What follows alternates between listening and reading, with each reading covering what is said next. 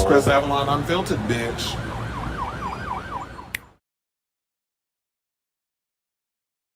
Hey, y'all, you better miss me.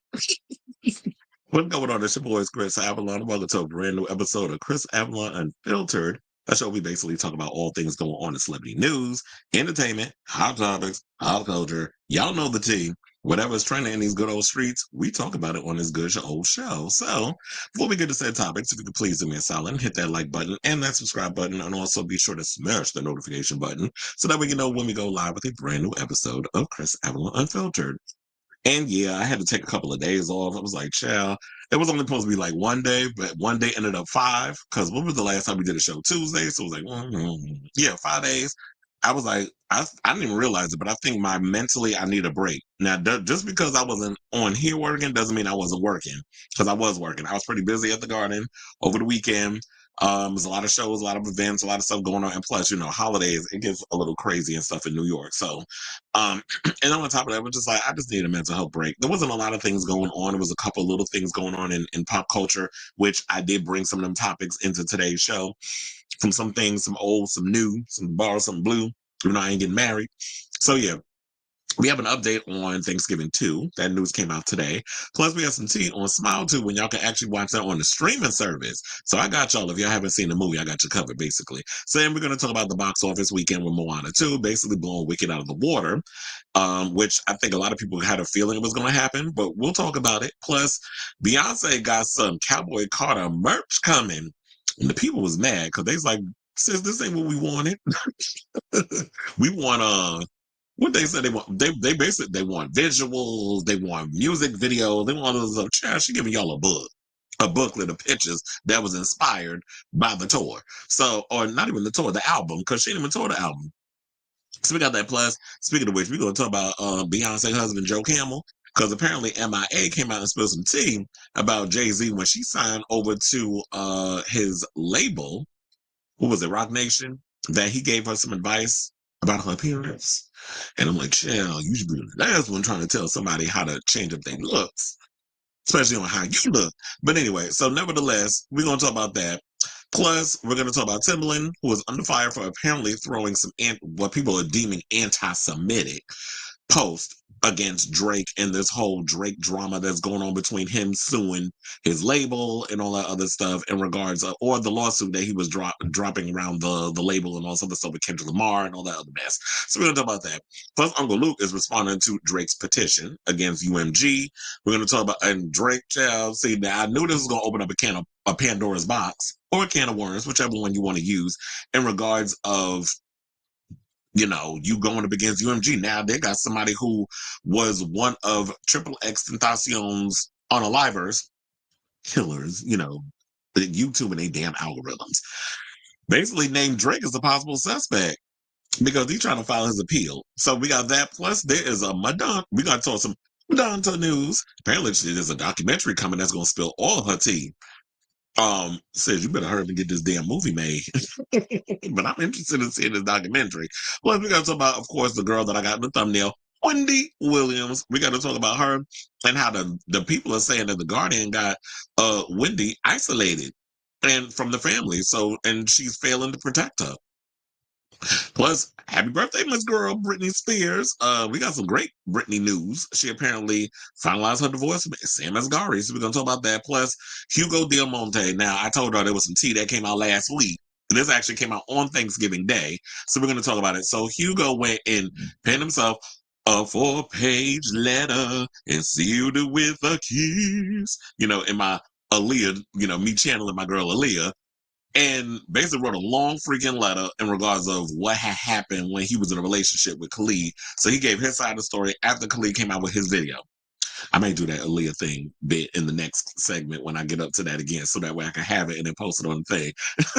But I decided I was going to give it to y'all prematurely. So we're going to talk about that. Plus, what else? There's a lot of tea we got. Oh, I got to get rid of this because I was going to do the Tom Sandoval story. But I was like, you know what? I'm going to say that for tomorrow. Man, we got some how you doing news. Speaking of which, because we was talking about Hugo, this has got to be the longest damn intro. Because I'm trying to give y'all a lowdown on what to expect. So we got some drag race news. Adore Delano got herself a new man. Apparently, people have got it feeling the ways about it. We'll talk about it because of the age difference. Miss Speaking of drag race, one of the Miss Congeniality winners said that she sometimes regrets doing the show. We also going to talk about 20 plus drag trends that they said, according to the people, that should be left in 2024, according to Homoseggshuh Twitter. So we'll talk about that. And last but certainly not least, there has been a development in the Austin Wolf case. So we're going to talk about that and a whole lot more. So please stay tuned for that during the live stream. Y'all already know what to do. Leave a like, hit that like button, that subscribe button, also hit that notification bell so that way you know when we go live with a brand new episode. You already know if you are watching the live episode and you feel compelled on any of the topics, you know you can leave a comment and I do read it when I'm done with the segments on the show. Also, I'm going to try something new because I haven't been doing this before because I noticed that, people do watch.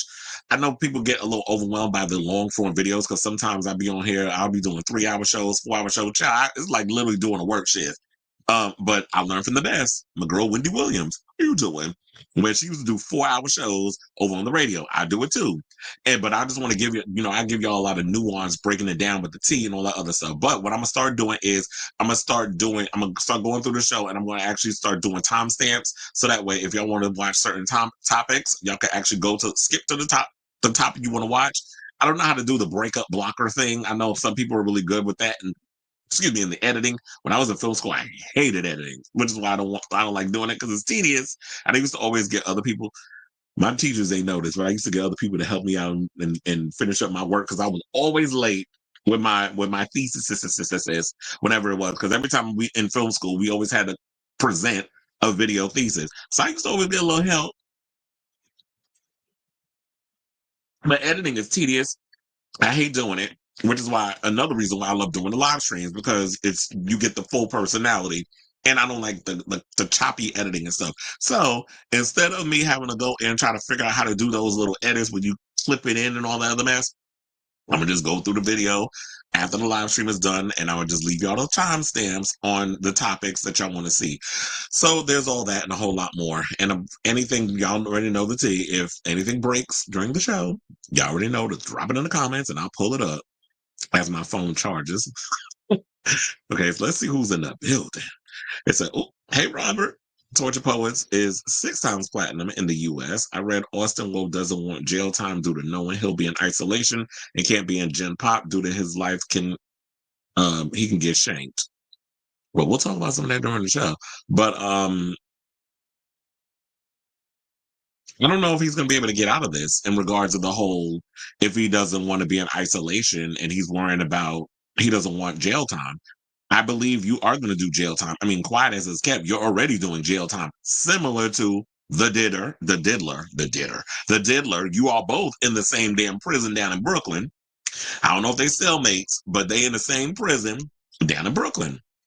And you ain't getting out of this, sir. So you might as well just go through whatever your situation. But you have to realize you are risking when it comes down to the trial, when that happens, that if you lose this case, because if they have a lot of stuff against you, similar to Diddy, because Diddy swear up and down he getting out of jail. But over the weekend, Thanksgiving, what was it? It was announced that basically he's going to be spending time in prison for he put up his third appeal. They said the judge said no, no, no in the words of Miss Amy Winehouse, and now he there still. Yesterday they posted his Thanksgiving meal online. I was like, this lobster on that plate. Where the hell they getting lobster up in the prison? Inquiring minds want to know. Find out y'all eating good up in jail. We gonna be like Tokyo. When he did that video with Matt Cullen, he was talking about how he was living for being in prison, and it was like Disneyland. With sidebar, I did see somebody in the comments, but I know y'all was playing. He was like, "Oh, don't you be coming for my baby Nico?" I was like, first of all, calm down. I'm gonna say this as a joke. Nico and I are friends, so therefore there was no balance. I told him I did a video on him, and he put like the big eyes, like, ooh. So it's like there's no drama between, no more drama. Ain't no drama between us. Oh yeah, like you said, because I didn't read that part. You said, well, other federal cases, he ain't getting out of jail. Of course not. So he gonna do prison time. You ain't getting out. Hey, Onyx, how you doing? You said, how was my Thanksgiving? I want to know how y'all Thanksgiving was. My Thanksgiving was good. I pretty much cooked everything, which is rare. Because when it comes to my roommates and stuff, like I pretty much, we split the cooking and all this stuff. But this time, I actually did a lot of the cooking. So this time, it was like a small. I went and spent time with my family for once, for Thanksgiving. I never did a turkey before, so I had to have my sister help me how to do a turkey. She told me how to do a turkey. She showed me how to do, like, how to glaze a ham, although she did piss me off, and I had to read her on that. She was cutting all the fat off the ham. I'm like, what are you doing? Because she's big. My sister's a hypochondriac, where she's just like, oh, if fat is bad for you. Oh, you eat a little piece of fat. Oh my God, I guess I'm going to die of a heart attack. It's like, no, fat gives flavor. As many cooking shows as I've watched over the years, I know that. So you don't cut the fat off. Now, when the thing is done, then you can start cutting away things. If you don't want to eat it, then that's fine. But for the most part, you want to keep fat. There is such thing as good fat. They will tell you this if you watch enough cooking shows, if you even listen to a lot of medical experts. Anything in excess is not good for you. So the situation that all that is being cut up, don't do that, ma'am. So my Thanksgiving was good overall. My grandfather, my father brought my grandfather over to his house, and my grandfather, who has trouble walking now, he's like, I think 91. So there was a time when in his house, now he has to have help, which is a lot of my family members are helping because he lives in a 2-floor house, which is crazy for someone of his age to be up in there. One time he fell down the steps and he's had trouble walking since. Because it's like, yeah, when you're a certain age, this is why I think my mother's real big on, like, I want a 1-floor house. That's how my mother is now. She doesn't want to do the 2-family, the attic and all that stuff. She wants 1 floor because it's like, I ain't walking up and down them stairs. And when you get to a certain age, it's like, yeah, older people, you shouldn't be walking up and downstairs out of the fear of you busting your ass and breaking a hip, whatever the case is. I think for the rest of my damn life, I'm gonna be an apartment person because I'm lazy. When I was growing up, I grew up in the suburb. Well, I grew up in the hood, but also when I was like 12 or I think 13, my father moved us out of the hood. Well, my parents moved us out of the hood and we moved to the suburbs. So I liked the house life, but what I hated about the house life was the chores. And it's funny how another friend of mine, Corey, who's also a Virgo, we on the same page with this. He said the same thing. Was like, but now I think he's at his age where he's like, he and his husband, he's like, I think I want to get a house. But the only thing he hates about the house life is the chores, the mowing of the lawn. Well, I never got to mow the lawn. My father was always very much like Mr. Green Thumb, planting the flowers, the plants and stuff, the garden stuff, and mowing the lawn. He was very much big on that. He wouldn't let us do that, so I was kind of happy that he did that. But raking, shoveling snow, all that stuff, I had to do that growing up as a kid. And with the minute I moved out of my parents' house and got an apartment, I was like, thank you, Jesus. I ain't got to be outside shoveling. I ain't gotta rake nothing. They could do all of that mess. So, and then it was like football and stuff was on. Yeah, I did grow up in like a household of sports, so there was that. And that's why I tell you the Butch Queen side comes out. So, overall, because I went on this long tangent, my Thanksgiving was good. It was peaceful for once. Um, yeah. And I didn't have to see my evil ass brother, which was a great thing. Because when he knew I was gonna be coming, he skedaddled somewhere else. So yeah, Satan's energy wasn't, occupying nobody's space. Sailor Mermaid's in the building. You said Austin St. John, the Red Ranger, is going to do 6 months of jail beginning in January for stealing from. Child, don't tell me he had a PPP loan. I tell you, I better leave that. Y'all out here thinking that mess is free money. And quiet as it's kept, when the last time you seen Austin St. John with a job? I guess when they canceled Power Rangers, well, they didn't really cancel. They just like they kind of menudoed them, which was like when y'all got to a certain age or a certain situation, they were like, okay, trying to trade y'all for the new shinier model. Desmond, how you? Oh, I said Desmond Damon. You said who's managing Austin? That's a good question. Question. I said that's a good question. Period. Question. Question mark. Because I gotta preface it by saying that. Do are there still adult performers?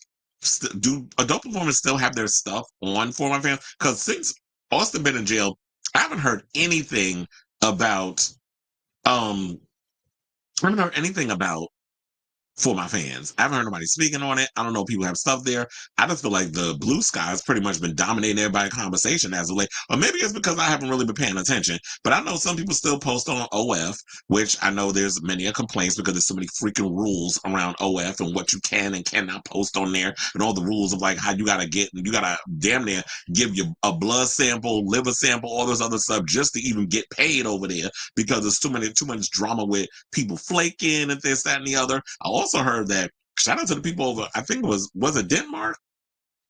I think I might have saved that post that said that now they can get health insurance and all the other stuff. So sex workers can get health insurance and all that other stuff. Correct me in the comments if I'm wrong, because I think I saw Robert post that, but I can't remember exactly what. I think it's Denmark. I'm like, child, I may need to move there because I'm like, if y'all actually respecting sex workers, I'm here for it. You said who's managing? So yeah, I don't know who's managing his site. Is his husband or partner whoever he's in a relationship with? Is he what's the word?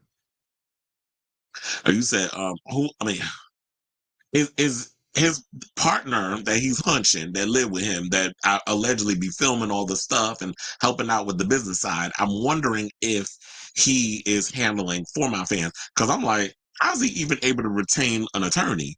Because I'm guessing that he probably has some revenue and stuff still coming from there. And I guess owning a business, you still can have some kind of whatever coming in. So I don't even know if there's a lot of adult performers who still have their stuff over there on For My Fans. I know they've said that they've deleted their collabs with him, but I don't know who's doing that. You said what happened to Wendy? Well, when I get no, this don't think this is me being shady, but when I get to that story, that's when you will know what happened because I'm not going to reveal it now when I haven't gotten to the topic.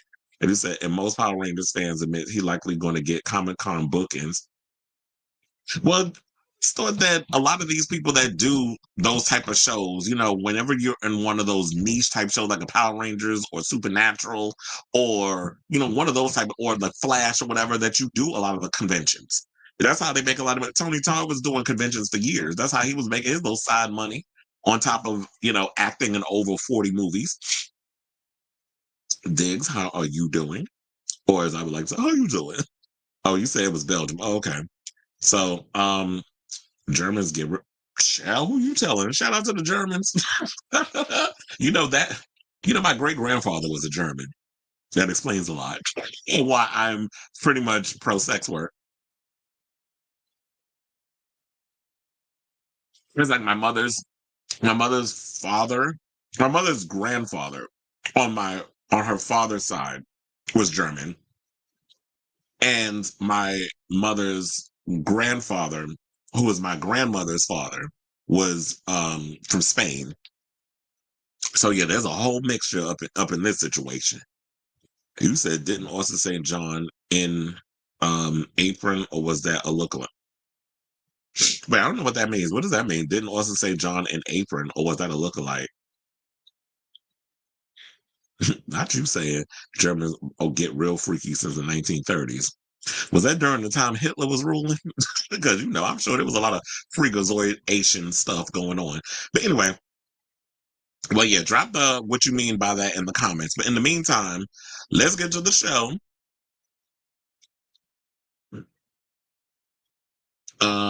So yeah, let me hit my banner first. And let's get into this first topic. Let's talk about Thanksgiving too. And then because apparently that tea came out, I believe, today. That Thanksgiving 2 is coming. It's going to start shooting next year. And well, I'll get to that in a second. But yeah, we're getting a second helping of Thanksgiving. And I have to say, I actually liked the first Thanksgiving. I watched it again the other day because I was like, oh, it's Thanksgiving. Like, what kind of horror? Because I get very much into themes when it comes to horror movies. So like now that it's Christmas, I probably will be watching Terrifier 3 again. I will be. I'll be watching Terrifier 3 again. I'm gonna watch Silent Night, Deadly Night. I'm gonna be watching Black Christmas. Like I have my little theme thing. Everybody be like, oh, I'm gonna watch Home Alone. I'm watching The Wooden Soldiers and all the kitty stuff. Hell no. Chris be up in here watching horror films, during the holidays. It's like with Halloween, I have my theme of horror movies I like to go into. Thanksgiving, we have Thanksgiving. And I actually thoroughly, even though Thanksgiving kind of the writing was a little, shaky at times, I thoroughly enjoyed the film. So, according to Bloody Disgusting, they said that Eli Roth and Jeff Rendell are back to write the screenplay for the upcoming slasher sequel, and Roth provides a fresh update on Thanksgiving 2 in a new chat with IndieWire. For starters, the website knows that the sequel is in soft prep at the time of their article being published, but plans to start shooting the film at the end of March of 2025. Now, Roth teases, we're upping the ante, but we're not going to do it with more money. That keeps it tight and lean and mean and forces us to make decisions. Excuse me, there's a lot of setting up that we did in the first one that we don't have to deal with now. It can just be all payoff. So I've come up with some stuff that's going to be a challenge, Ross says, and I want to be a challenge to pull off, because if I come up with the stuff that I think will make the best kills, then I'm going to do it like I'm never going to make another movie again. So what they're saying is, so what can we expect from this film? They're saying it's reportedly going to be a continuation of the first movie, with both Nell Verlaque and Rick Hoffman expected to reprise their roles. Verlaque played final girl Jessica, while Hoffman played her character's father, Thomas Wright. Well, I'm trying to remember. Yeah, Nick Hoffman, I actually like him. It's funny because he always plays, like, in so many ways, an a-hole, but he kind of redeemed himself in that film. He wasn't, I believe, wasn't he in Hostel 2? He's done a couple of Eli Roth movies. I remember he was in one of the Hostels, or was it the first one? I can't remember because it's been a while since I've seen Hostel, but I do remember he was in that movie. He also was in, I believe, Suits. He's been in a lot of stuff. He always played like a shady guy, but I've actually liked him. It's like, his face, but a lot of people don't know his name. He's like one of those. So I like Terrifier. I like, speaking of Terrifier, I think the reason why I'm thinking about Terrifier, because I feel like the approach that Eli is taking with this feels very similar. Like, a lot of people were inspired by the success of Terrifier, particularly Terrifier 3. Terrifier 3's budget was $2 million. And you see the movie's grossed almost $100 million.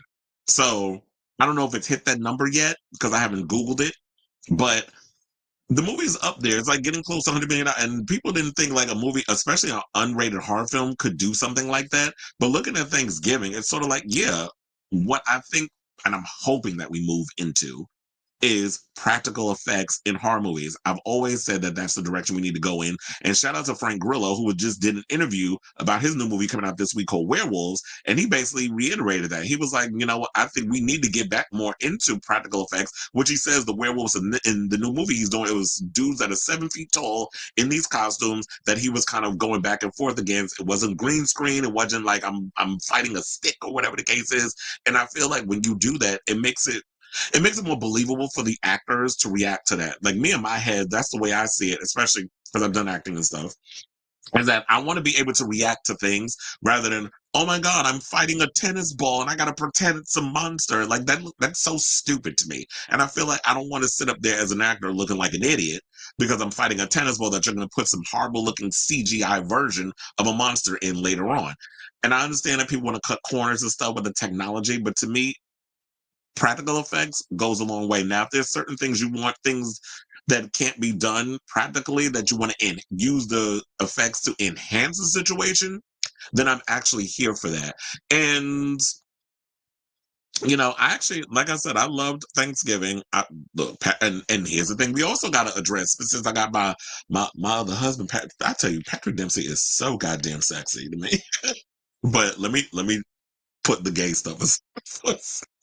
It's like, I love me some Patrick Dempsey. Ever since, well, I've always liked him, but McDreamy from Grey's Anatomy, yeah.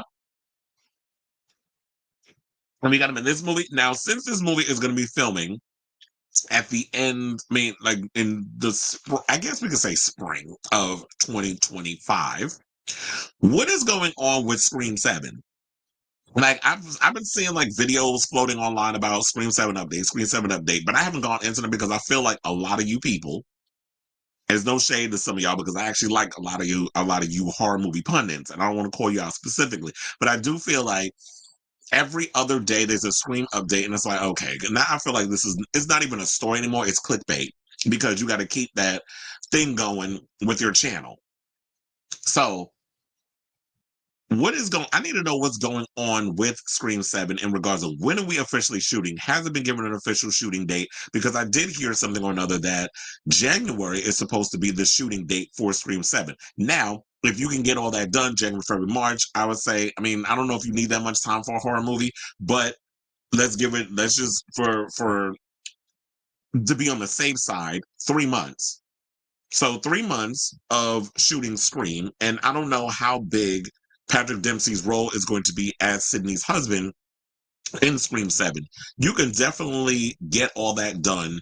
Plus, or you can probably get all, like, if you know, you can always make it work. So you can film all of Patrick Dempsey's scenes in like a month. You can pretty much spend like maybe all of January or maybe even February just shooting a lot of his scenes with Sydney or whatever scenarios you're going to have him in.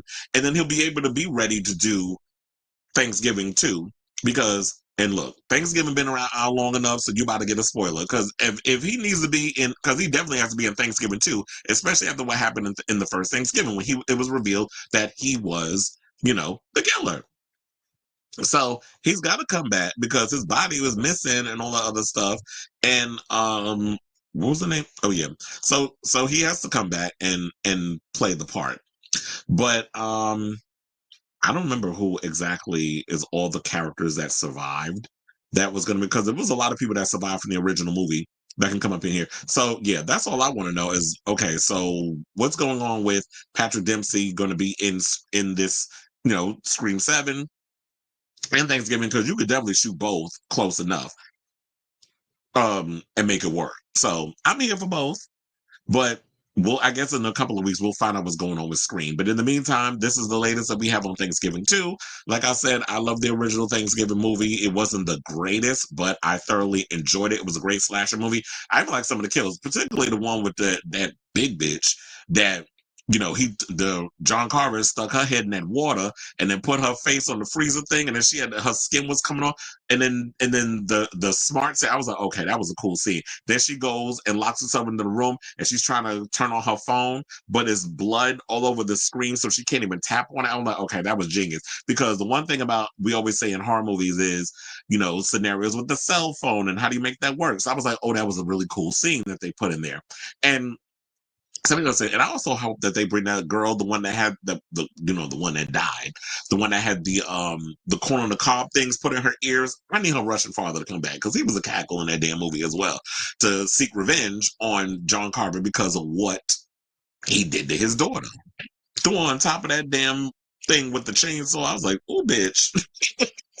So, like I said, it was some pretty gnarly kills in there, and I'm really excited to see what they're going to do with the new movie. So, I said all this to say, what do y'all think of this story? Are you excited for a brand new Thanksgiving sequel? That, of course, if they're filming it around this time, you can have that movie out by Thanksgiving.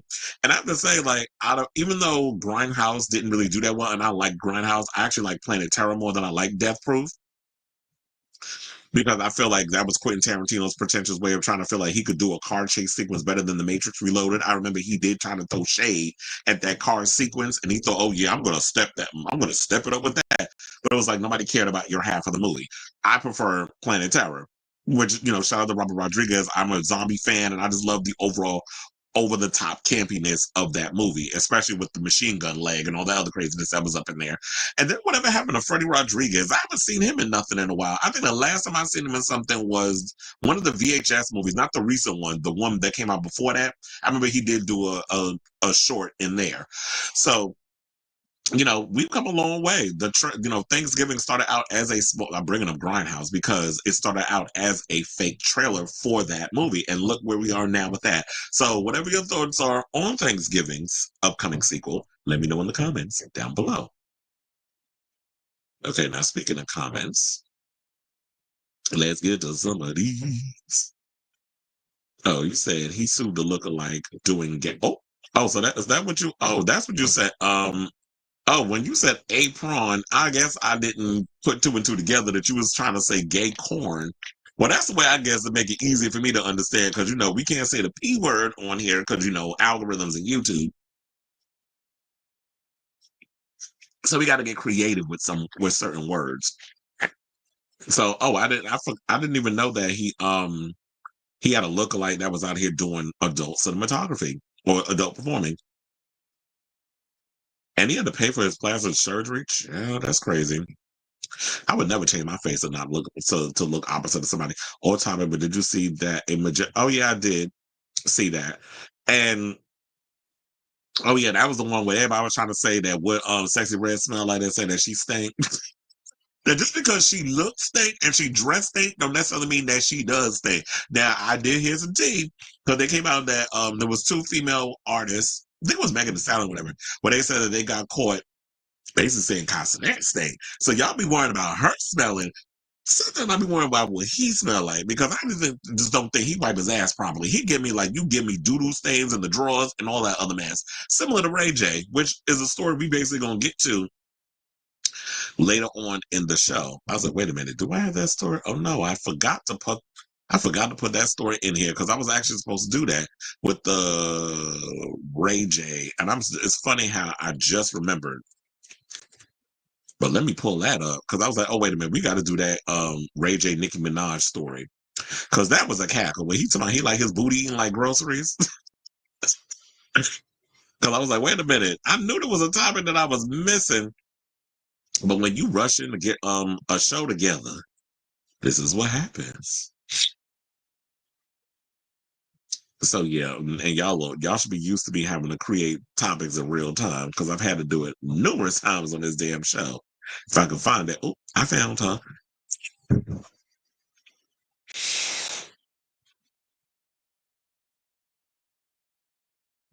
I said, let me close this one.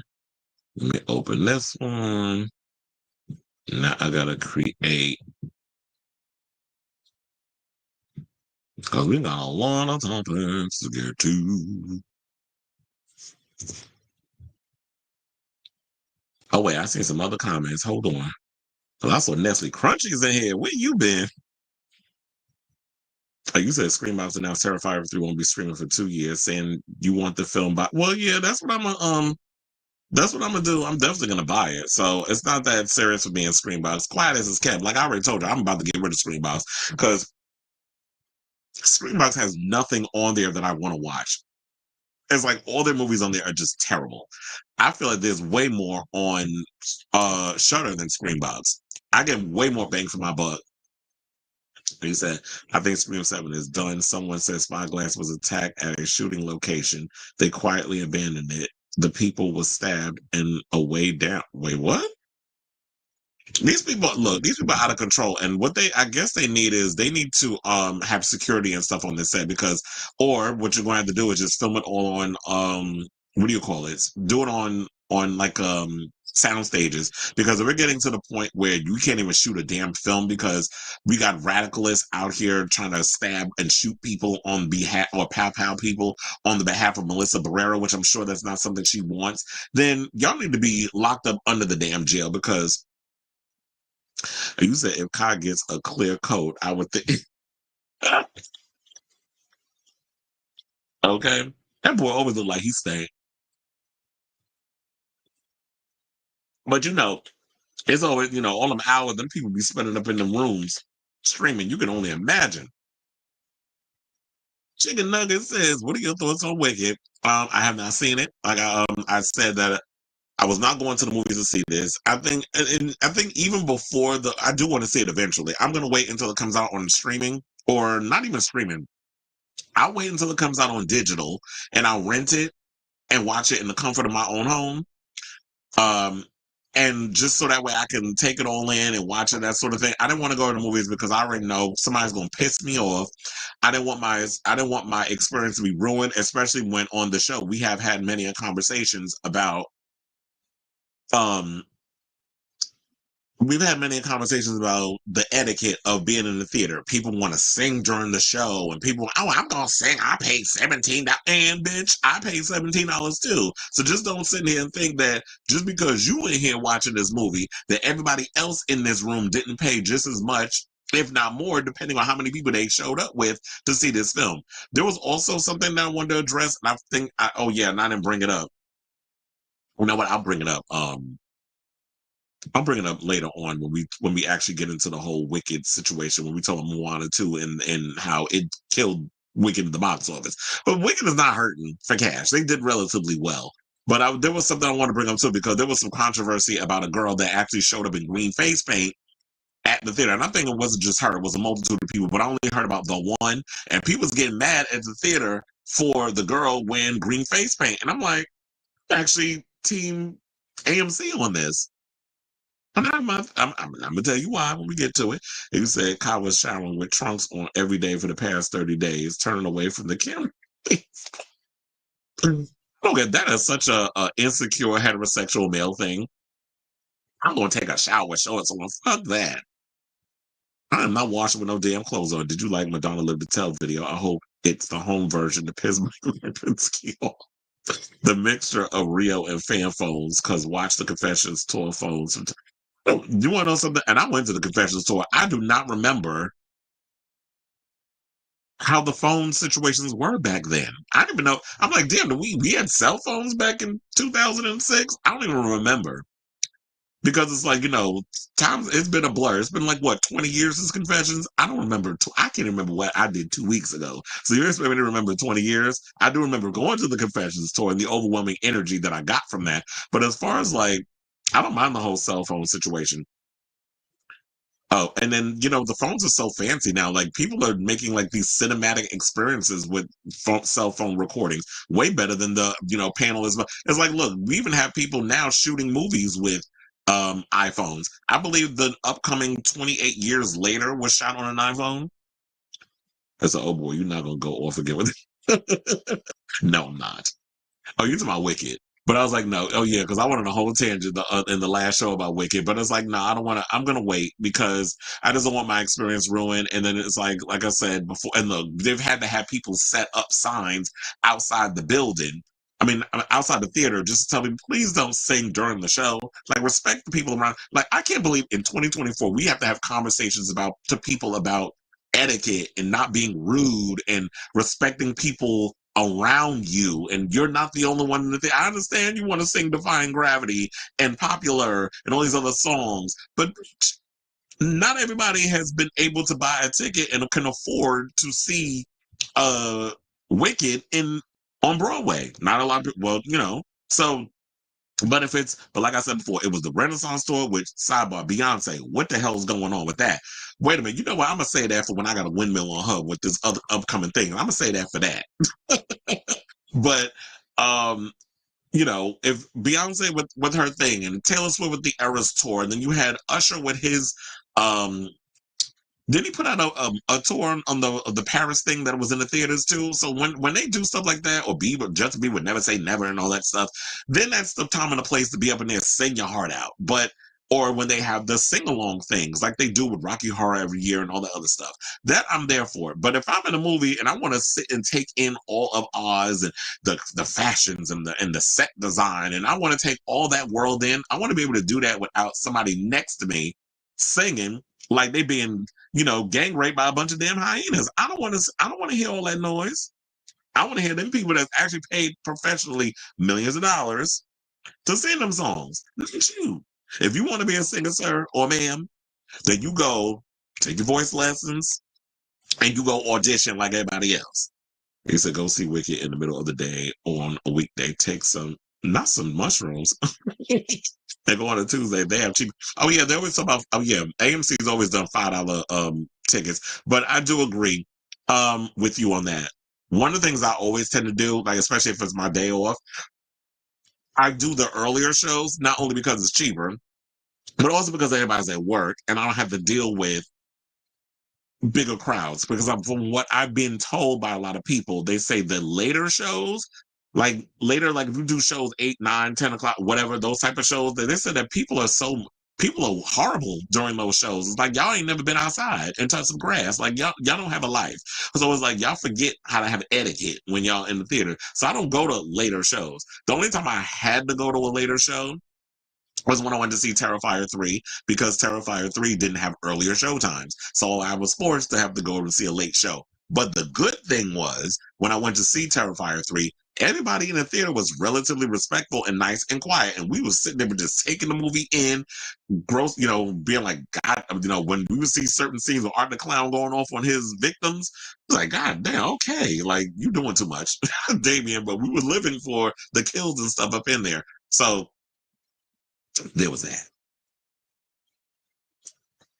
You said I thought Moana 2 was gonna flop. That shocked the hell out of me. I guess because it's animated, so the parents are gonna take the kids, and they dropped it around the right time because I thought it was gonna flop too, but apparently not. But a lot of people said that it's not a good movie. Which I see Chicken Nuggets said that in the comments. Said the cinematography is gorgeous and immersive on the big screen. But 1 and 2 was not good. Yeah, I've heard that. So when you got thick, you got big back, thick neck, Dwayne Johnson, all that damn, all that CTE going in his damn head, talking about sing your heart out. Like, no, sir, that's not what we want. Clearly, you out of touch and you don't go to the movies. But this is the same one that had to go pull strings to get him some tickets to go to the Eras tour. So I'm not surprised that he would come up here and say that. He said the phones were short as hell. Wait, what? Oh, you talking about them little ass flip phones? Oh yeah. Funny enough, I never had a flip phone. I always had like the one that you push up, and then you have to like take forever to like dial in a text or whatever the case was. Those phones were annoying. I'm so glad that technology is advanced since then. Jesus, I can't even put the top on my damn drink. You said I've learned that common sense ain't so common, so I'm not surprised. Hold on, because I don't even know what's the I'm like, when y'all be typing, they only allow y'all short form writing. Like this ain't a tweet. Surprise. Oh, you said by the signs and rules of well, yeah. It's like it's either that common sense or people just aren't considerate of others. During the previews, they made a commercial that told the audience not to sing, no talking, no cell phones. I went twice, and everyone, oh, that's good. Everybody, I was like, where the heck did you go? Wait, are you in New York? Because I'm gonna have to go to the theater you went to. Um, but that is nice that people are actually respectful. Usually, when I go to the movies, I don't go to I don't do AMC Times Square because I despise the people that work there or worked there. But I made a lot of friends, at that one. So I'm still cool with a lot of them. But in regards to the management that fired me from that location, y'all could burn in hell. But then come to find out, they was up and doing little scamation situations too. One of the big boss that took over, because the big boss prior to him hired me, he went and moved to Missouri with his wife or whatever. I don't know if he's still part of the company, but then there was another one that came over and I didn't like his ass. I never liked him when he came, and I'm so glad they fired his behind. Child, he was up in his office playing with his meat popsicle and got caught. I was like, yeah, this is the shenanigans that was going on. And I'm spilling all the tea. I don't give a damn. AMC can kiss my ass. So I don't work at that. I hate that one. And I don't go to the one on 34th Street because it's too goddamn ghetto. So I don't go over there because people don't know how to act. So I pretty much I'll do either 84th Street or I'll do Lincoln because I'll be in my bougie bag. Because it's like, I'm not dealing with annoying freaking people because I'll be ready to fight. If you said Popular Weekend and Madonna is certified platinum, congratulations to her. This was the first year of Black Friday. Oh, I'm glad because first of all, I've never done Black Friday. I don't care about Black Friday. Although, did I buy something?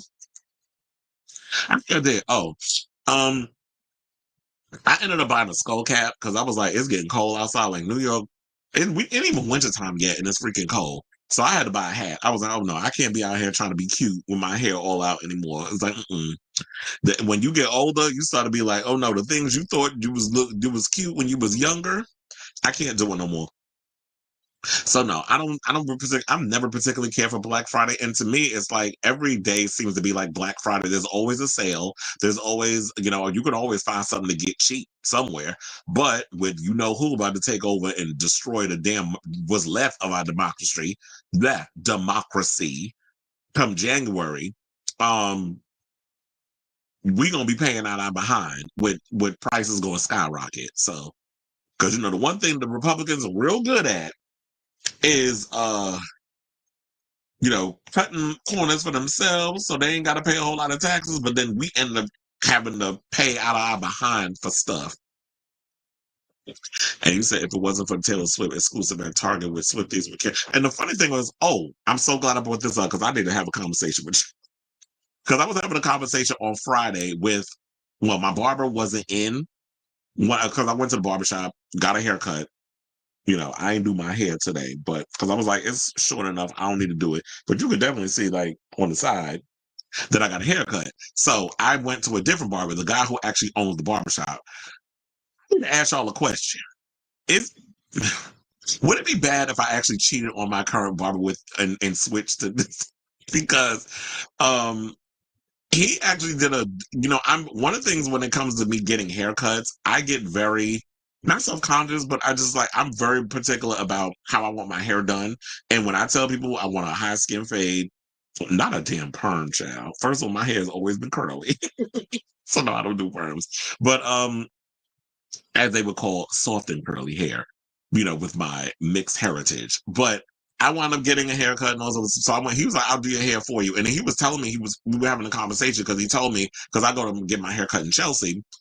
Um, he was telling me that he went to the Old Navy, and this is to bring up the conversation about the Black Friday flopping. But I also want to interject in the whole thing about, is it wrong to cheat on your barber when when it comes down to stuff about that? Because I was like, I was like, no, I'm gonna get my haircut. But I loved what he did so much that I was just like, I think I want to kind of switch and go to him. So I know my barber is not there on Mondays. So what if I purposely go to this guy on Monday just so he can cut my hair? Um, I'm glad Sailor Mermaid said as long as he don't know about it, because it's like, yeah, I come up in there and be like, hey, how you doing? I'm gonna go to him. I would feel so bad doing that. They'd be like, oh, you just stole my client. Um, but anyway, so he was telling me that he went to Old Navy, which is over in Chelsea too. He said that basically he got scared because it was so quiet in there. Like literally nobody is shopping in a lot of these retail stores. So basically to get to your point about the whole thing about Target, speaking of which, they built a Target literally in Chelsea. That's the funny thing about Manhattan too. Like we're getting Targets and all that other stuff in there, which is weird.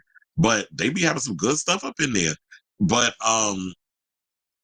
when it comes down to it, I'm like, yeah, I don't understand the point of like Old Navy and all that other stuff because I'm like, who's paying for this? Like, who's paying for this building? First of all, rent in New York City is insanely it's well, as the man said, the rent is too damn high in New York City. So you can imagine these buildings that these people are paying for and nobody's in there shopping. And then he was telling me that one time he went to H&M and one of the guys, I don't remember I think he said in Midtown. Chad, this is why I will not work retail. I worked retail for like 2 days and I was like, oh no, I'm out. This shit is stupid. And no, I'm not doing it. And I'm not sitting up here just for some damn, like begging for some damn commission. Like I'm not doing it. So, yeah, like I literally worked 48 hours in retail and I was like, nope, Chris is out. I know my limits and I'll give a damn. I'll find another job. This is years ago. So, what was I talking about? Oh, so he was telling me that he went to H&M and this guy was taking all of the same shirt, putting it in his bag, and walked out of the store. And the people don't stop you or nothing.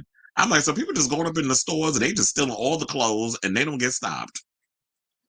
And he said the guy went up to him and was like, well, damn, can I get one? And I guess the guy was like, well, yeah, if you come outside, I'll give it to you half price.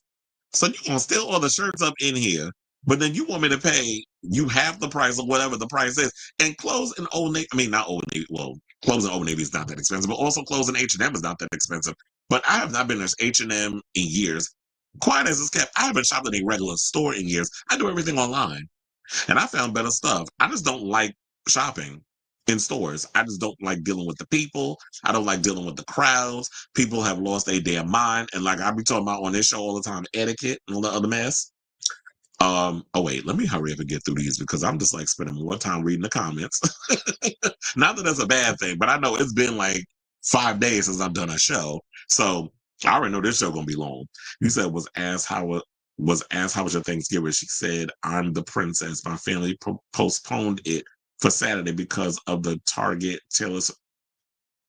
You gotta be out your damn mind. First of all, I'm not postponing nothing. Your asses don't eat.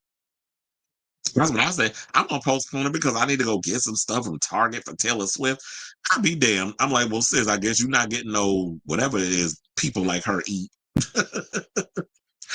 um,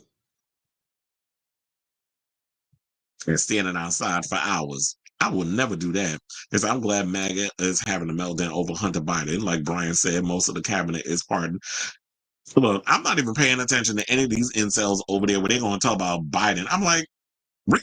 Because um, do we need to bring up Jared Kushner's father and how Trump pardoned him over the stuff that he was doing? How you went and set up your brother-in-law and then showed it to your sister and all the other mess with propositioning with a woman and you filmed the video and you're like the disgusting things that the Republican people do or these people in that whole situation do.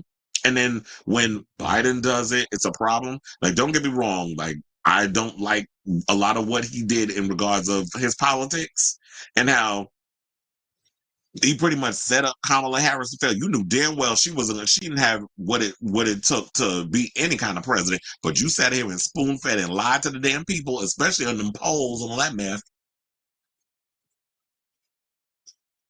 But anyway, I don't want to get too heavily in politics because I had somebody jump up in the line and talk about, oh, well, they were neck and neck. I'm like, according to who? Because that was a lie. She never had a fighting chance. But you had MSNBC and CNN having to spoon feed y'all a bunch of BS. This is why y'all got to stop watching these mainstream, shows. These MSNBC, CNNs, all of they all sit and feed y'all a bunch of BS. And don't even get me started on them clucking hands over at the View, who don't know what the hell they talking about. They got to read off a damn cue card. He said, "I hate you for telling me about the Smex tape between white supremacists." Oh no! Oh yeah, I forgot about that. Shout out to Elton John. He lost his vision. He can't see. I feel bad for him. Madonna shade aside, that's the worst thing. Of like if you lose any of your senses, but it was because he had that infection. But oh yeah, they talking about Nick Fuentes is a homosexual, which I wouldn't be surprised. You said California is blocking Trump from entering the state and doing politics there. Well, you know what? A lot of states need to start that. New York City need to start that too. But Eric Adams busy out here, renting, rooms in clubs, little VIP sections, and having big booty Dominican bitches clapping their cheeks while he's smoking hookah. Yeah, he did that. So he out here partying rather than actually running New York City. I can't wait to get his ass out.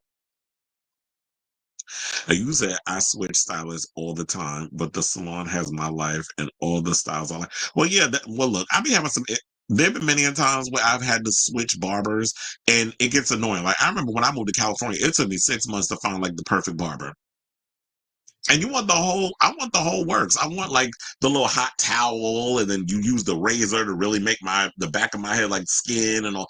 Like I be wanting the whole zhuzhification. And the barber that I usually go to doesn't even do that. He didn't put gel in my hair. But the other barber, he does that to me. He does all that. I'm like, how am I getting all the treatment? But the other one don't be doing that. I'm like, okay, well now I'm paying you all this money because yeah, it costs $40 for me to get a haircut plus the tip. Yeah, haircuts is expensive in New York. Well, I'm sure I don't know if it's everywhere else. Well, like you said, as long as he don't know about it. And you said we had a new hire who literally started last week, then quit the next after the. Was he were they Gen Z? Because um, me and Robert be going in on that whole situation. Gen Z, the Gen Zer, because a lot of them handle it. My mental health. Oh my feelings. Oh, my feelings are valid. Oh, I'm feeling sensitive. Nobody people are being mean to me. Because you know how people are. It's like, okay, fuck your feelings. Like it's not even about you. No shade, but when you doing retail stuff, you always gonna be dealing with people. Like yesterday I had to deal with some idiot when I was working a Knicks game who was being rude. And I gave him this look like, okay, sir, like, don't play with me. But it was like, oh, but Black Friday was hard. I wanted to fight the customers that. Oh yeah, that's what's. I don't like people in retail. And look, y'all be thinking there's an exaggeration. Speaking of Thanksgiving, when it came down to that Black Friday thing that they were doing at the Best Buy S store when they killed Gina Gershon, who I absolutely love in that movie, and they ripped off the skin from her head. I was like, ew, that's gross because her hair got caught on the shopping cart wheel. So you said Mama Plate would have been, or you wouldn't have got one at all. Because there was something about that. I don't know what I was watching. There was something another when it was like, oh yeah, black women always got to be the caretakers and taking care of the family. So what they do, they always put a plate to the side for whichever male figures in the house because they always worry about. I said, no, you don't show up because you worry about this over here. You better hope and pray there's food left by the time you get back for whatever it is you're doing. I'm not putting food to the side for you. And excuse me, it's no shade. But it's like I'm not withholding anything just so that way you can go get some Taylor Swift memorabilia. You said a middle-aged white woman. Oh, was she having a camera moment? Was she channeling her inner Drake? We're gonna get into him too. But anyway, let's get to the rest of these topics because I feel like we have been, not that I'm complaining, but yeah, we've been on the comments for a minute. Okay, so let's get into Smile 2, which is coming to Paramount Plus. Um, it's been, it was out in the theaters for 2 months. And it grossed a whopping $132 million at the box office over the weekend, which, I mean, globally, in the last 2 months. So shout out to them. I have not seen the movie yet. So I'm excited because Smile 2 is actually coming out on Paramount Plus tomorrow, which would be Tuesday, December 3rd. So it also says, according to Variety Plus, Paramount Plus is currently $3 a month for the first 2 months with this Cyber Monday deal, which gets you streamer for $3 a month for the first 2 months, a 63% discount. Well, damn, can I unsubscribe and then subscribe just so I can get that deal? Because I'm an avid Paramount Plus user. I use it without the ads, but they give me ads anyway. But the good thing is, I actually like the ads that they give me is like advertisements for like their shows, whatever the case is, which is good. But I know my sister also has Paramount Plus, but she has the ad, the one with the ads. And there is this Zionist propaganda trailer they kept showing during this thing. And I'm sitting there like, she's like, oh, this is sad. And I was like, sis, if you only knew the realty behind, oh, you got all these people sitting around this table tomorrow, oh, it's sad, and bring the hostages home, and blah, blah, blah. And I get that.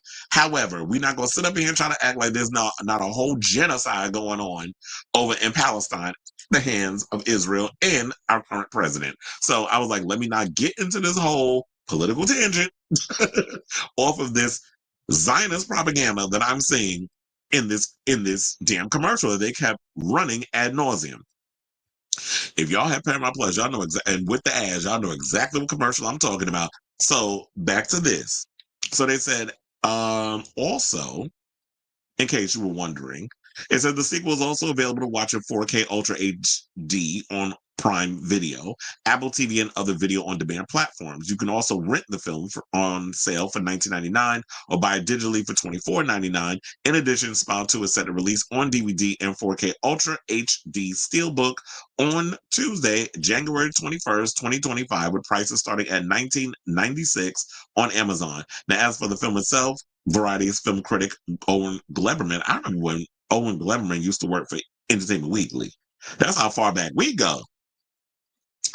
Basically called Smile to a horror film that strives to create a genuine emotional center in his review. Now, directed by Parker Finn, who I believe directed the first one as well, says Smile 2 follows Sky Riley, played by Naomi Scott, a pop star on the verge of a world tour. However, before the tour kicks off, a mysterious and horrific entity consumes her into madness as it reveals itself to her through creepy smiling faces in her friends and family. It also stars Rosemarie DeWitt, Lucas Gage could sit on my face, no shade. But Miles Gutierrez Riley, Peter Jacobson, Ray Nicholson, who was the son of Jack Nicholson, Dylan Galula, Raul Castillo. Oh, I love me some Raul Castillo. I liked him ever since Looking. Kyle Garner, and I love me some Kyle Garner too, and others. Speaking of which, I would love to see Kyle Garner play Freddy Krueger in a remake of A Nightmare on Elm Street because he's young enough. And he's a good actor. And also, damn, what was that movie? That he was in when he played like a guy and they thought he was a serial killer. Then it was a whole situation. I can never remember that movie. Strange Darling. I think that was the name of it. That was a great movie. I think everybody needs to see that film. Like that, the way that they told the story is like I haven't seen something that exciting since Kill Bill. Like in the way that they told the story. in regards to that film. Now, in regards of this movie, I wanted to see it in the theater. I never got around to seeing it. I've heard people say that it's really good. I did listen to the soundtrack, and I did like the stuff that they, the Sky Riley music and all that other mess. So thoroughly enjoyed the pop songs and stuff that her character does in the movie, even though I haven't seen the film yet. So I'm definitely excited to check out Smile 2 tomorrow. Now, I've heard mixed reviews. I'll make up my own mind once I've seen it on what my overall thoughts are on it. And the funny enough, over the Thanksgiving holiday, I think it was Thanksgiving Day actually, I actually thought about renting this movie for $20. But something kept saying, don't do it, don't do it. Like I heard that voice real loud. I was like, well, damn, okay.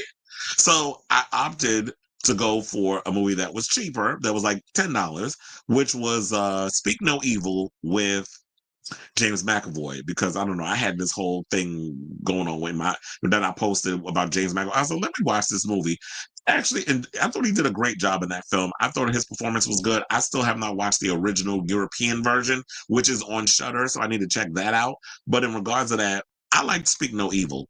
I thought it was thoroughly insane. It did drag on a bit, but for the most part, once we get to that third act, it was like, okay, now I'm liking where y'all going with this movie. It started going off the rails, and their true intent behind why they encountered this family and the whole story behind that. So I thoroughly enjoyed that film. So I want them seeing that. But now I know why. When you listen to your gut and your gut tells you, don't rent the damn movie. I'm like, okay. Your inner spirit is like, okay, calm down, calm my thing. So and then now I know why. The spirit was telling me not to rent the movie. Because it's coming out on Paramount Plus, and I don't have and I'm already paying for Paramount Plus, so I can watch it that way. So I'm gonna do that, but I need to catch up on a bunch of movies. I still need to see Maxine, and I know that movie's on one of the streaming services. I also need to see Twisters. There's a couple of movies that I need to check out that's already available on streaming services. I just need to get around to it. Because I haven't, because I've been busy. But look, it's almost the end of the year, so I guess I need to come on my list of favorite films of 2024, and maybe even do something regarding movies I'm excited to see in 2025. I think those are segments that now is coming to my head that I should actually do for the show, that I should come up with. And then scroll through and just give my overall thought. Because I thought about compiling my own list, but I was like, you know what? Maybe I need to do that in regards of um my own, like just go through the list of other people's, like a variety decides to do one or whatever, and then even look at the horror movie list and see what goes on with that, and then just compile my own list and do it as a segment for the show. So I say all this to say, what do y'all think of this story? Have you seen Smile 2 yet? And what did you think of Smile 2? And if you have Paramount Plus, are you planning on checking out there, or are you planning on subscribing to Paramount Plus just so that way you can watch Smile 2? Honestly, I think people should get Paramount Plus because there's a lot of great stuff on there. I watch a lot of the old Drag Race episodes. I'm currently rewatching season 12. Also, Taylor Sheridan has so many great shows on there. Between Lioness, there's this, what is it, Landmine, one of those new shows on there. Then you have Mayor of Kingstown. He's got so many great shows that's on the streaming services. Definitely check it out. All the CBS stuff is on there, and plus Dexter is coming back, so you can definitely watch that on there. Yellowstone's not Yellowstone, Yellow Jackets. I said Yellowstone's already on, and people are already getting pissed off about how many people they killing off on that show. No spoilers here, but Yellow Jackets, I believe, is coming back for its third season next year, January, I think. So there's a lot of really good stuff coming to Paramount Plus. So I would definitely take advantage of this situation. So let me know what you guys think of this story in the comments down below. Okay, so you said, not thoughts on who going to Rio. Oh, you talking about Lady Gaga? Yeah, so apparently if y'all have not heard, Lady Gaga is about to do a free Rio concert next year, and a lot of people already were in the comments saying, well, Madonna did it first, blah, blah, blah, blah, which I am cackling over that. But look, Katy Perry did it too. Did people give that same energy when she did that? I don't care no way or another about it. I get the overall, I'm living for the shade because it's a cackle and it's entertaining to me. But for the most part, I don't care either way. It's just sort of like, okay, well, you know what? I'm just going to wait and see what she does. of course somebody's going to film it and post it online, and when or like they did when they eventually ended up showing the whole Katy Perry concert on YouTube. I'm sure it's still up there if y'all have not seen her Rio show. And when Lady Gaga comes out with it, and she'll be heavily promoting LG7 on it, I'm sure, kind of similar to Coachella and all the other stuff, then you know what, I'll watch it and then I'll give my comments on who gave the better performance. But for the most part, it's no shade. It's like, look, Madonna can't be the first and only person to ever do, perform at a certain venue. But I do agree, it does kind of look like, oh, here we go again with Lady Gaga, who says that, oh yeah, me and Madonna are two different people. Remember when she did that thing with Zane? What was it, with Zane Lowe? And she went on and told that, oh yeah, we're not the same. I was like, girl, y'all careers definitely mirror each other's. The only difference is she plays a guitar and you play a damn piano, which similar to me, I grew up playing classic piano, so I get it. And no shade, Gaga does have a better singing voice, but Madonna's never been one to run around saying like she is Barbara Streisand when she get in the damn studio. But y'all know when she did Evita, she definitely took the time to actually, because you want to be taken seriously, she took the time to actually develop the vocals and become a better singer. And when she was at her peak during the reinvention tour, that's when she was really giving theatrics with the voice. And it was like, okay, we see where that singing has come in. Also, the Drown World tour, the reinvention tour, Confessions tour, that sort of thing. She started, her singing got better. So Madonna's definitely worked on what she's, improved on her not so strong suits. And, but she's always been she's an artist. She's a performer. She's not somebody that's going to be, oh yeah, I'm a singer. It's like she's never been that. But yeah, like I said, I'm looking forward to what she's gonna bring. Because I never saw. Look at me, like I'm not. I try not. I was trying to find the silver lining of it. Look, me 20 years ago, I'd have been shady boots with this comment, but I've matured. Trying to be a little more demure and mindful as we go into 2025. You said I saw a Smile too in the theater and watched it off one of those sites like a week. You said though. You said those sites. So one of those sites. You remember I had one of those sites that you referred to on my laptop, but I think once I got a new one, I don't have it anymore. I think I prefer the first one, but the second one eats visually. And I'll definitely check it out. But funny enough, I didn't really care for the first one. I just thought, well, I liked the whole mental health thing and the direction they were going into it. And then you had Kevin Bacon's daughter up in there doing her thing. Like I thought she did a great job. And I like Kyle Garner. And well, he's always a good actor whenever he's in anything. But I just felt like the third act fell apart for me in the original Smile. So I'm thinking maybe do I want to torture myself and watch the first one again just so that way I can remember and then see the second one. Or I'll just probably just go in with the second one. They said the star of Yellow Jacket has been acting for over 3 decades. Time flies. She was in Heavenly Creatures. And I'm trying to remember who was the one that was what are we talking about? Because there's a lot of actors and stuff in there. I mean, I'm trying to remember who's in that show. I know Jasmine Savoy Brown is in it. I know is Christina Ricci in that show too? Like there's a bunch of people. I liked Christina Ricci when she was in Wednesday as well. Speaking of which, Lady Gaga is going to be in season 2 of Wednesday. It's like, I love Disease. I don't care about it flopping. Look, like I said I'm glad you said it because here's the thing what irritated me. When I cut up one of the segments for Lady Gaga and I was talking about disease and stuff, people in the comments were, oh, I should be ashamed of myself for basically what I'm saying about. I said, clearly it goes to show that you only read the headline, and I can't stand headline responders, and you didn't even listen to what I said because there was in no sense did I criticize negatively the song. I just said that I like the song. I like that she went back to her dark pop days because I love industrial music. I've always been a industrial music fan. So the eras of like Depeche Mode, even when Marilyn Manson dabbled in it, Nine Inch Nails. There's been so many artists who I love that do industrial music. I even listened to like VNV Nation and all the other stuff. So yes, I am an industrial music fan.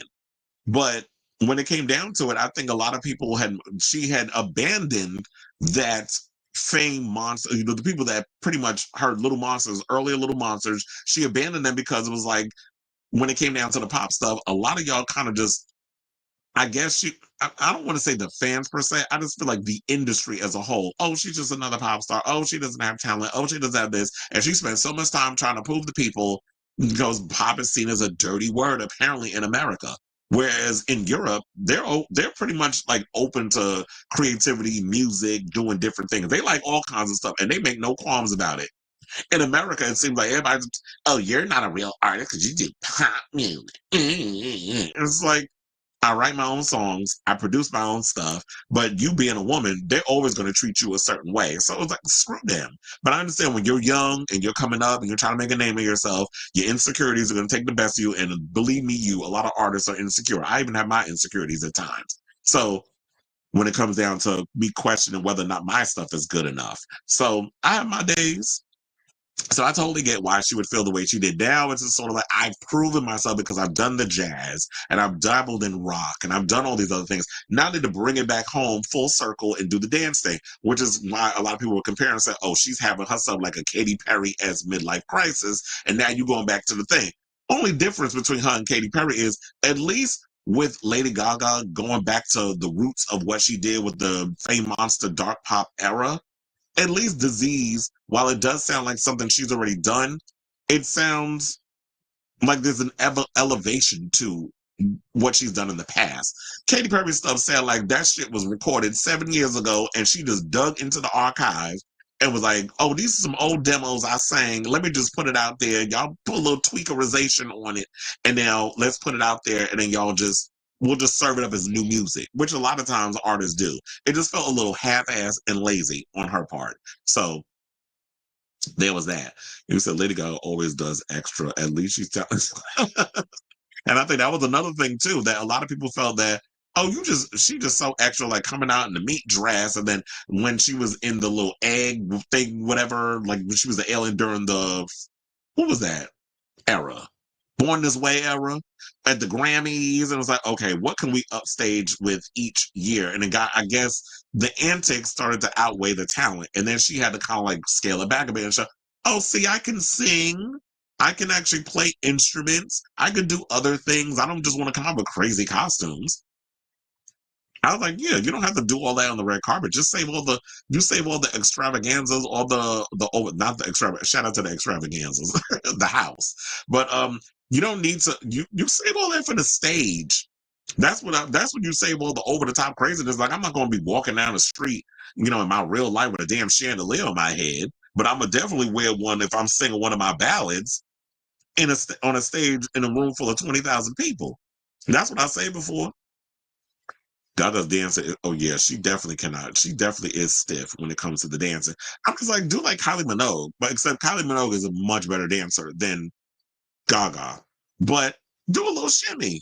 Do a little 1-2 step. You can throw in a little choreography every now and again. Like I'm gonna do a breakdown of this choreography, but I'm not gonna sit up there and I'm gonna go full out like I'm giving you Bob Fosse or Martha Graham. Like I'm not gonna look at me giving y'all dance people. I do my shit over here.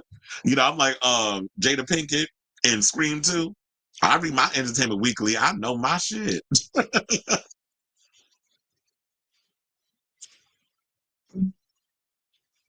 Then her ass ended up dead in front of, all them people at that Stab 2 screening. I don't gotta tell y'all seen the damn movie. But yeah, she's not a really good dancer.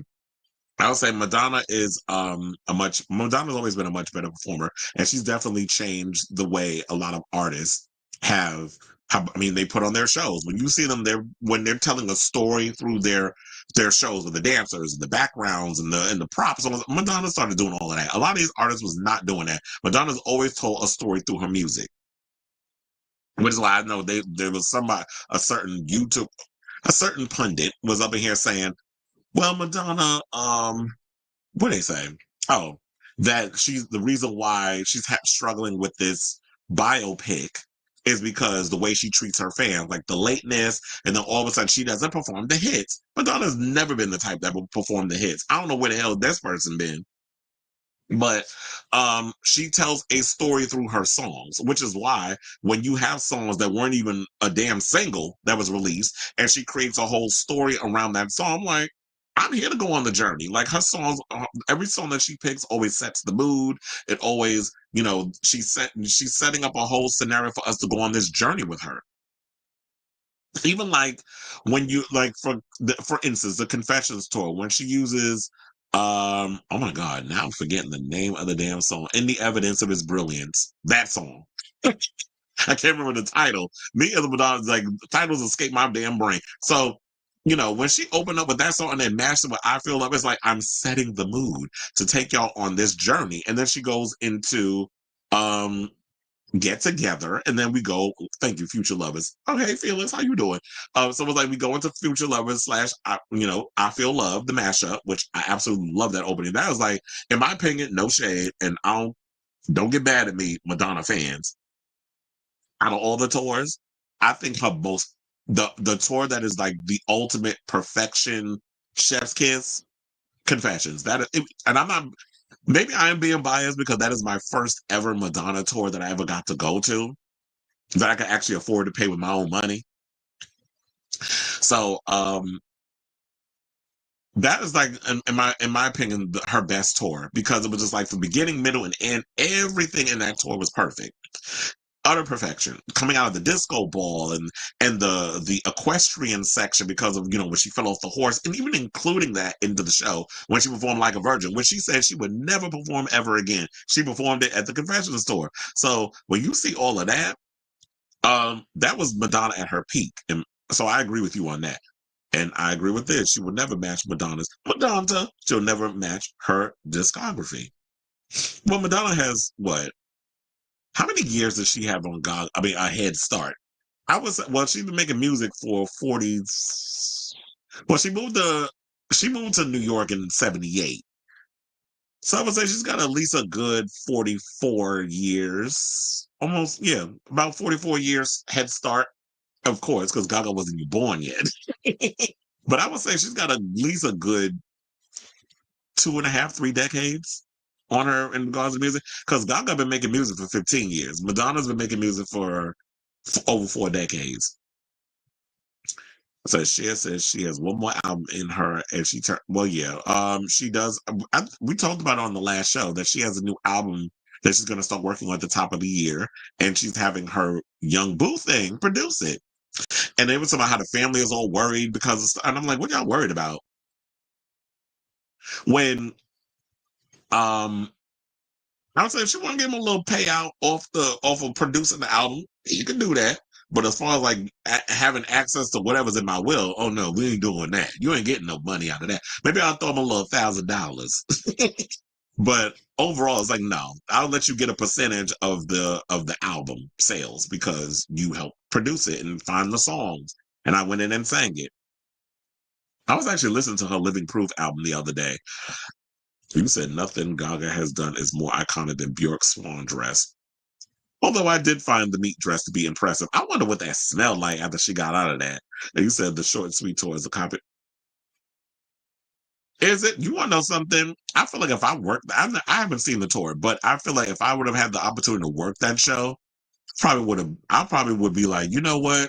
We here. Because I probably would have agreed with that. You know what? She did kind of copy off of Madonna's pajama party during the bedtime story era when she performed, this whole situation at Webster Hall where she had on the silk blue pajamas and she got in the bed and she was trying to tell everybody shut the hell up so she could read this damn story. But the gays, once you get enough drinks and stuff up in you, you don't know how to shut up. You just be so excited to be in the room.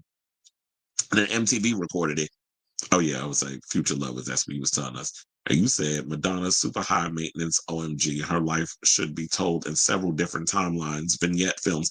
Well, yeah, we've been talking about like in regards of her upcoming biopic. We've been saying a movie is not going to serve her. Like it'll serve Michael because Michael didn't have a lot of crazy moments that is worth a series.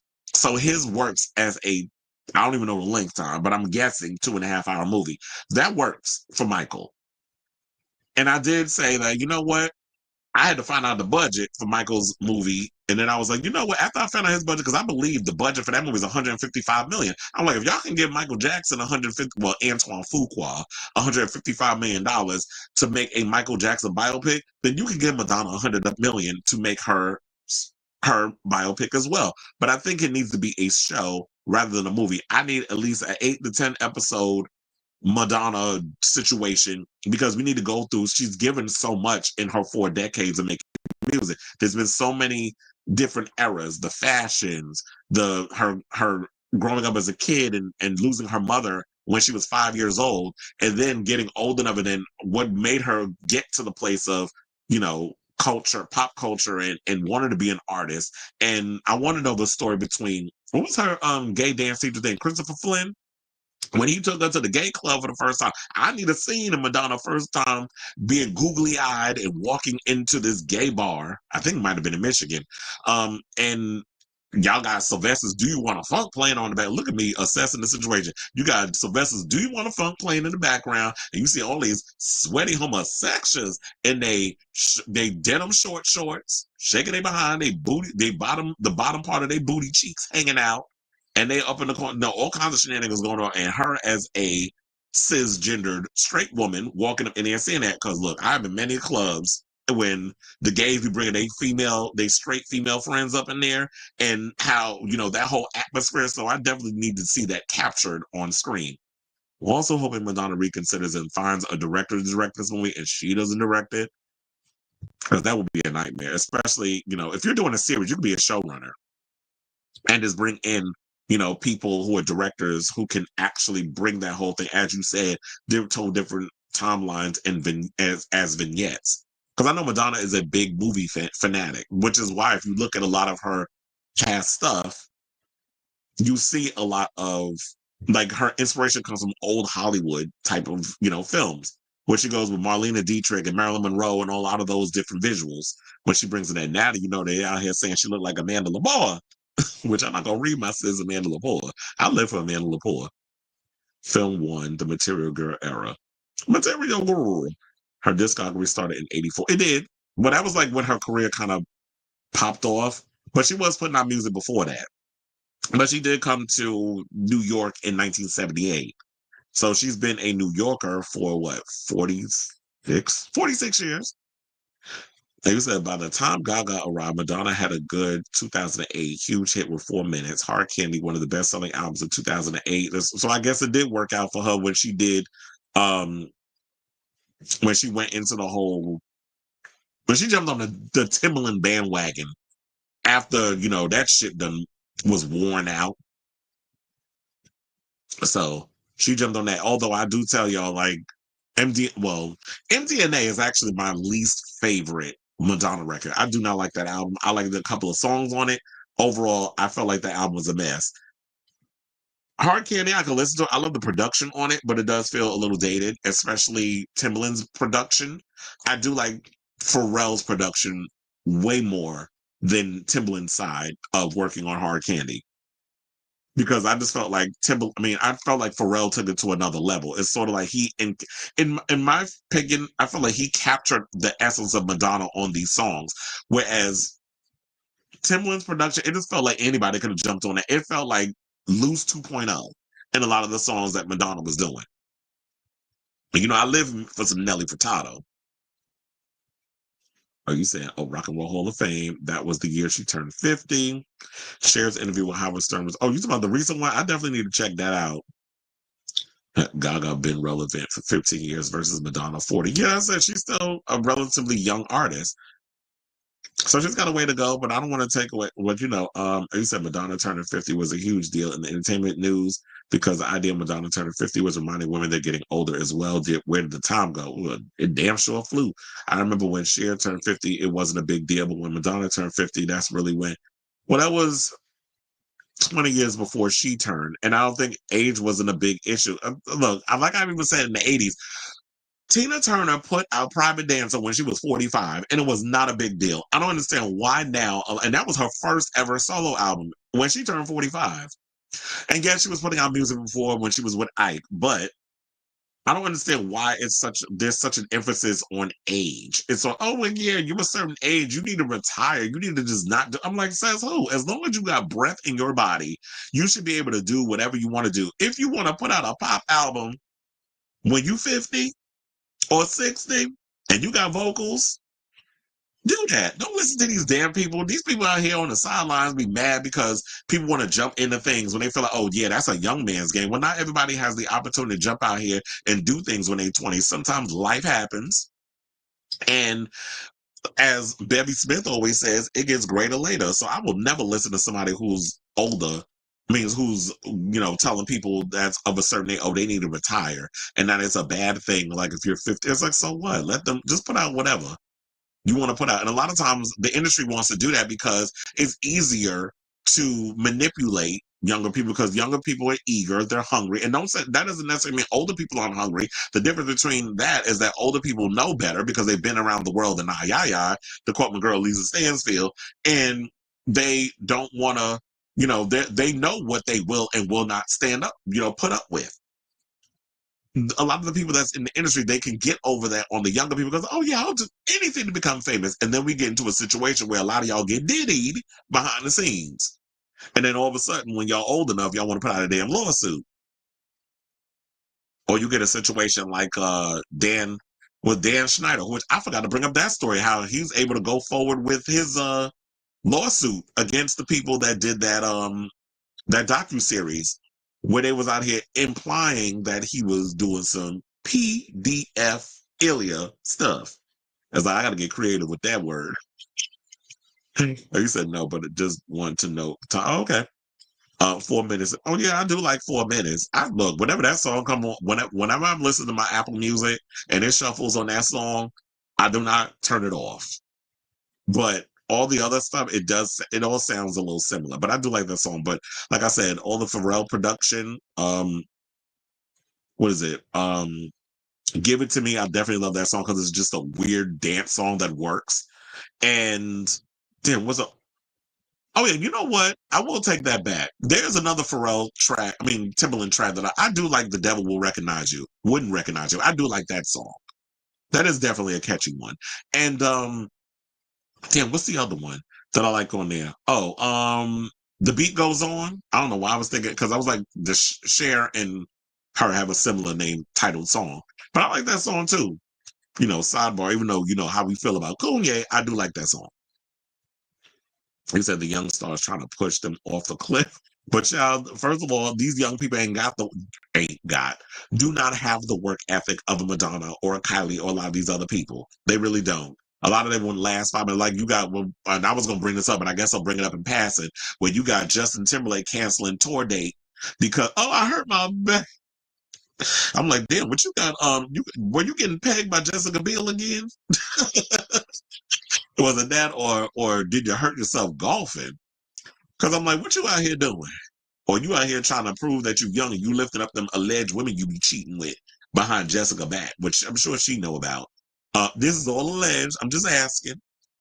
Um, and I'm sitting there like, how you cancel? And I said this earlier. I said, you know what? If I ever got to a situation where I got an injury or whatever, because I've seen people do it. There was one rock star, I can't remember who it was, had a broken foot, came out on a little scooter, had his leg on or his knee up on the scooter as he performed his whole show. So if you got an injury, they make it work.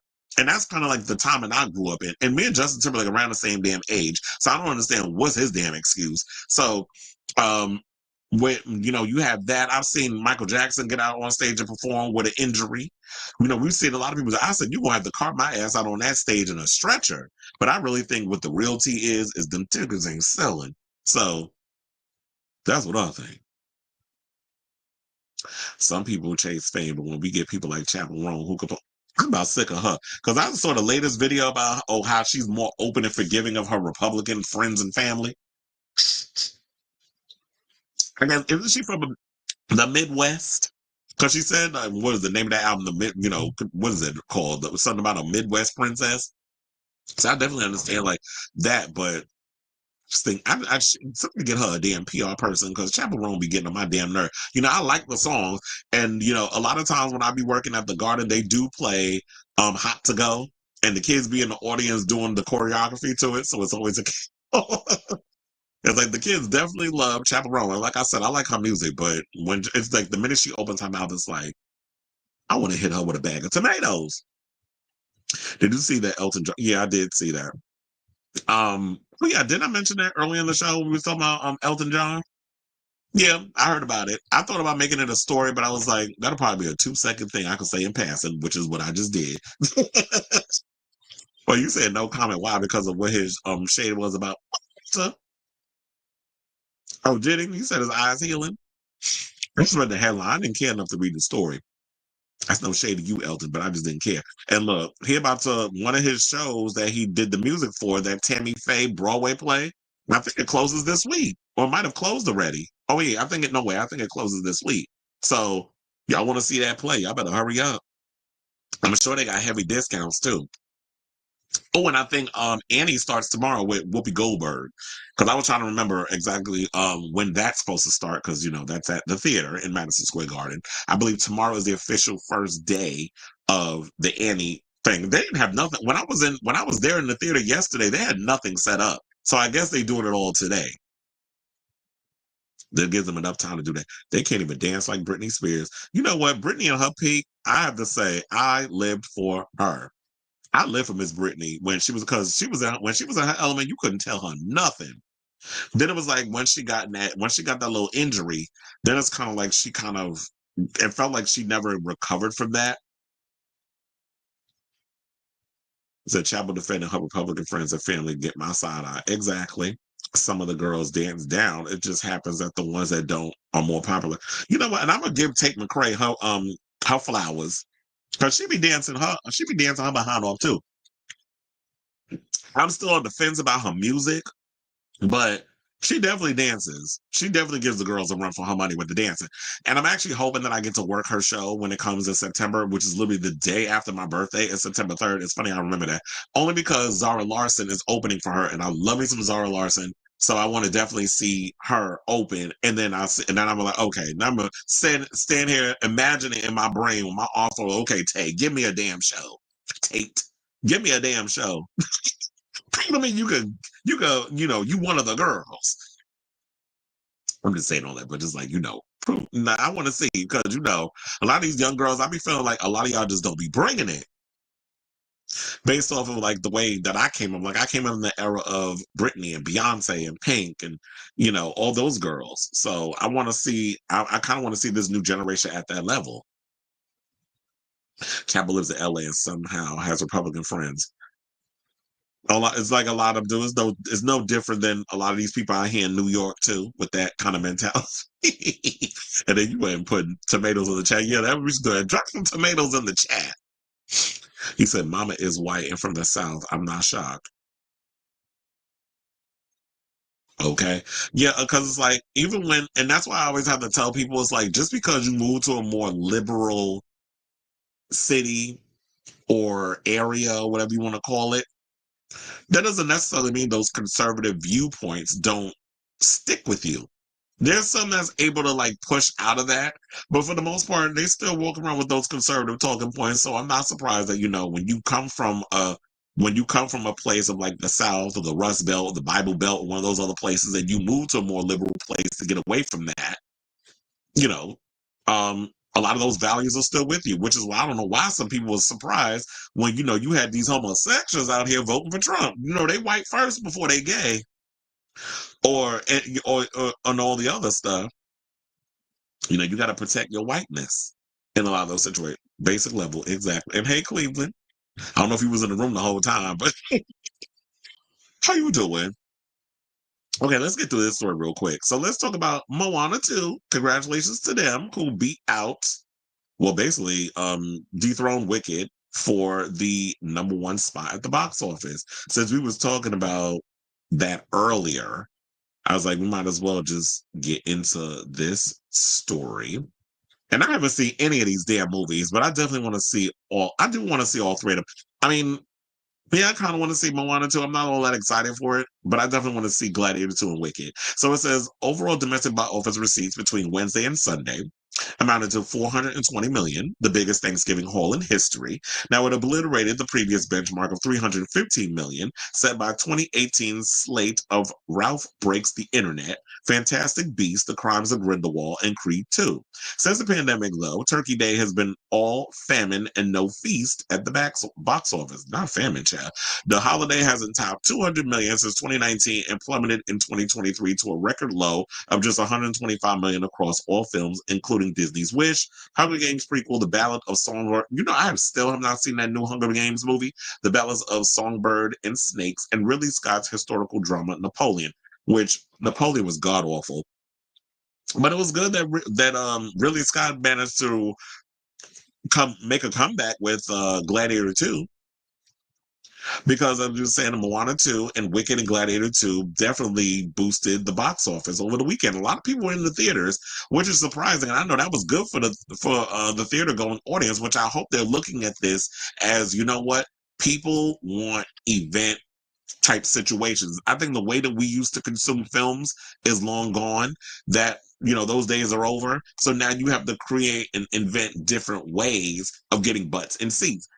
But, you know, outside of the popcorn buckets, because, you know, we get all these crazy popcorn buckets and stuff with all these films. The only popcorn bucket that I was ever able to get, because I never got into the whole popcorn bucket phenomenon, although I had to fight somebody for this popcorn bucket, was when Alien Romulus came out. Which, sidebar, that's already on Hulu if y'all need to watch that, if you haven't seen it yet, and Disney Plus. Because, you know, Hulu and Disney Plus, same company. So I want to get in the popcorn bucket where you got like the face hugger, which is wrapped around the metal bucket. And whenever I get in the mood, it's like I'll throw some popcorn up in there, pop it, put it in there in the bucket, and I eat out of it. It's a really cool popcorn bucket. So that's the only popcorn bucket I've ever bought. I thought about getting all the other ones, but it's been really hard to try to find like the what was it, the Deadpool and Wolverine bucket. I kind of like those. With, and then, you know, there was the one that they have for Gladiator 2, which was if you got to put, I guess, a barcode, and it actually shows like a 3D print or whatever of people actually fighting in the arena. And so there was always some cool ways that they came up about, the different buckets and stuff. But I'm sitting there like, after a while, when you start collecting all this stuff, like I've always said, I live the life of a gypsy, so I'm always moving around. I just can't keep, which is why I don't buy a lot of physical media, because where am I going to put it? It's the same feeling that I have over the popcorn buckets. I buy a bunch of popcorn buckets. Where the hell am I gonna put it? I'm gonna just have it sitting in a damn box somewhere. So I like the idea of having the popcorn buckets, but it's just pointless, in my opinion. For me, if y'all want to buy it, go ahead and do what you will with your money. Now I'm hoping once we get our next president, that we can keep these things coming where money is flowing and everybody's, coming to the movies and supporting and all that other stuff, because we don't want another slump. But I do feel like 2025 around the corner, there's a lot of movies that have been postponed because of the writer's strike and all that other stuff. So 2025 is going to be a pretty packed year in regards of like movies that's coming out. This is why I said I think I'm going to do a segment on the show towards the end of the year of like my highly anticipated films that I'm looking forward to in 2020. Excuse me. Allergies in 2025 that I'm really looking forward to seeing in the theater. So, and I did say this because I know a lot of people trying to say, "Oh, that's not true, whatever." But I said this reminds me, with but I guess it's like a trifecta. We have the three instead of two. This reminds me a lot of Barbenheimer, where we had Barbie and Oppenheimer, how there was like neck and neck in the theater, and I think both movies grossed $1 billion. I think Barbie made slightly more than Oppenheimer, but for the most part, this whole Barbenheimer, epidemic where it drew a lot of people to the movies to see both films, and they did relatively well at the box office. I like Barbie, and I also like Oppenheimer. I thought they both were really good movies. Oppenheimer was a little too long for me. I was like, okay, do I need all this yippity yapper for y'all to just build a damn atomic bomb? Although I will say the acting was superb in the film, and Christopher Nolan did his thing as a director and a writer. So, with that aside, I was like, okay, y'all dragging this out a little bit too much. But I definitely enjoyed Barbie. It was thoroughly entertaining. I love Margot Robbie and all the stuff that was going on in that. So this reminds me of that. We had Gladiator 2, we have Wicked, and now we have Moana. But I do feel like enough people have seen Moana, and I don't think that it's going to be able to hold on to the number one spot next week. I don't even know off the top of my head what comes out next week. to see if they actually hold that up. I do think that maybe what's going to happen is because of word of mouth that Wicked will surpass and probably claim the number one spot again. Because I don't know. I don't see Moana 2 as a film that people are just want to hold on to. Because for the most part, like even in the chat when we were talking about it earlier before we even got to this topic, you know, a lot of people were sitting there saying that that Moana 2 wasn't as good as the first, but it looked great. And, you know, there was a lot of things that was going good for it. But for the most part, as a film, a lot of people particularly did not care they didn't care for the movie. They didn't think it was that great. But, you know, if it's kids, they'll sit, you know, anything that's shiny and pretty or whatever the case is, they'll watch this movie a thousand times. But I guess as adults, we're like, it's a one and done. And it's like, I don't know if I'm going to repeat and see this movie. And then, of course, we had Doom Part 2, which I'm actually looking forward to Doom 3. I think they're going to start filming that in 2025 for a 2026 release. So the rest of the article pretty much goes into the whole thing about the pandemic and how the demographics are coming back to the movies and all these other movies that were making a lot of money and blah, blah, blah, blah, so forth. We don't need to get into all of that because I don't want to bore y'all with all the details. But if you care enough to read the full article, it's over on Variety, or you can go to my website, chrisavalon.com, and check that out. And it also says that Wicked basically grossed $81 million over the traditional weekend and $118 million during the Wednesday to Sunday stretch. And Gladiator 2 took the number 3 spot with 30.8 million over the traditional weekend and 44 million during the 5 days. And so that's basically excuse me. What's going on with that? But also, oh wait, now Siri is freaking picking up certain words and acting up. Now let me see, because it does say what movies is actually coming out. So they said that so we'll go on that part. So it says Hollywood needs that momentum to offset a potentially muted December at the box office. The 2024 film calendar is lacking in terms of volume of new releases after last year's dual labor strikes halted production and pushed major movies into 2025 and beyond, which is what I referred to earlier in the show. So we have Kraven the Hunter that's supposed to be coming out and an animated Lord of the Rings spinoff, The War of the Rohirrim, are coming out. I don't even know how to say that because, you know, them words with Tolkien and all them words, it's always been a tongue twister for me. So they both come out on Friday the 13th. We got a Friday the 13th in December? Bitch. But when we get a Friday the 13th movie, that's what I need. But anyway, so they both come out on December 13th. Now, Kraven the Hunter is not tracking to make a lot at the box office, although today they did release an 8-minute scenario. I think it's like the opening scene or whatever. So the first 8 minutes of the movie is available on YouTube. So they're doing what they can, Sony is, to get butts in seats to see this film. And I think it's because we are at a point similar to the DCEU where fans have been overall disappointed with these non-Spider-Man having villains, you know, because Spider-Man is never appearing in these damn movies. They feel like these spin-offs that's coming off with this that you're making with these anti-hero villains, whatever, they're more or less villains. They're not no damn anti-hero. Because we've gotten into this scenario where y'all want to create you want to turn villains into anti-heroes like Maleficent and stuff. No, can we get evil people back into the theater or characters and not make them oh, they're just so misunderstood. They came from a poor childhood. That's why they're mean. No, can people just be evil? I need us to get back to that. Because y'all just killing the villains. So we have this whole situation going on with Kraven. Kraven is not tracking well because people have been so disappointed with Madam Web. People have been disappointed with Venom 3, which I'm not surprised because I never liked any of the Venoms. So I'm not surprised that Venom 3 was not good. It didn't, and a lot of people didn't like it. And then so many other spinoffs that we've had with, who was the other one? Morbius, terrible. I'm still pissed that I went to the movies to see that. But yeah, so many other movies have come out from people who are a part of the Spider-Verse, but we had no Spider-Man. The movies have been terrible. So now we have another movie coming out in that whole world. People don't know who Kraven is. People also don't know, you know, they don't know a lot about this villain and all this other stuff. So now you're creating a story about somebody who people aren't familiar with. And we've seen this happen before and it's been successful. A lot of people weren't familiar with Iron Man. A lot of people weren't familiar with Guardians of the Galaxy, but we came and we loved those characters eventually because it was under Kevin Feige and it was Disney and they did a and MCU and they did a phenomenal job of trying to get us interested, which is another thing I don't understand why people, sidebar, are upset over, with these negative things about James Gunn. This man has proven that he knows what the hell he's doing in regards of bringing characters you're not familiar with and giving them a platform. But people are still like, oh, the DCU is going to suck. And it's like, how do you even know? You haven't seen any of the movies yet. Like Creature Commandos comes out this week, which I'm excited about. That'll be the first official thing under the James Gunn umbrella that we can watch. And I've heard the show is bonkers. So I'm looking forward to seeing that. And then we don't know officially what James Gunn is going to bring to the DCU until next summer, July, when Superman comes out. So that's when we get the official DCU. The DCEU, y'all still mad over that? But you didn't go support any of the damn movies when they came out. You didn't really support The Flash. You supported the first Wonder Woman, but not the second one. Justice League didn't do what needed to be done, although they gave us a 4-hour extended version.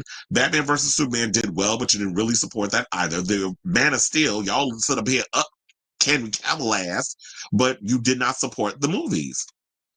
And they dropped the ball in regards to that. He should have gotten a damn Man of Steel 2 before we got a damn Justice League. But they try to jump the gun before we got to y'all building up the fan base before you assembled them, similar to what MCU did. We had to wait years before we got an Avengers movie because they established all these other characters and then used other films to establish other characters. They didn't do that with the DCEU. So they dropped, so Walter Hamada and them all dropped the ball over there, but everybody wants to blame James Gunn. And he didn't even start, his stuff didn't even start kicking off yet. So I say all this to say, I'm excited about this. I'm not excited about Kraven the Hunter. I'll probably won't be going to the movies to see that. But one of the movies I do want to see that comes out, I don't care about. Well, there is Mufasa coming out, and they have Sonic the Hedgehog 3 on December 20th. Don't care about either of those. Baby Girl, there's a erotic thriller. I think that's the movie with Nicole Kidman getting her back blown out by some young dude. I heard about that. I do want to see the Bob Dylan biopic, A Complete Unknown, but I don't know if I'm going to go to the movies to see that. I do. And then also there's Nosferatu coming out on December 25th. Now I like Robert Eggers. I like a lot of his stuff. Especially with A24, I don't think Nosferatu is going to do all that well because it's an A24 movie. It's small, so but I think it'll do well for what it is. And from based off of what I've seen with the trailers, I like that. I like Nos. I'm looking forward to seeing what they're going to bring with Nosferatu. So I say all this to say, what do y'all think of this story in regards of Moana 2 and the box office numbers and all that good stuff? Whatever your thoughts are, let me know in the comments down below. And child, speaking of comics, we got a lot. So let's get up to them. Also, when do we can't? Child, that's who I was. That's if y'all didn't catch on, that's exactly who I was reading when I was talking about Madonna and the comment that was made about that she don't sing the hits and stuff on her tour. That's what I was talking about. Oh, after I found out that stuff about him and Trump, I stopped watching him. And plus, one of the things about I don't want to talk ill about other content creators, but I cannot stand the way he talks when he delivers news. There needs to be some sort of energy. Well, she doesn't perform the hits. Like he does that. And it's like, you don't need to enunciate every actual syllable of the word. You drive me crazy. People who talk like that in general drive me crazy. Because it's sort of like, okay, we get it. Like you maybe I don't know, people are hard of hearing. I don't know what the case is, but when you have to over enunciate when you talk, I want to strangle you. That's just anybody in general. So there's that. And then I just had to laugh because I'm like, wait a minute. So he took his kids to go see Moana too, right? And I was sitting like in my head, I was like, that movie's not in Spanish because there was a whole thing that he went and embarrassed his son because his daughter snitched on him during one of his lives and basically was like, they brought up some because he brings his kids on every night. Do you know who this celebrity is? Do you know who this one is? And a lot of times they'll say no. But then when they brought up a wrestler, he was like, oh yeah, one of the daughters was like, oh yeah, she knows who he is. How do you know them? And then she snitched and basically said because her brother watches wrestling on the computer in his room. He didn't know this. And he gets on the son, and the son tried to lie on camera. And then he was like, well, your sister pretty much told you, you might as well tell the truth. And then he was like, well, y'all supposed to be just be watching stuff in Spanish. First of all, why would anybody, well, I guess this is the way you raise your kids, the way you raise your kids. But I'm not going to be like, well, why would you have your kids only watching formatted stuff or program shows, whatever the case is, in one specific language? But then when that whole thing about him and the Trump thing, some people was like, you know what, he's a Cuban from Miami, so I don't know why anybody's surprised that he would think the way he does. Flat as a scam, a lot of y'all out there think y'all white any damn way. And as long as y'all run around, y'all passing with the blunt, with the, you know, your white complexion, your blue eyes and stuff, you can pretty much pretend that you something you not. But he's saying he's not a Republican. But you know, a lot of people out here running around saying they're not this, but then they go and we find out their true colors once the rhetoric dies down. So Wicked still ranked in 80 million in week 2. That's what it's still making its money. And I believe, if I'm not mistaken, they said that Wicked is the biggest grossing Broadway to film theatrical type of film domestically. And I'm like, so, and you already know it's coming. You already know that Hollywood sees its success. They're going to look for a bunch of damn copycats, and they're going to want, you know, what's the next movie we can take from, you know, Broadway and bring it to the big screen? Are we gonna do Gypsy? Are we gonna do Cats? Are we gonna remake Cats again? Are we gonna, you know, all the things that they're gonna dig into the archive? But I feel like instead of y'all, because this is typical of them, instead of y'all jumping into that, that's not what y'all need to be jumping into. What you need to be doing is looking to see what was the ingredients that worked for Wicked and apply that to your film when you decide to bring that, because we've had many a duds in the past. What was it? West Side Story flopped at the box office. We also had what was the In the Heights didn't do well, although I enjoyed In the Heights, but it didn't do well at the box office. And I actually enjoyed Steven Spielberg's version of the West Side Story, but people just didn't want to see it. People didn't care. But Wicked, I feel like it's just, maybe it's universal. I think it's fun for the whole audience. It doesn't just, I guess, hit a specific demographic. So it's like the gays can go see it, women can go see it, couples can go see it. You could bring the kids. So when you have a movie like that, everybody, it's pretty much universally loved, I guess. And then also those theater queens, you know, those theater kids, and then the people who, you know, didn't have the money to go see Wicked on Broadway, I'll come to the movies and see it. I went to see Wicked last night, and there were only 2 other people in the theater with me. And I was like, oh, so you went, it was only 4 y'all in there? Well, damn. Maybe I guess at this time, I guess I could go see the movie in the theater, because, you know, a lot of people, I mean, it's money, but a lot of people aren't really going to. I think at this point, it's just probably people just going to go to watch it, you know, repeat viewings of it.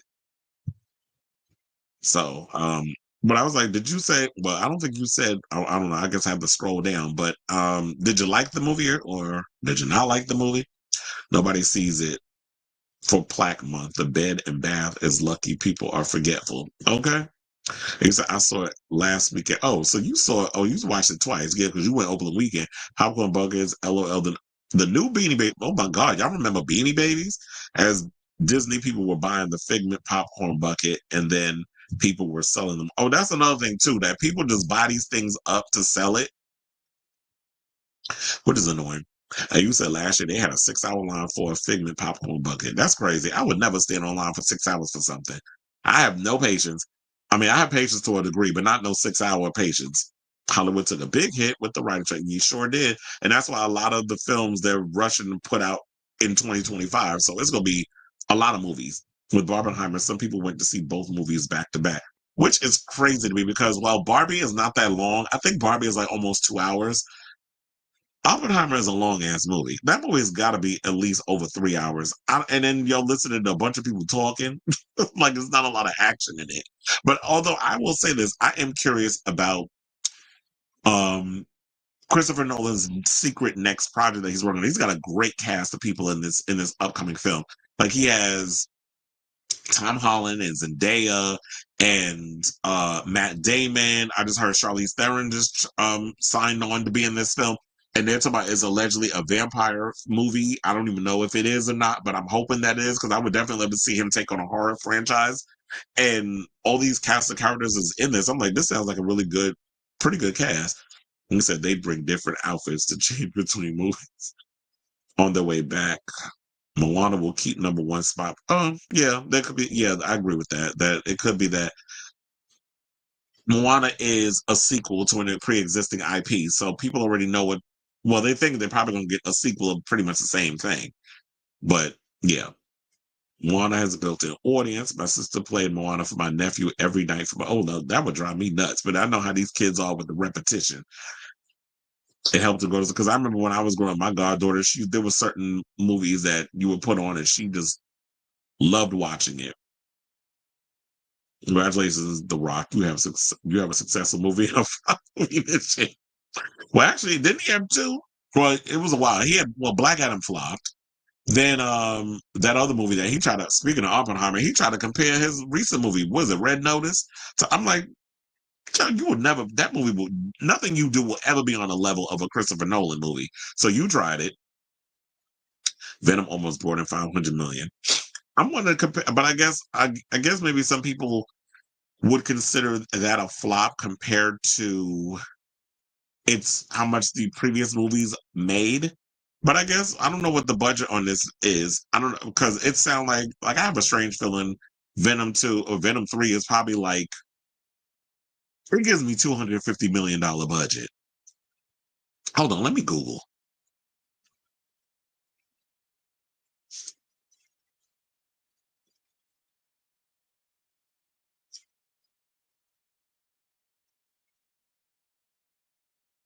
Oh, I was close. Oh wait, hold on. It said oh, the budget for Venom: The Last Dance, the third and final film in Sony Pictures' Venom trilogy, was $120 million. The film premiered in theaters, and it said, as of November 13th, The Last Dance had grossed over 400 million at the worldwide box office. So, with a $120 million budget and 400 million at the worldwide box office, I don't think it's a flop, but I guess maybe in standards, it kind of would be. But I think it made its money back. But I'm wondering if it made back the what's the word? Because I'm wondering what the marketing budget was for that. You said LOL when Cruella's mama was killed by Dalmatians. Okay. And that's what turned her that's what actions because you killed my mother. I'm like, Dalmatians would not do that.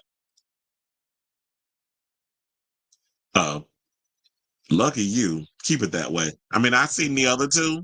The other day, the second one was actually on. And I was just like, okay. He said Brat is the top album of the year by Rolling Stone. Okay. Oh, they already put out their list? I'm gonna have to look into that. He said I enjoyed Morbius, but not amazing. I mean, Jared Leto is good to look at. I will say that. My friend was talking about Y2K. Child, let's not bring that up because where were you all when Y2K was going on? Did we all think it was gonna be the end of the world? But you want to stink the room with that actor. Yes, I do. Oh, you talking about yes. Oh, I know you talking about Aaron Taylor Johnson. Look, Aaron Taylor Johnson is fine as hell, but your movie's gonna flop at the box office. And you said the comments are saying, and even though he like him older, so with his old ass wife, and you said the comments are saying Brad didn't define culture. When you think of neon green, it's Charlie XCX now. Yes, Twitter is part of the culture and more relevant than Facebook and Instagram. Well, you said it didn't define the culture. Well, yeah, it was like, oh, you said, yeah, I know you saw my post. But you talk about, well, yeah, I guess it is an honor because, she did say a lot of people were against her doing the whole simple brat font with the green background, and a lot of people didn't like it and all that other stuff. Black mouth was actually white. Ill. They said Latin community bashed bashed in the Heights melanin. Oh yeah, I do remember that story. They were just like, How you got In the Heights, but there is no um people of color up in here? And that is true because child, I have been to Washington Heights. I actually used to live in Harlem, and it would only be like maybe a 10 to 15-minute train ride to Washington. It's like literally their neighbors. And the amount of dark-skinned Latinos that I would see up in there, Dominicans especially, y'all should have had a different, it should have been a color palette of different people that was up in this movie, but they didn't do that because, Hollywood, and they colorism. The movie was pretty good. Lots of good special effects. Michelle Yeoh cannot sing. I know they just got her because of her status, but she could fight though. And you said Red One Fly, the Moana 2 successful film players. You couldn't pay me to see that piece of shit. I was not watching nobody's Red One. I mean, it seemed like him peeing in them bottles was probably way more interesting than the damn plot. Red One looks like a meh movie. Yeah, that's why I said first watch that looked like based on when you look at the cinematography, that movie should have went straight to Netflix. Wicked has been a favorite for years. Also, unlike West Side Story, love for it is still going strong. That's the formula Halloween needs to look at. Agreed. So that's why I think I was kind of alluding to that. It's like, yeah, I think it's because, and Wicked was hugely successful on Broadway. So you need to look at an IP that is a favorite of fans that you would want to make into a movie because you can't just take any you can't take any Broadway show and just make it into a movie because it won't make money. And that's what you need to look at. It's not, oh, well, people want to see musicals now. It's like, no. You have to understand the momentum and the energy around a Wicked type of situation. And that's why people want to see it. You said they get more from rentals, streaming, and purchase. Yeah. And not, well, I don't know if they make money from a lot of the streaming and stuff, but you said, I heard they did a new Christmas vacation movie for Amazon Prime. Oh, yeah, I did hear that. And I hope it's not like that Don't Tell Mom the Babysitter's Dead remake with Nicole Richie, which I heard was a disaster. Did you see the Rolling Stone rank? Um, you're literally the second person that said that. I'm gonna have to look into it. And we'll probably do that as a segment for the show. Cause I know like Robert was talking about that they made Charlie XX Brat. He said it was number one, right? So I'll look into it and see what they say about that. Okay, so now let's move on. Let's get to Beyonce. We are 2 hours in the show. We only did 3 topics. Actually, well, no, 4. We only did 4 topics. But anyway, so let's get into this Beyonce story. So apparently they're saying that her Western boots may not have been made for touring. Those boots weren't made for touring, but that's just what they'll do. But they certainly weren't meant to be admired. Now, although the two most wanted singer reportedly ditched her visuals for the Renaissance album, Beyonce had something special to commemorate for the Cowboy Carter era. So, according to USA Today, it said that Beyonce's Parkwood Entertainment Company made a post on Instagram on Sunday, letting fans know that Cowboy Carter art book is now available for pre-order on the singer's official site. So now I don't know if y'all seen it. So let's pull up the gram where it has it there. She got these ugly blue teeth in her mouth. So yeah, there's the Parkwood post, and there's that. So now they said, according to Parkwood, the 136-page book contains exclusive, never-before-seen imagery inspired by Beyonce's 8th studio album, Cowboy Carter. Now fans can place an order for the book for a whopping $74. Now, as fans know, Beyonce first announced her 8th studio album during the surprise Super Bowl commercial in February when she released single 16 Carriages in Texas Hold'em. The song, took internet by storm, as did the album once it was released. She has since broken many records and made history. And I heard that what was it, just recently, maybe like a week or two ago, or maybe like real recent. They said that Calvin Carter finally fell out of the top 200. So now, recently, the Texas football team and Grammy winner singer revealed, as you know, that she will be performing during halftime of the Baltimore versus Houston game at NRG Stadium in Houston on Christmas Day. So she's definitely going to be giving y'all a show or whatever the case is when that happens. But some of the people was not here for this book. So let's go and look into the comments. One person said, "We want the movie. Don't piss me off," and put it in caps. Telling Beyonce not to piss you off when it's her stuff. Another person said, "Oh my goodness, I need to get off from here because I've never seen such mean comments." Once again, Beyonce does not oversee the promotion products of things of this nature. She has people in place, the oversees and manages that. Hold on. Now, if you up in here actually believe that Beyonce doesn't oversee what she's putting out, then you are a damn fool. Because first of all, trust and believe, yes, you have a team of people that are overseeing and putting things in place. However, let's be clear, Beyonce knows exactly what she's putting out and is approving and not approving of things that she wants out there. She doesn't have just a team of people be like, you know what, Beyonce, it'd be such a great idea if you put out this book 7 months after you release your album. Well, when did it come out? Um, when did I don't remember. Or we'll just go with 7 months because I can't remember off the top of my head when she released the record. I think the record came out over the summer, right? But anyway, when she put out the album and all the months that follow, whatever, it's like, yeah, some people were just upset over the fact that she didn't put out like any kind of visuals or things of that nature. Another person said, when Renaissance film streaming? Another person said, we don't want this. We want videos, but we be buying anyway. LMFAO, the Senoir SC Lumiere mini set. Another person said, we need the Renaissance tour on some sort of streaming, ma'am. And another person said, and the visuals art book, like, I'm getting tired. And then overall, a lot of people, she said, ma'am, I'm just leaving church.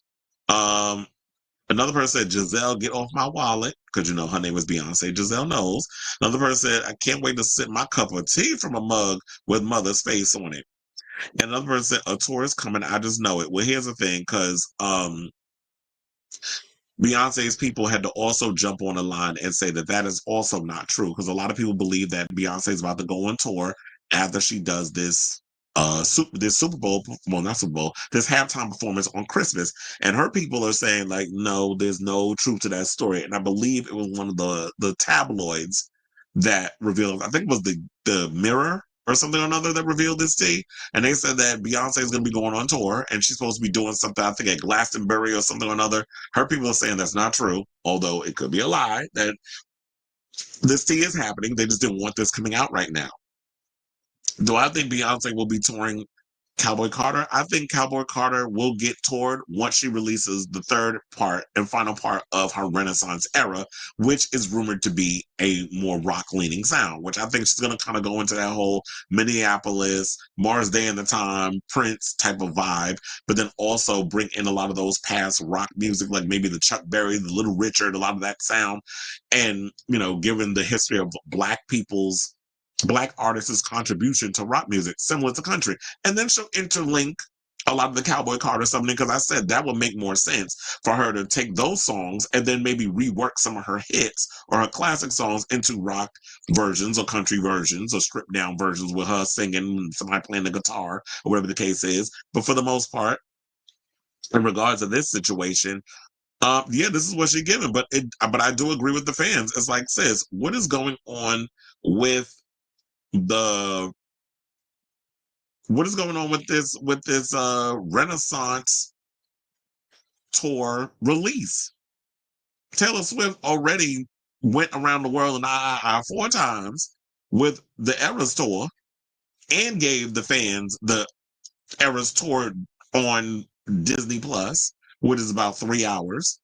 So if Taylor Swift is sitting up here not taking her fans for granted and putting things out, what the hell's taking you so long with this Renaissance situation? I'm hoping that it is coming out by Christmas, that maybe you can give people not only the Renaissance tour on DVD streaming, whatever the hell you're going to release it on Christmas Day. It's similar, and then you get a twofer. We get to see you perform that day, and we also get that, because at this point it's like, yeah, you selling all these products, I don't care about them damn perfume or liquor or whatever the case is. But you're not going to get the fans what they really want in regards to the music. Now, I understand why you're not doing videos, because at this point, it's like, yeah, a lot of artists are no longer doing videos because videos are expensive. A lot of times, y'all not really supporting the videos like we did back in the day when it came to MTV. It's sort of like when you on YouTube, it's a one and done. And it's like, okay, I seen the video. I don't need to rewatch it like 50 million times unless you're a hardcore fan. And I don't consume music videos the way I used to when I was growing up, and I would watch MTV, where it was just like, oh my God, I can't wait for that Madonna Frozen video to come on, or whoever had a video that was out. Or Beyonce doing Upgrade You. I can't wait to see that video. And then we gotta wait. And then that's when I would just, I would basically get a VCR, like a blank VCR tape, and just record all the videos. And that's how I would watch my music videos back in the day. Now it's like you can just go on YouTube and watch whatever you want. But people aren't consuming videos like that anymore. So I totally understand. It's like I'm not gonna spend all this money because when back in the day when she was doing the visuals and stuff, when she was building up her solo career, I wonder how expensive those videos were and putting out those visual albums and all that other stuff. I'm sure it cost her a pretty penny.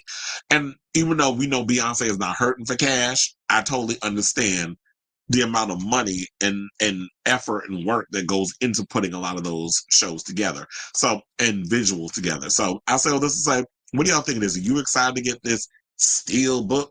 These, based off of the visuals inspired by Cowboy Carter, whatever your thoughts are, let me know in the comments down below.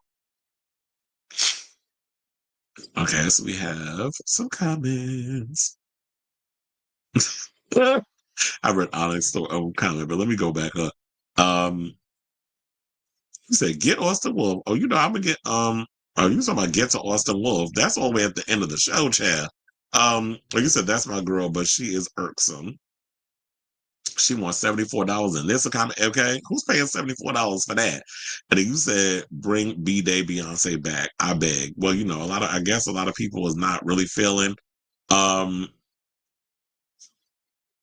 they not feeling this era of Beyonce. I guess she feels like she's done enough of entertainment. Now she wants to show y'all that she's a real artist. Ever since we always used to say Solange was surpassing her in that part because Beyonce was the big A-list celebrity.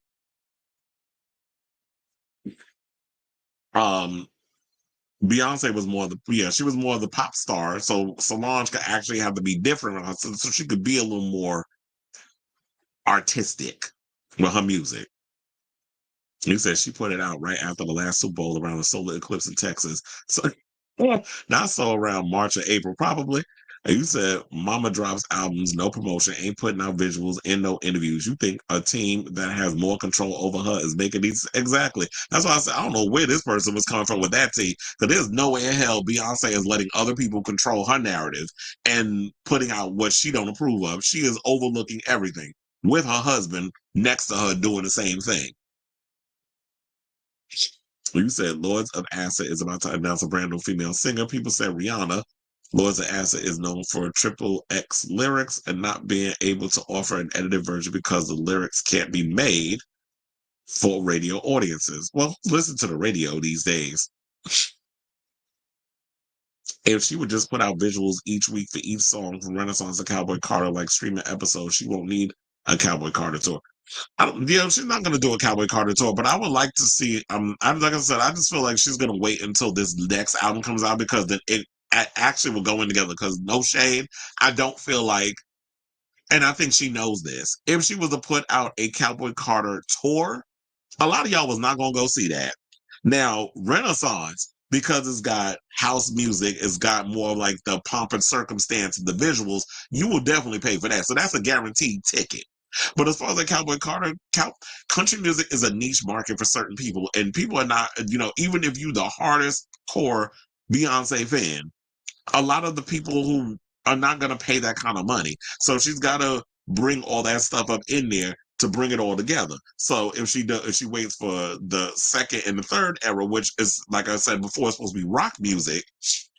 To me, on a business standpoint, I'm going to combine both albums together so that way I have enough material to tour. Plus, I can take some songs that do have like that, stripped down rock country vibe. And she has a couple of those songs throughout her solo career. She could bring those and do those and also remix some of her original tracks and give a different version of it.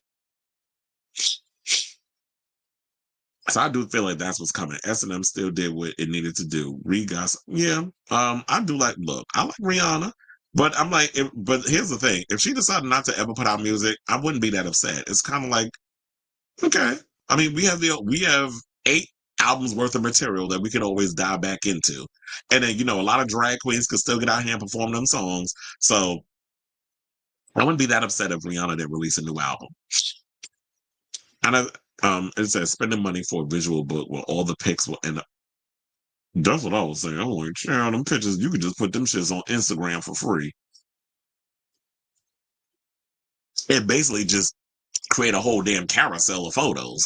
Because I just don't feel like unless you're a hardcore fan of an artist, people are not out here buying like these books. But then again, wouldn't people say the same thing if Madonna was to release like a book of the same thing that inspired, you know, her albums? So it's just, a thing for the tour or the fans. Give me bodies seem expensive, but Kitty Cat, Sugar Mama. Oh, child, I love me some Sugar Mama. That is my song. Uh, give it, give it, give it to me. I said, now I would love to see her perform that song on her when she does that, because that kind of fits in that whole vibe. And so it's like, yeah, you could take Kitty Cat, Sugar Mama, Freakum Dress. You could take all those songs and you could actually perform that with the whole era of the rock and the country and all others. You can have a whole segment of that where she getting her Tina Turner bag, which she was doing at that time. And so I think B is, and I hope she actually works with Pharrell again, because no shade, but the song that I liked was it Sweet Honey Buckin'. I like what Pharrell did with that production. So I need a little more of that on that whole country thing. I was like, okay, girl, I get it. You're trying to educate us on Black history and country, but I wanted you to kind of take it to another level. And I thought she did it with that song. That song was very experimental, and I was living for it. And so I think B is one of those ones that doesn't need a new album to tour, and she's done it before. Yeah, look, she got enough money. She's good. She don't need to be out here touring like the rest of these girls. As I think B is one of those. Oh yeah, you wrote that already. Twice. Voodoo You is my favorite Lords of Acid album. Rihanna wasn't really feeling them tours and songs.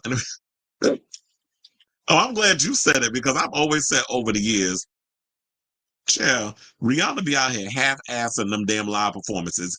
And I understand people want to make excuses with her at the Super Bowl, but I'm like, Rihanna was basically, whether or not there was a baby in that damn stomach of hers, she was giving you exactly what she gives on all of her damn tours, the bare minimum. That's always been Rihanna. Rihanna is, in my opinion, I feel like has always been a product and a studio singer, and did what she had to do to get where she is. And I feel like now she's at a point in her career where she's doing the thing that she loves. She used music as a stepping stone to get where she needed to get in regards to her career. And I think what she wanted more than anything was to be like a brand girl, where she created the Fenty empire. And now she's a billionaire for that, because quiet as it's kept, unless you Taylor Swift, that's the only way you're going to be a billionaire making this music. A lot of these celebrities around here running around broke. So that's the only way you making money, is that if you got Taylor Swift business sense, and Beyonce, but I don't think Beyonce is a billionaire. I think her and Jay-Z combined is a billionaire, but I don't think she's a billionaire on her own like Taylor Swift is. And you said, I think B is one of those ones that doesn't, oh yeah. You said doesn't need a new tour. She's done it before. I wouldn't buy a Velvet. She liked that album. I love the Velvet Rope. Shout out to Janet, even though Quiet as It's Kept is very similar to Erotica in that whole era. But a lot of y'all like to say that Miss Janet don't be out here trying to copy off of Madonna and some of her stuff. Yeah, she did her own version. But trust and believe, she was influenced by Madonna too, even though they came out around the same time. But it's like, that doesn't necessarily mean that our other artists aren't looking at what other people are doing and popular and taking that and doing their own version of it. And paid the $74. I said, I would never. I'm a child, even if it was one of my most favorite fan, or even if it was one of my faves, I would never pay $74 for no damn book. I'm like, somebody just leaked that shit online, and I'll just show it to y'all. Pharrell was the cause of the. Oh, I live for some Khalid.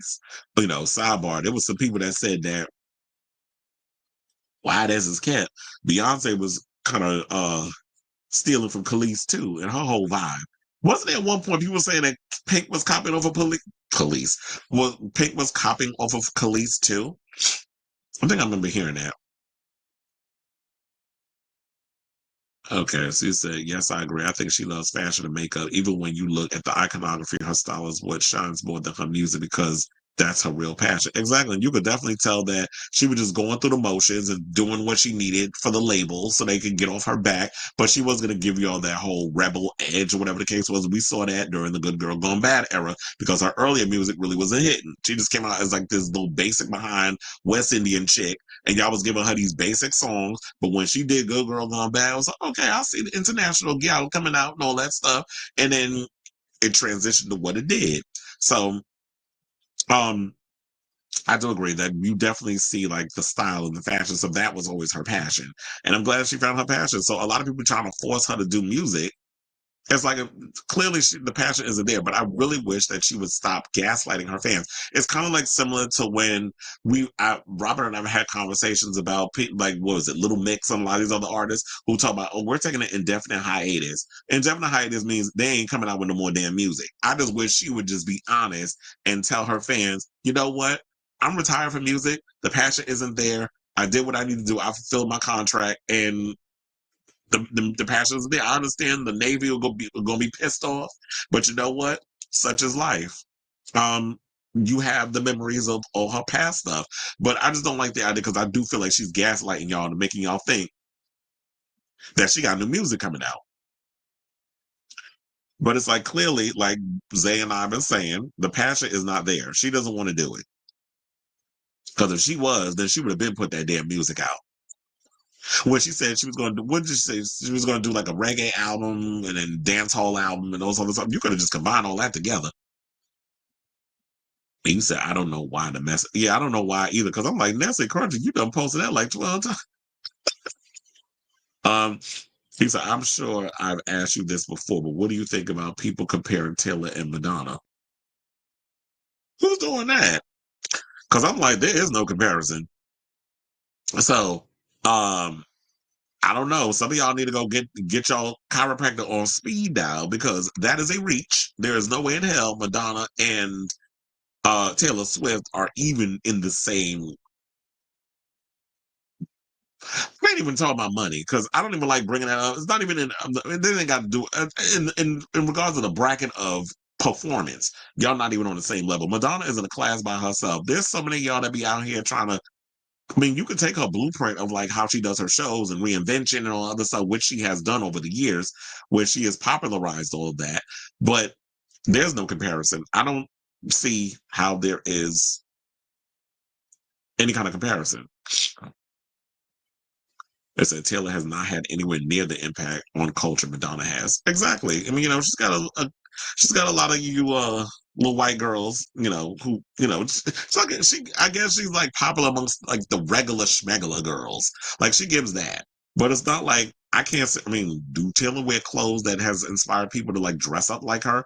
Like I don't see gays dressing up as like dressing up in drag as a Taylor Swift type of person. You see that with Madonna. Because when I went to Madonna's tour, there were people in there, drag queens. There were older women who were still dressing up like Madonna back in the day. Like she still has that impact, but she gets a lot of people dressed up as her when they come to her shows or whatever.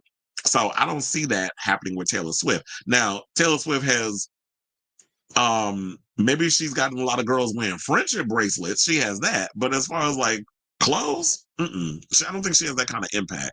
Not even in the fashions, but also with just whatever it is that she does. Not Swiffer Duster. It's so boring. I don't get what people see in her. Yeah, she's not my cup of tea, but I don't knock the girl hustle. And you said Taylor is a brand. Madonna tested people and opened people's eyes about a lot of things. Yeah, and that's another thing too, is that Madonna is someone who is always about going against the establishment. She is a rebel at heart. Rebel heart. She's not afraid to push buttons and have a firing squad, she's not afraid to go against the firing squad. Whereas I feel like Taylor Swift is someone who plays it safe, and while it's easy to run out here, I endorse a politician. Okay, I don't feel like that's moving the needle in any way. I just think we need to stop with all these damn celebrity endorsements of politicians. As quiet as it's kept, the Democrats have paid a lot of money to get Beyonce and all them up in there, and Cardi B and all, and so they can sit up in there and lie all they want. But I heard them stories. Madonna would have been a billionaire if she signed a. And this is why I say to people: sign a damn prenup. I heard Black China and her new man talking about they not signing a prenup. I was like, yeah, because your ass is broke and he probably make more money than you. And so you want a piece of that pie. I'm sorry, but this is not the Jeffersons. I know we finally got the piece of the pie, but you're not getting it. Whatever you came in with is what you leave with. But, and I love you dearly, but I'm not giving up my stuff for you or anybody. Not what I worked my behind off for.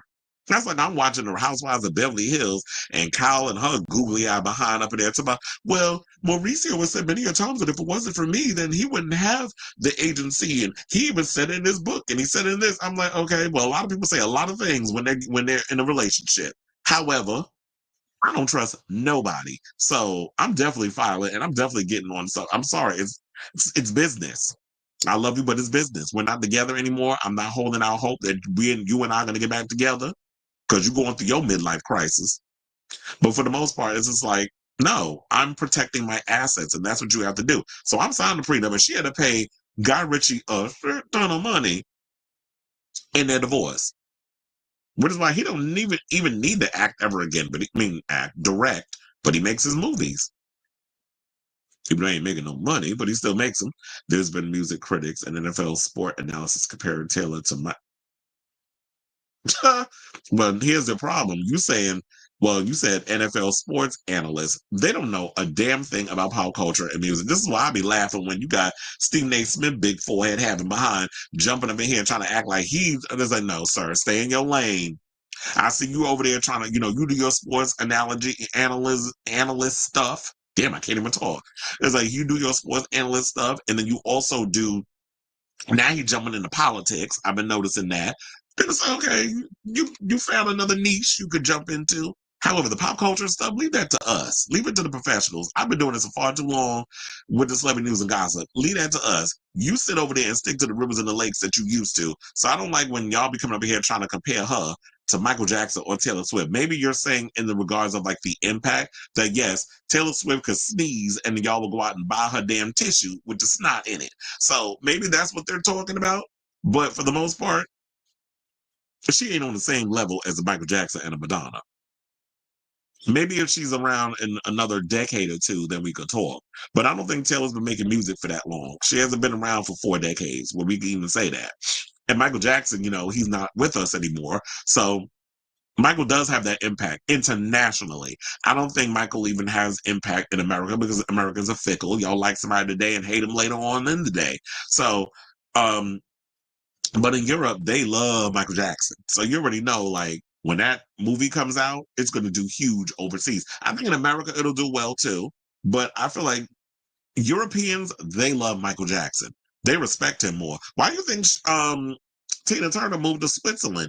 Because they appreciated her more there than we did over here. You said after Paris is burning and her use of Vogue, it has been hard for me to ever live for Madonna again. Well, yes, but I should also point out is that a lot of people still give her crap for the whole voguing situation. Madonna is well respected within the Vogue community. I know a lot of people still get caught up in the situation. They thinking she culturally appropriated it, that sort of thing. Even when she performed, where was it? Was it Pride? It was something that she just did. She just did like a whole contest where she was judging and then had one of her daughters DJing a ballroom event. And so the ballroom community lives for Madonna. They understood that she ushered this in the mainstream, and Madonna's always given her flowers to the voguing community or the ballroom community. So I don't go too hard on her on that. Other people, sidebar, will y'all be out here having these children out here nogging? You don't even use people who really understand the nuances of ballroom. Y'all just say, oh, it's cute. Let's pay it to the gays. Let's get the gays to come to our show. So we're going to have a bunch of people up here nogging. And it's like, child, that ain't voguing. What is that? And then you sit up here and look, and you saw that RuPaul got dragged, or some of the queens that have been on Drag Race, where it's like y'all reference Paris is Burning, but the girls be up in here doing what I'm like, what is that? And then y'all already know I get mad whenever y'all call a death drop. I can't stand it. And I think it's because I know so many people in the ballroom scene. Shout out to the House of Aviance. Like I have a lot of friends from the House of Aviance that I was kikiing with them a couple of weeks ago, actually. And when it comes down to it, it's sort of like, no, it's not a death drop. It's not a shablam. What the hell is that? Like, I understand y'all have y'all words and stuff that y'all do on Drag Race, but if you're going to use something, call it what it is. But then again, some people is like, you know what? Let them have that stuff because we don't want them trying to infiltrate our situation and then y'all using the right terminology, but y'all don't really respect the art form. And then y'all go, oh, yeah, it's a dip. And blah, blah. But then we looking at you and it's like, but you're not really in here for the right reasons. So maybe we should let them have the death drop and the shablam and make them say all this stuff so that way we can easily tell when they walk up in the room who's really for the ballroom scene or who's really a poser. And you said 17 years ago, the Spice Girls launched the successful Return of the Spice Girls tour. Congratulations to them. Oh, I seen that. I just saw that video with Melanie C, and she did a remix of I Turn to You. I'm like, I need that remix available to me ASAP. Because I saw that performance. I'm like, yes, Melanie, you better get there and still perform them songs. And I like Melanie C's solo music. You know, while we may not get the Spice Girls stuff, I do live for it. Like, out of all the girls who went solo, I will say Melanie C is always at the top. And then, of course, Emma Bunton, when she had, like, when she was going through her retro girl group music era, because that's kind of like the vibe of her music that she was giving. Free Me, I live for that album. You said we've got to be honest, admit that ever since the Eras Tour began, Taylor has been the main pop girl and A-list star of the 2020. Well, yeah, I will say this, that one of the things I will give Taylor is that, or as I like to call her, to piss some people off, Beyonce.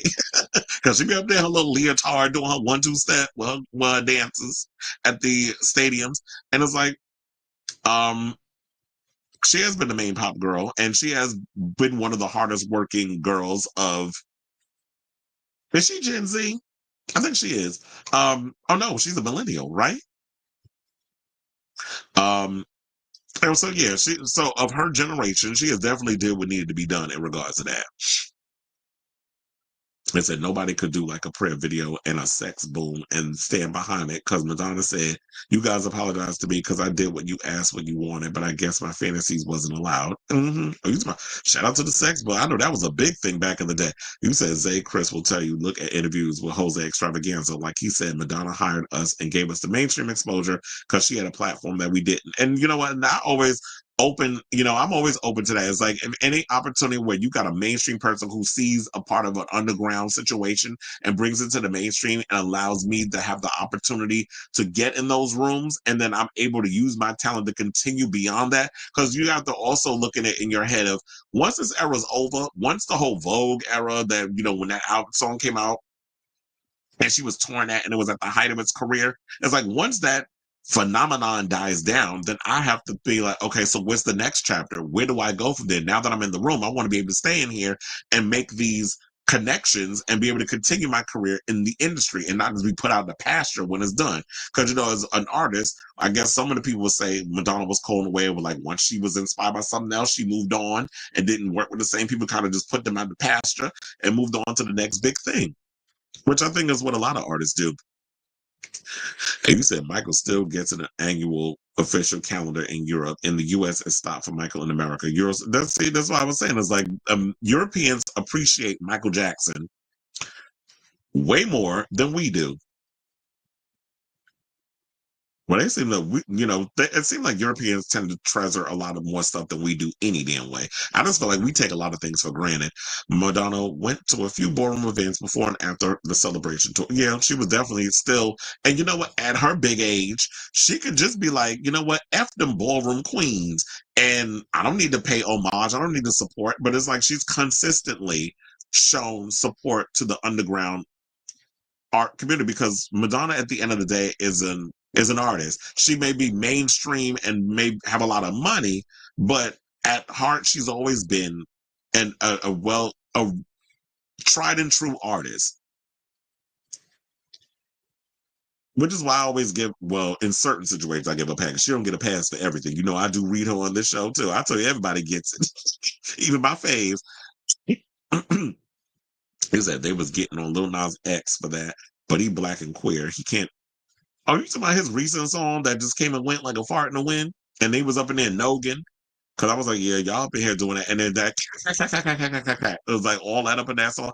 Yes. Hence the name of her album, 1989, which I will say out of all the Taylor Swift's albums, I actually like that record. And y'all know why? Because it got some sense on it. So yeah, you said she's a millennial. Okay. But anyway, let's move on and let's talk about M.I.A., who's speaking of Jay-Z. She went and told this story that Sean Carter wanted her to have some damn plastic surgery. So apparently there's a video that has been surfacing online where she opened up about struggles she faced during the music industry. So now she said that Jay-Z told her to surgically enhance her features as soon as she signed to his label in 2012. Now, the British rapper and producer joined Roc Nation management roster 1 year before the release of her fourth album, Matangi, and she left in 2014. But while speaking on Instagram Live on Friday, she claimed that the first thing that Ho told her to do upon their meeting was get plastic surgery. So I do have that clip if you have not seen it. So I'm going to pull that up. And we're going to watch it as a class, and then we'll come back and talk. Please hold. Even when I met Jay-Z and I signed to Roc Nation, the first thing he told me to do is get plastic surgery. I'm not insecure because I would have got plastic surgery. So their argument of Maya's fucking insecure, that's why she needs to fucking massage her ego, fails because you turn around and ask them, what women do you know who hasn't had plastic surgery around you? All of them have. I'm the only one who didn't, which already proves the fact it's not insecurity. Because if I was insecure, I would have done that 100 times over. Even when I met Jay-Z and I signed to Roc Nation, the first thing he told me to do is get plastic surgery. And I didn't. Because it's okay. Guess what? I'm 50. And I'm totally fine with the fact I am, because, yeah, I fucking took off when I was 30. Because it took 10 more fucking years than any other, because I was the first and I was the new and I was like making something interesting happen that wasn't fucking happening before. Even when I met Jay-Z and I signed to Roc Nation, the first thing he told me to do is get plastic surgery. I'm not insecure because Okay, so we basically got the gist of the whole situation. And yeah, she was saying that her career took off late. Like M.I.A. didn't become famous until she was 30. And now she's 50. So it's been 20 years since, that she's been making music. And I know a lot of the girls out here be getting like, wait a minute, she's 50? Yes, bitch, she is 50. So, and Matangi still look good. So, I don't see why she's a Sri Lankan girl. She's a brown, a brown skin girl, that Beyonce song. And look, quiet as it's kept. If we're gonna talk about surgery, let's talk about surgery. So we know Beyonce has some work done too. And you look at Miss Tina, she had a lot of work done. But I don't understand, of all the people in the world, does not hit Beyonce with a stray, but I had to bring that up because you can't tell me she ain't had no work done. She had them boobs done. And I'm sure she had some liposuction to get like the thigh gap. Like she got the Kim Kardashian special, trust and believe. But I'm sure also Jim and all that stuff played up into that. And Beyonce's had some nips and tucks. But there's nothing wrong with, if you want to enhance your looks to look a certain way, then that's great. But at 30 years old, why the hell does M.I.A. need to get plastic surgery, number one? Like, that's crazy. And number two, Joe Gamble, it's no shade, but you should be the last one to be up in here trying to recommend anybody get any kind of work done to their face when you look how you look. So I know we're not going to sit up in here and try to read people on their features when you literally out here with John Michelle Basquiat's rejected locks and look like shit run over us twice in the damn street. And I understand money supposed to make you look a certain way, and Beyonce like waking up to that in the morning. That's what she got to lay down and wake up with every day. That's on her. I don't have to. But however, when you sit up in here going this, I'm reading you on this situation. Like, how you going to tell her to get plastic surgery when it look like she don't need it? And I'm gagging over the fact still that she's 50 years old. I'm 50 years old. I'm sure y'all know that reference if y'all watch Mad TV.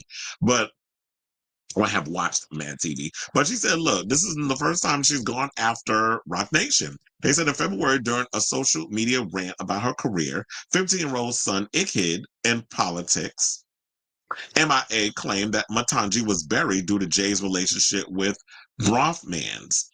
M.I.A. shares Khalid with Benjamin Bronfman. So yeah, I remember. I forgot about that.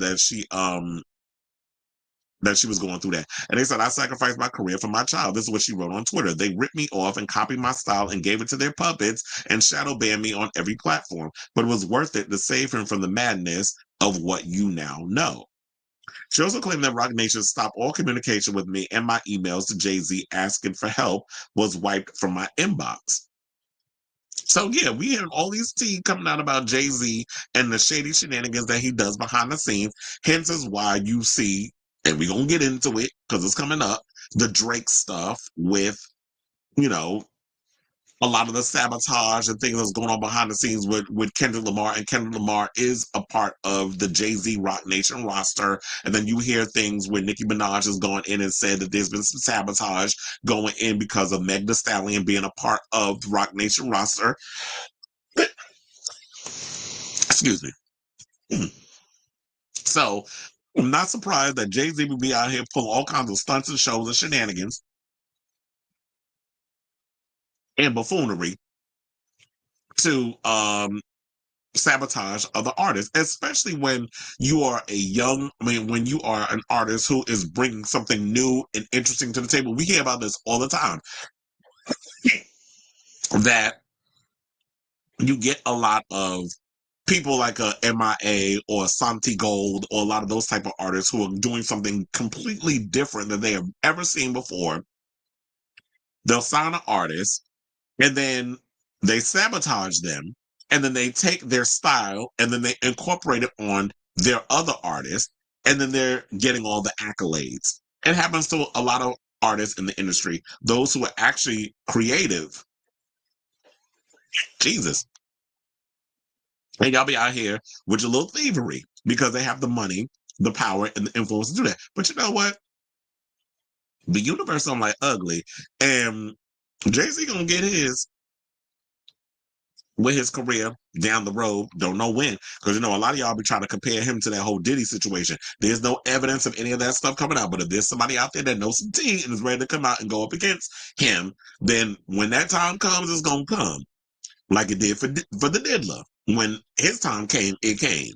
But the universe works, and I don't sit up in here and try to force things out of the thing. I let the universe handle what it need to handle. And look, M.I.A. has said some pretty crazy things over the years, but when it comes down to this, it's just like, look, there's no reason for her at her age to be having to get plastic surgery, especially when she looks good at 50. I'm not going to say 450 because that always sounds like a backhanded comment. Oh, you look good for 50. That's what you're trying to say. Like, what is a 50-year-old supposed to look like? So she's pretty youthful, and I feel like a lot of the generation, like you look at people who are in their 50s, people who are in their 40s, that sort of thing. A lot of that generation definitely looks a lot younger than what you would think of, like, I guess the prior generation. Like when you look at not millennials, not Gen X, or maybe no, not really, because there's some Gen X's that look pretty young. Or when you look at certain people that are a lot older, when it was like people who were in their 40s or 50s, that when I was growing up, they always looked a little older.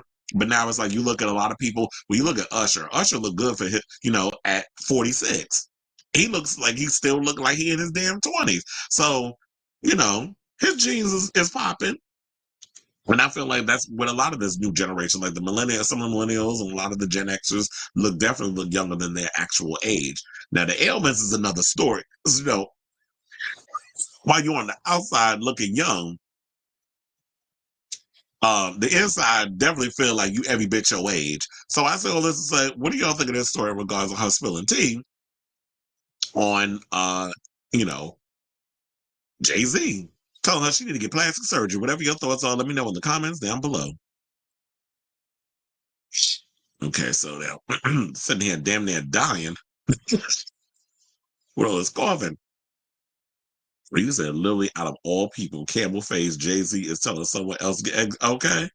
So, I don't want to sit up in here and call somebody, you show is ugly, like something out of The Color Purple, but child, you should be the last person. There should be no way in hell when you look like Eric Stoltz in Mask, you should not be running around here telling somebody they need to go get plastic surgery. Now, if that's a movie beyond your time, that was a shared reference. Look that movie up and you know what I'm talking about.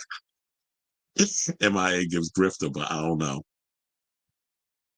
Two things can be true at the same time. He said M.I.A. is definitely a grifter because she's selling a $5,000 clothing. Chill.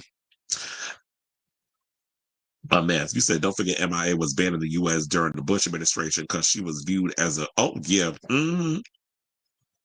because the Middle Eastern background. Oh yeah, the big T word. And I feel she will during the Trump administration as well. Jay-Z looks like a femme queen in that tight ass suit. He said, "Oh, how you doing?" You talking about I'm 50. Yep, SNL back in the day. He said, artists like M.I.A. and Santiago are my type of artists. We need more of those. Absolutely. And without people in that whole situation of him stealing from artists. Oh, yeah. He did Kerry Hilson and Rita Ora dirty. Speaking of, did Rita Ora come out with some tea regarding Jay-Z? Or was she banned or some other? I could have sworn there was a conversation that was coming up about Rita Ora. But shout out to her. She got a gig. Well, first of all, she actually replaced Nicole Scherzinger on The Masked Singer. She also just recently hosted the Europe Music Awards, which was a hot mess. And then she's about to star in the new Voltron movie, which I'm actually excited about with Henry Cavill. So Rita working. And plus she's married to Taika Waititi, so she ain't hurting for no coins. Not trying to be messy, but don't ask. Oh, you mean about the part where he was allegedly hunching an underage girl? And also propositioned Beyonce when she was young too? Oh, you talking about those stories? Allegedly? Look at me channeling Wendy Williams with this stuff. Who we gonna be talking about later on. MAGA is upset that Wicked is seen as an allegory.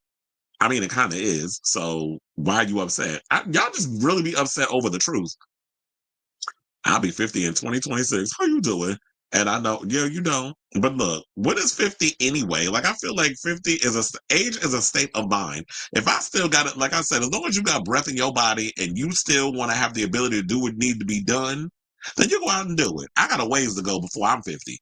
But for the most part, what does a 50-year-old look like?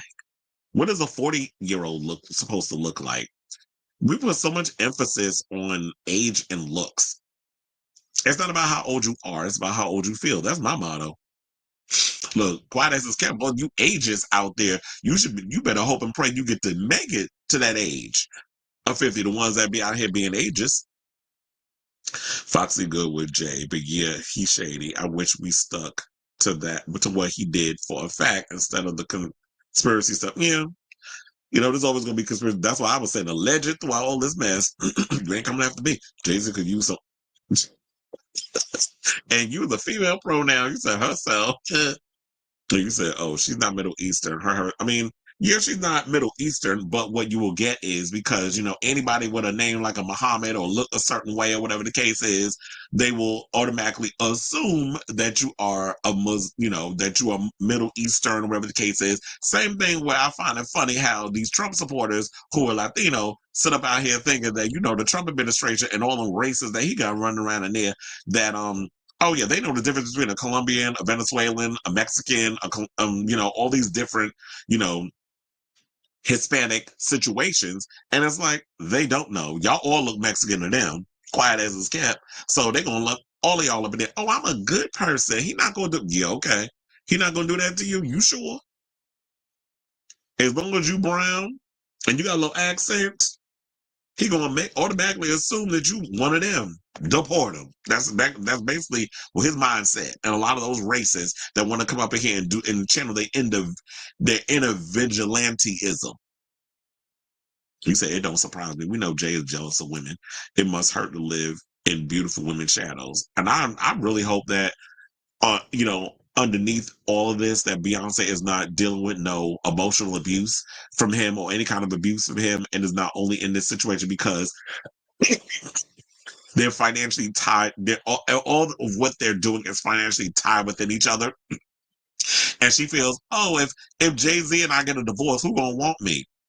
That's something to think about, because then I'll be wondering, like, what man do you know if say tomorrow Beyonce went to social media and announced that she was getting a divorce from Jay-Z? Is there any man out there that would feel adequate enough to step up and want to be Mr. Beyonce? Giselle knows. be secure. She gonna need her to find her a Travis Kelce type, somebody that is secure enough in their own situation that would be able to kind of be with Beyonce, because she's such a she's created such this mystery and aura around her that it's just like I think all men, or maybe I shouldn't say all men, I think most men, to be on the safe side, would be insecure in that sense. Rita's also open. Oh yeah, I forgot about that. Yeah, she is open up for her. And I think the day that she's coming to New York, she's not opening up, which I'm kind of upset about, because that's what I actually would have wanted to see. No shade to the other girl, but I personally would have liked Rita Ora to be on the New York leg. I know people say Carrie Hilson was squashed because of B, but many people speak to, oh, well, it could have been also that. And then once she went after Beyonce, they were like, okay, so, well, that's the straw that broke the camel's back. Her grifting is recent. I feel she's been treated badly by the industry like most women with opinions. And also it could be that maybe her grift is coming from because she ain't making no. Say what now? You don't look well, look, like I was saying about age and stuff. You said you don't look 52. But Cleveland always be showing himself in his drawers and stuff on social media. Yeah, I see your videos too. That was from earlier when he was trying to come to me with, I see your posts. I was like, yeah, 52, you look good. And so I think I almost call her Mia. My M.I.A. slowed down because she got pregnant by a billionaire Nepo baby and thought she would be taken care of and didn't have to keep grinding. Mm-hmm. And then you got what's his name, who is protecting that? Jay-Z, asserting himself in a situation that ain't got nothing to do with him. Nevermore reminded me of my whiteness than learning the ages of stunning POC celebrities. Rita is finished. I did like that album. He said, but M.I.A. doesn't even have. She doesn't. And she like similar to damn, who was that other celebrity that don't have their kids? Grimes with Elon Musk. Where she's saying that. See, this is what happens when a lot of you pop stars give it these billionaires. They could use their money and their power to get over on you. That's a rare breed when the men get, the custody over the women. It's like either you have to be a bad mother and abusive to the point where they do give the custody to the father, or you have to be in an Elon Musk type situation, or like M.I.A.'s billionaire ex-husband.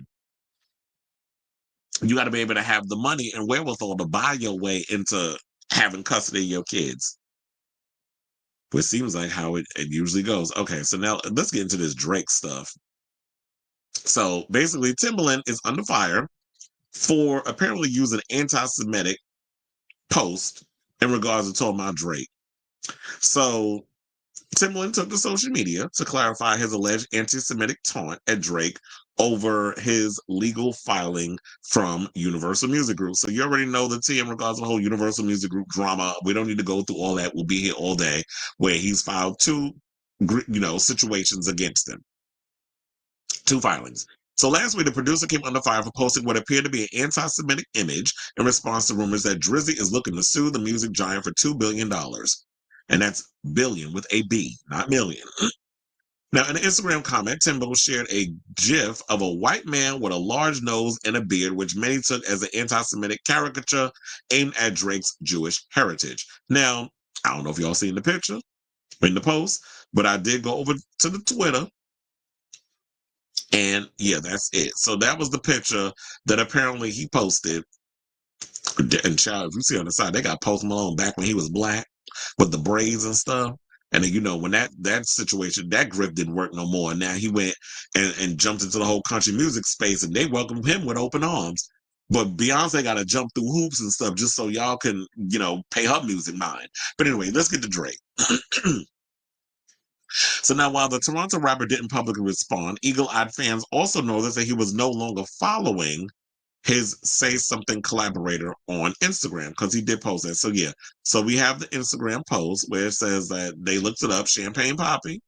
He's following over 3,000 people. He's got 14.4 million followers. And it says that when you put it in, you can't see that. I can't believe people actually spend time out in their day to check to see if somebody's following somebody. I was like, I don't have the time or the energy to be sitting here worrying about what celebrity is following this person. Now, in a follow-up comment over the weekend, Tim addressed the backlash and appeared to indicate that he meant no malice towards his religious roots. And pretty much said the following. He said, that headshake means let the story play out, he wrote, referencing the fact that the alleged anti-Semitic GIF he used is of a man shaking his head. Well, I don't know. I haven't looked at the GIF. But here's the thing. What I actually thought the GIF was that I thought maybe he was saying like, oh, well, because what I said with his head Drake, because, you know, he is half black, half Jewish. So I was like, maybe he trying to tap into his white side because that's the only way that you can walk up in them executive rooms and think that you can get away with what you're going to get away with. Talking about that, you know what, I've given you people a lot of money. Now I want a piece of UMG. And them executives probably looked at him like, no, you don't go sit your ass down somewhere. Like, we're not giving you a piece of our shares or whatever. We're not giving you a shareholder's piece of our revenue and our label. Like, there's a lot of people, a lot of artists that are under the UMG umbrella. We basically gave you an opportunity by signing you to this brand deal, you know, not brand, distribution deal, because UMG is a distribution. They distribute his music. And it's like, we're putting up all this money for you to get in the push and the promotion and all the other stuff to get you where you need to get in regards of your music and to get out there to the masses. And to me, when I look at a Drake, yeah, while he does have a couple of bops on there that can that gives you like that personable side, I do feel like a lot of his music is fast food. And when you're pushing somebody out where he's got those passable, you know, industry good looks, he's fair skinned, or some people say light skinned. So that's even a bigger push. Also, he's of mixed race. And, you know, you always hear the conversation about people getting mad and talking about, well, yeah, they'll push a mixed race artist or somebody that is racially ambiguous over actual black talent.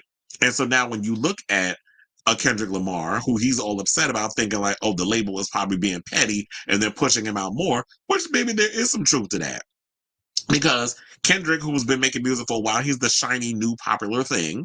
And, you know, the industry at the end of the day is all about making money. And so they're going to go and put a lot, place their bets on whoever is the bigger money maker for them in that moment. And Kendrick is that guy, especially with his latest album hitting #1 in the top 200. So yeah, they're going to put all of that on there. Plus Drake, I know you're probably, and maybe you did this out of spite, which some people believe that your last couple of albums, you kind of just half-assed it because you were trying to stick it to your label and to UMG because you wanted, this has been a negotiation that you've been putting forth a long time, and we're just now finding out about it because you did the filings, that you put out those mid albums out of spite to get back at your label. So they're like, oh yeah, we're gonna fix you. Now we're gonna put energy into whoever else is out there. And so we're gonna put money into Kendrick.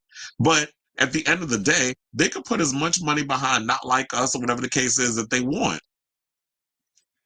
The people have spoken, and a lot of the fans are the one who's responding to this record. So that's what you need to be mad at. You need to be mad at the consumers and not be mad at the label. The label is only doing what they need to do in regards to like the finances and putting up the money, which is basically y'all borrowing it, and you're gonna have to find a way to recoup the situation.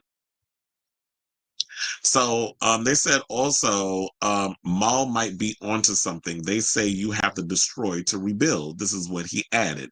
Speculation surrounding a potential $2 billion lawsuit stems from comments made by Mal during a recent episode of his, I'm using my Rory and Mal, who actually used to be a part of the Joe Budden podcast, but then it was a whole drama with that. And they went off, Rory and Mal went and did, I'm giving y'all the whole history. They went off and did their own podcast. And now Joe got like him and 8 other ninjas up there with him, ranting about pop culture and all that other stuff. So, quite as I didn't think you need that many people to get your point across in regards to talking about celebrity news and stuff going on in this world. But if that's the show that he wants to do, that's Joe's show.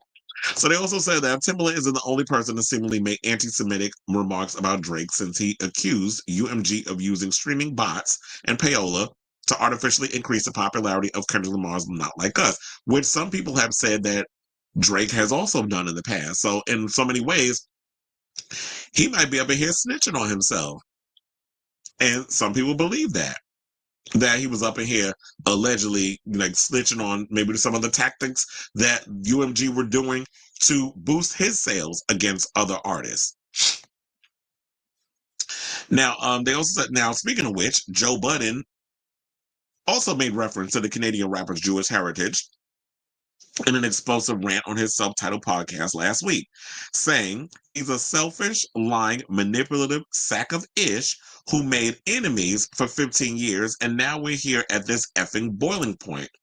You've been behind the scenes being the biggest sack of ish you could possibly be. And he's fucking white, and he's Jewish, and he had too much dip on his chip. You have been behind the scenes hitting ninjas' baby mamas, sending money to ninjas' baby moms, then sending messages to this ninja's wife. Now, they also said that Drake has also yet to respond to Budden's claims, well, it is claims, about his identity and heritage, though his dad, Dennis Graham, apparently jumped on the line and clap back at the rapper turned podcaster. So his father says, stand down now. You ain't want to say stand up and stand by or whatever it was that Trump said. And he also followed up with another warning. Joe needs to back the F off. This has nothing to do with him, period. Well, Joe Budden is somebody who once upon a time was a rapper and understands the ins and outs of the industry. So he's just giving his opinion on that because as a podcaster, that's what he does. So I don't understand why people getting all upset over the fact that he's just giving what he needs to be giving about, speaking as a commentator on that sort of thing. But it's like y'all get mad because it's like, oh, when you have a former artist who now has found a new gig as a media commentator, and you're getting mad because he knows a lot more about the ins and outs of the industry than your average podcaster. So people are getting all upset about that, which I don't understand. But look, Timbaland said that's not what it was, but I'm like, yeah, of all the pictures, why did you go and use that? You could have just did like majority of us and used like a black woman. Because, you get the point across with that whenever you use like the black GIFs of people, because when it looks like you have an old man that looks like a Hasidic, that dressed like he's a Hasidic Jew, and you put that up in there, and kind of, people will read into any little thing that you post up in there. So that's basically what you're giving. And in my opinion, that's kind of bad that you went with that. So it does look a little certain way. But like for me, I thought maybe what he was saying was, oh, this is him using the excuse me, that I just felt like he was using it as a way of just like saying, oh, well, this is him tapping into his white side because he is a mixed race. And it's like, because a lot of people, especially the black community, have been saying that, oh, this is a Karen move. This is not what you do in hip hop. And basically because he is a mixed race, oh, you tapping into your white side. I said that. We also, and look, as me as a mixed race person, I can say that. So this is what the people were saying. And so that's what I thought Timbaland was coming out with it. But he gave that. I'm side-eyeing that is what he was trying to clarify. I don't think you did a great job. But here's the thing. As of late, Timbaland been saying a lot of stuff that been putting his foot in his mouth, especially that whole drama about Britney and her book and him windmilling hard for Justin Timberlake, who's another white person he has no problem working with. And people dragged him over the comments that he made in regards to Britney. You ain't clarified it? Or maybe I think he did try to clarify, but I side-eyed that too. So whatever your thoughts are on this topic, I definitely want to hear from you guys. So be sure to leave your comments down in the comments. Leave your comments in the comments down below. So child, I can't even talk. Okay, so you said those riches can lead to ditches. Ooh. Yeah, there that too. On top of it, do you listen to Imogen Heap? 2 of her songs are going viral on TikTok right now. And I'm discovering all of her songs right now. I've listened to Imogen Heap's music in the past. I wouldn't say I'm a fan, but I definitely need to revisit. Because sometimes when artists don't put out music a lot, it's usually out of sight, out of mind. Like I'll listen to certain songs, but then I'll move on. Who said Timbaland is a struggle bus, failing to maintain relevance after the 2000s. Now Tate McRae is making songs using his blueprint. Oh, well, so was she trying to be the white Aaliyah? yeah, he is going out bad. And it's like, sir, what are you doing? Like, as I always say, everything that has a beginning has an end. You're not going to be on top forever. You literally look like you're out here being a crybaby, whining and complaining because, oh, they won't give me my piece. They won't give me what I want. It's like, if you want to be in a situation, you want to buy your masters, then go ahead and do that. Or if you want to re-record your stuff and if you want to pull a Taylor Swift and re-record your stuff, then you go ahead and do that. Sidebar, I really hope that Kendrick Lamar brings out Taylor Swift on his when he performs at the Super Bowl. If the Kansas City Chiefs end up playing at the Super Bowl. If that ever happens, I was like, even if they don't, he should bring her out. He's done songs with her in the past, and she's done songs with him. But anyway, let's move on and get into our next topic. Speaking of Drake, let's talk about Uncle Luke, of Me So Horny fame. So he's ripping into the new generation of rappers while giving Drake a piece of his mind over his recent legal filings in a fiery live stream. So in his opinion, he feels like any rap beef should stay in the studio, and feels like Drake is really on some clown-ish by bringing his behind-the-scenes grievances into the public. So we do have that clip. This is kind of a clip-heavy show. So we'll get into that, and then we'll talk. That's the guy who filed a lawsuit. I like Drake music. I don't like what he got going on right now, but I like his music. Some things you don't talk about. You don't talk about payola. You don't talk about buying live streams. And you don't sue after you got dissed. And you done did some dissing. But that's y'all new people. That's y'all young people. Y'all young people live in a soft society. That's why I'm glad I'm an OG. All y'all young people, soft. God damn it. Y'all soft. Y'all soft. You got soft men. You got rappers get in a diss war, and then they go get the gun and shoot each other. No, how about go and fight? Our favorite rappers are snitching on, talking about payola. And getting in their feelings and suing people over a diss. We dissed each other. Me and Dr. Dre and Snoop Dogg dissed each other, and other rappers, Real Roxanne, Shantae, everybody dissed each other. One thing off limit, the kids off limit, girlfriends off limit, mama off limit, all that. That's what y'all do. Just keep it a buck. That's the guy who filed a lawsuit. I like Drake music. I don't like what he got going on right now, but I like his music. Yep. So basically, and you know what? I 1,000% agree with Uncle Luke, because it's like, yeah, back in the day when we were growing up, it was like you kept it on wax, and then there were rules to the game of dissing or insults or whatever the case was, or if you were battle rapping or whatever. It's sort of like, we had Jay-Z and Nas, which Nas still wins that one, and then you had Shether. We had Ether and Shether. When Remy Wall mopped the floor with Nicki Minaj with that one. But and then but there were always rules in regards of this, and then LL Cool J, and take your pick of which rapper he would always go in on.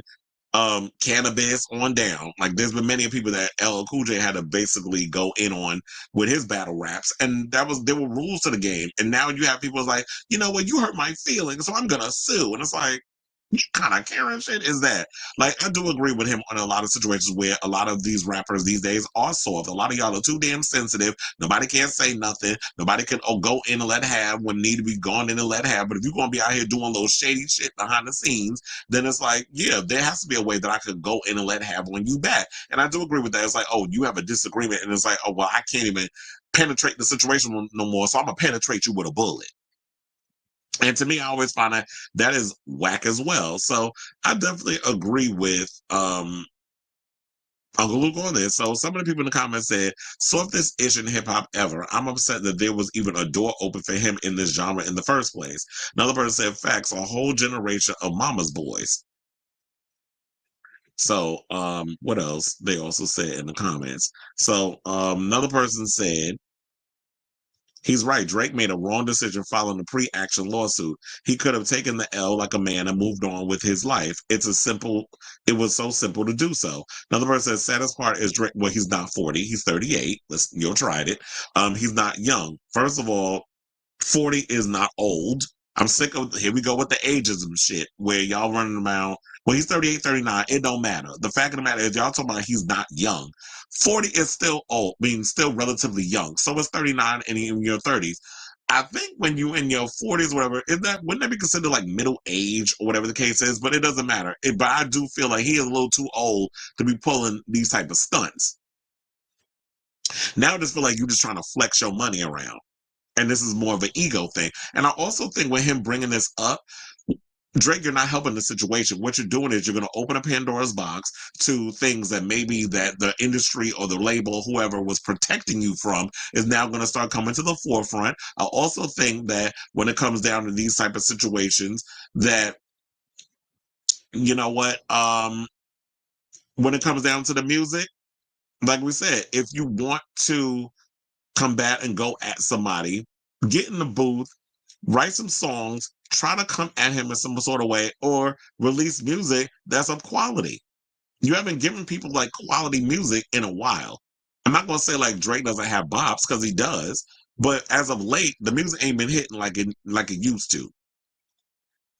So when you have somebody who is older like Luke and have been in major beefs with people and have had label issues, whatever the case is, I would listen to my elders because they know what's going on. And you want to be able to learn from people who could be your mentors, who have been there and done that, and give the information to the next generation of kids that are coming up and trying to navigate their way through this crazy music industry. So yeah, I do agree that this is some clown-ish. The people have spoken. The fans actually like K Dot's new album. They also like Not Like Us. And so why are you mad at the industry people or whatever for pushing this song? When a song is a hit, of course they're gonna want to take take advantage of what's happening with the song so that way they can make their money off of it. That's just business, and you should know that because you're supposed to be about your business. And I think he's more or less upset because of the PDF file stuff that was brought up by Kendrick. But this is all stuff that's out there on social media, alleged. And that seemed to be the thing that really struck a nerve with you, which some people be like, a hit dog a holler. And there may be some truth to some of the stuff that was coming out in regards to that. Especially like we talked about it before, the tea behind the scene, you DMing Millie Bobby Brown when she was underage, and all the alleged things that was going on, and the things like Joe Budden brought up the alleged allegations of you paying people baby mothers, that you were your enemies, involved with their women and all this other stuff. And we know you got a big piece between me down there. We seen your penis, sir. Those of us who've seen that video. It's like Drake is packing. So I can definitely understand why he out here flossing the way he can, because he got that BDE energy. And you bring it, and to me, I feel like, people are shady. So it's like when you bring attention to this thing about the, filing suits and all this other stuff, it's going to cause people who aren't even interested in knowing or paying attention to all this Drake versus K Dot stuff or Drake versus UMG stuff. It's going to cause people to get curious now. Now they're going to be like, okay, now I got to listen to Kendrick's album. Now I have to listen to Not Like Us if I was somebody who wasn't really paying attention to the song like that. Now I gotta go put this song on repeat numerous times because I want to see what the fuss is about. And people get FOMO, so they want to be caught up in the situation and they're curious. So this is what they want to jump into. And then it starts this whole Pandora's box. So you only helping K Dot with his success by you out here filing suits and complaining like a little bitch. So I say all this to say, what do y'all think of this story in regards to what Uncle Luke had to say in regards of Drake and his situation? Whatever your thoughts are, let me know in the comments down below.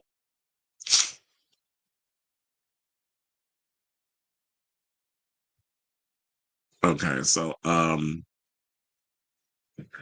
Robert says, "Can you imagine Bad Blood right before Not Like Us as a diss to Young Money?" Well, that would be a good, that would be a funny transition to use, in regards of performing both songs. It's no Bad Blood, but I'm gonna throw this shade at you in this corner. Mistaking youth for relevancy because Drake is 38. Yeah, and I think that's what it is. Maybe he's going through what you would call an industry midlife crisis. Like, where do I fit in this industry? Where do I fit in the whole situation of the music landscape? So I think that's what he's going through right now. Because it's like I can totally understand. Like, he doesn't want to be making music forever. Like, there's a lot of artists like, I don't want to be making music until I'm 40. I mean, when I'm 40 or 45 or 50. There's some artists that will still put out music. Eminem just put out an album. He's in his 50s. Nas puts out music. He's in his 50s. And Snoop Dogg, I don't remember. Well, he's in his 50s too. He's about to release Missionary, which is the sequel to Doggy Style. So he's still not putting out music. If you have the creative wherewithal, I had to spit when I was just drinking water. If you have the creative wherewithal to put out music, then do that.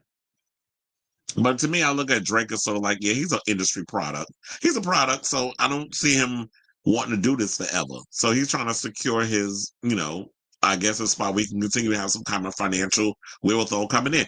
Child, if you start going, if you heard the cash, you might have to take the Justin Bieber direction and maybe sell your catalog. You say if Drake would have won this recent beef with any of no, I doubt it. I totally agree. I just feel like if he had taken down Kendrick, this wouldn't be going on. I just feel like you using this as an excuse because you got a lot of drama. There's some things, business stuff going on behind the scenes, and you're not getting your way. So now you want to tap into your saltine side. You said, poor Tom Sandoval is no longer working on the show. He's not getting there. I was going to talk about Vanderpump Rules. That wasn't actually a part of the docket, but it was just so much going on that I was just like, I'm going to have to cut the show because, but I think the reason why the show is longer today because we were having conversations in regards of, it's, like I'm reading the comments and stuff. So that's why the show was a lot longer, but whatever. I already told you, I'm about to timestamp this so that way people can fast forward through if they don't want to watch all of this. And then, during the playback, and then they can get to the topics. But, yeah, I'm probably going to save that story for tomorrow because I was going to talk about the Vanderpump Rules story last week if I would have gone live. Because I think around Thanksgiving it came out that they're rebooting the entire franchise with people who already work at her Lisa Vanderpump's establishments. Sidebar, and I feel bad. I kind of feel bad for Tom because what is it? Schwartz and Sandy's closed too. After 2 years, they folded, so he don't even have his restaurant anymore. But yeah, I'll save that story for tomorrow, and I'll probably go further in on the whole Housewives of Beverly Hills because I have to give it to Dorit. Not only is she bringing the fashions, but she's bringing the drama this season. And her fight with Kyle, child, I am living for every moment.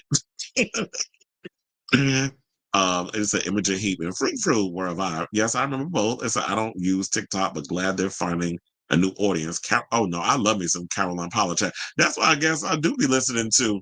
Yeah, when Imogen wasn't really putting out music that much, I definitely have been listening to a lot of Caroline Polachek. I've listened to a lot of Banks too.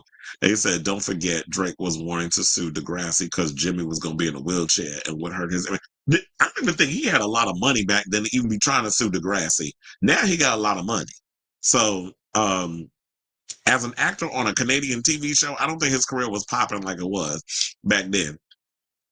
But anyway, so let's get into this final Drake story because, like I said earlier, when we talk about when you out here filing lawsuits and things, you're going to open up a Pandora's box in regards of people suing you about or bringing up things that maybe you probably had a hand in. Now, I wasn't expecting this to be on my bingo card. But apparently, so, XXXTentacion has been has been dead for 6 years because, somebody took his life. But according to Hot New Hip Hop, they said one of the 4 men convicted of their alleged involvement in the fatal pow-powing, Dedrick Williams, was handed a life sentence in 2023. He, along with 2 other men, were found guilty of first-degree murder as well as armed robbery. Now he's filing court documents for an appeal. Now, according to Law and Crime Network, his petition points to the late artist's alleged feud with Drake, arguing that it proves he could allegedly be an alternative suspect. Now, Williams' attorney, Mauricio Padilla, recently spoke with the outlet describing how he's trying to create reasonable doubt. A defendant has every right to defend himself, to show reasonable doubt wherever it may be, and to fully investigate and articulate to a jury an alternate shooter defense or an alternate defense when someone else committed this crime, he explained. Now, unfounded conspiracy theories suggesting Drake was allegedly involved in XXXTentacion's death are nothing new. Now, with that being said, Padilla noted that he's not necessarily accusing Drake of carrying out the shooting. Instead, he's trying to prove that this lead wasn't looked into and that the investigation was sloppy. Well, I'm confused because you're sitting up here saying that you're not necessarily accusing Drake of carrying out the pow-powing, but you're saying that you're trying to prove that this lead wasn't looked into. And that there was a whole investigation that just turned out to be a mess, and that y'all just wanted to find a culprit in the situation, and you just pretty much just lock people up without really dotting all your I's and crossing all your T's. So then, as I would say, if you can prove that Drake may have had something to do with this, were you feeling like he knew somebody who knew somebody, he had a conversation with somebody, and this person took it upon themselves to take this other artist's life? So I need a little more insight into this situation. Maybe I need to watch that. I didn't watch the Law and Crime video, so I definitely need to check that out to further dig into this story. But if y'all know any tea in regards to, definitely let me know in the comments. Now it says, it appears as though Drake, as we know, has his own legal issues to worry about. Because, we already just talked about his legal action against Universal Music Group. And then the whole drama surrounding his Not Like Us song, and how they said that they could have prevented the release of the song, of which he accused of being a PDF file. And I don't understand how you sit up here trying to tell somebody, oh yeah, you could have prevented somebody to put out music. It's like, if I'm an artist, I should be able to put out what if I'm signed to a label, how you going to sit up and tell them people that, yeah, stop him from putting this out because I'm your bigger name on the roster and you need to do what I tell you? You're like, sir, you don't run ish over here. You don't get to tell people what can and cannot be played in this situation, or what we can and cannot release. So you feel like it's a slight against you. It is like, you are not beyond, you are not beyond reproach. You are not exempt from criticism. And that's what I feel like, that the way Drake is looking at this situation, where he thinks that, oh, well, I'm a big artist, whatever, and these people don't have a right to come for me in some sort of way. Who said that? Because in rap, the whole thing is about being braggadocious. Supercalifragilistic, be braggadocious. That if I'm someone who is moderately successful or is on the come up, I'm gonna go after the bigger fish if I got a beef with them, and if I got the wherewithal where I'm clever enough in my lyricism and all this other stuff to come after this artist who a lot of people feel is an industry puppet, then I'm gonna do that. How you gonna tell the label what they can and cannot put out when you don't even own any kind of shares in this company? So you don't get to determine what can and cannot be put out over here. Now, there also says some like Funk Flex think Drake is completely in the right. Of course he would think that. Others like Joe Budden believe that making legal action only makes it look worse. Earlier the week, DJ Academics, who's always had his head up Drake's ass, but I was surprised that he went and said, he even argued that the timing of Drake's filing could have worked in Kendrick's favor, boosting sales of his new album GNX, which I pretty much said that. I was like, basically what you've done is you pretty much brought more attention. Well, I don't know if I said it during this segment or if I said it in between segments, but just be known, it was said during the live stream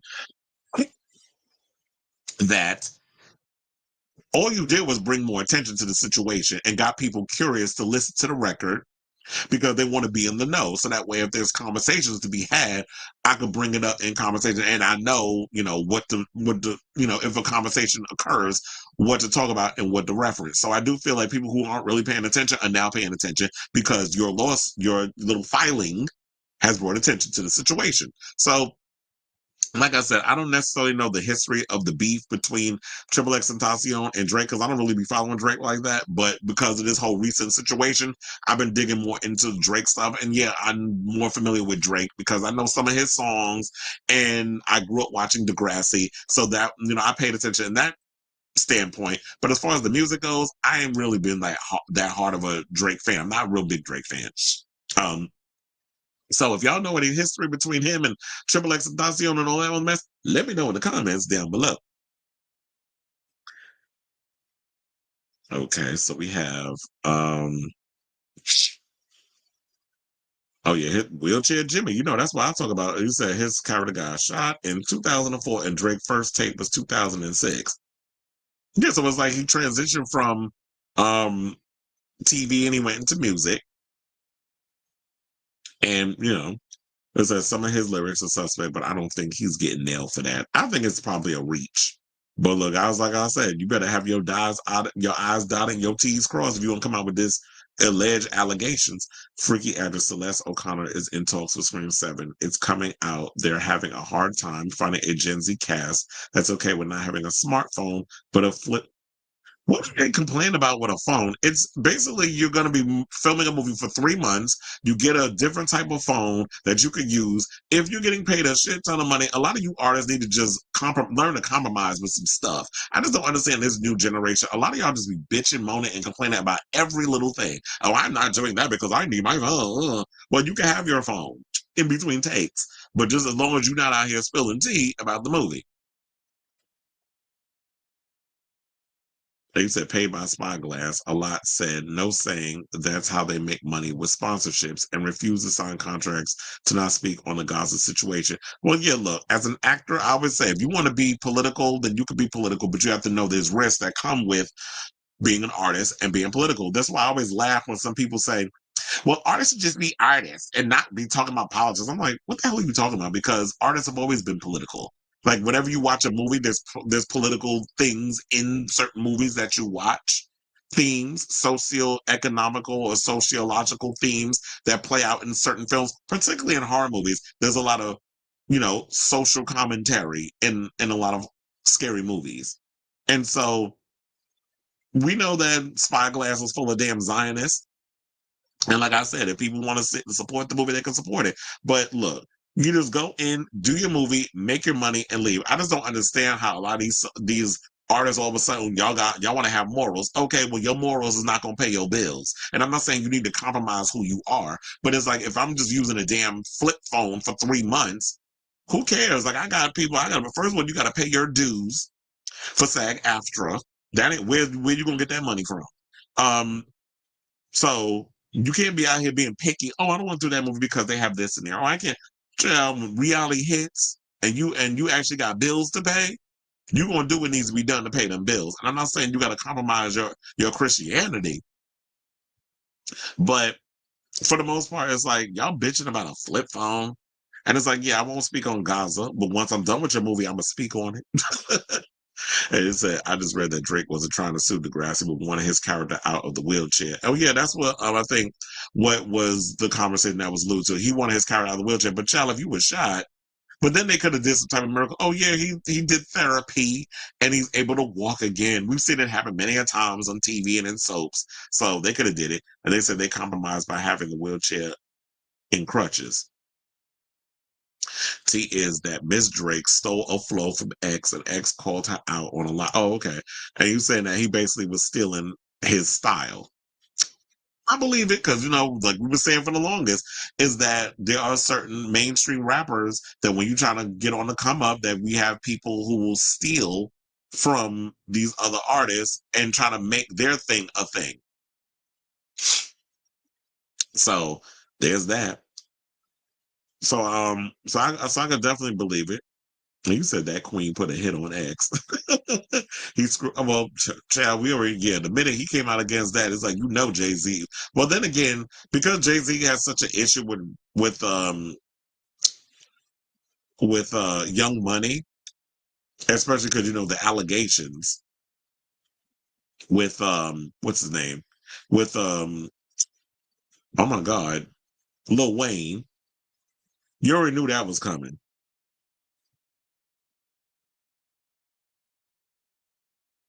I was like, I had to fix something in here because it's like all of a sudden it's just like closing all my windows.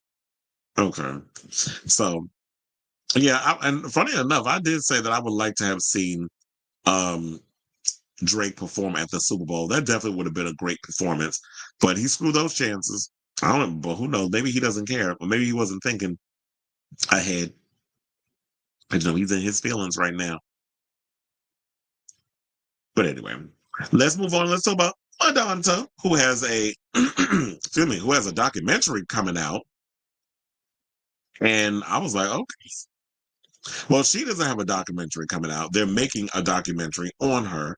And I'm like, based off of what I was reading up in here, I'm like, okay, I definitely would be tuning into this. But so let's get into the story. So Sky Original is coming out with a new documentary, which is going to talk about her rise to stratospheric fame, and it's called Becoming Madonna, or as I would say, Becoming Madonna. Now, Radar Online is revealing that the explosive film has no plans on holding back, exposing the singer's world of sex, drugs, and the rumors surrounding her, from health issues to cosmetic procedures. Now, on Tuesday, Sky Documentaries announced the release of the immersive documentary Becoming Madonna, adding that it centers on newly discovered audio tapes featuring a young Madonna opening up about her remarkable life and career. It also features rare footage, unseen photos, and exclusive interviews with family, friends, and collaborators speaking out for the first time. Now, a source told Radar Online that this film will be no nonsense. Now, it also says there will be no shying away from Madonna's world of sex, drugs, and ambition as she rose to the top, and it will tackle her secrets, tragedies, and the massive rumors that have been swirling around her recently, from illnesses to facelifts. Now, or I should say illness, because we haven't known Madonna to have a multitude of illnesses, just the recent one. Now, Madonna's new film traces her transformation from a 19-year-old outsider to the world's most controversial pop star between 1978 and 1992, highlighting her rise from aspiring dancer to icon and culminating in the release of her provocative 1992 book, Sex. The documentary also explores her defiant challenges to societal norms on sexuality and gender set against the backdrop of the 80s and 90s. The unseen archived footage sheds new light on the personal tragedies that shaped her, including the early deaths of her mother, dance teacher, and close friend during the AIDS crisis. Now, these incidences will reveal a smarter, more radical, and more vulnerable Madonna than ever before. So I'm definitely excited to see, like in documentary style, what they plan on bringing to that we haven't heard before.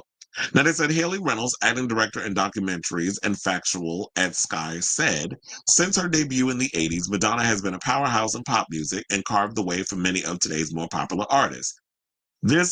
Or most popular artists, I should say. This film brings a fresh perspective on an enduring icon, and we're thrilled to be working alongside Optimin and to bring her story to Sky audiences. Now, Nick Hornby, co-CEO of Optimin, added, we're so grateful to the team of Sky Documentaries for backing us on such a bold and audacious film. Now, Becoming Madonna will be released on Sky Documentaries and Now soon, though an exact date is yet to be confirmed.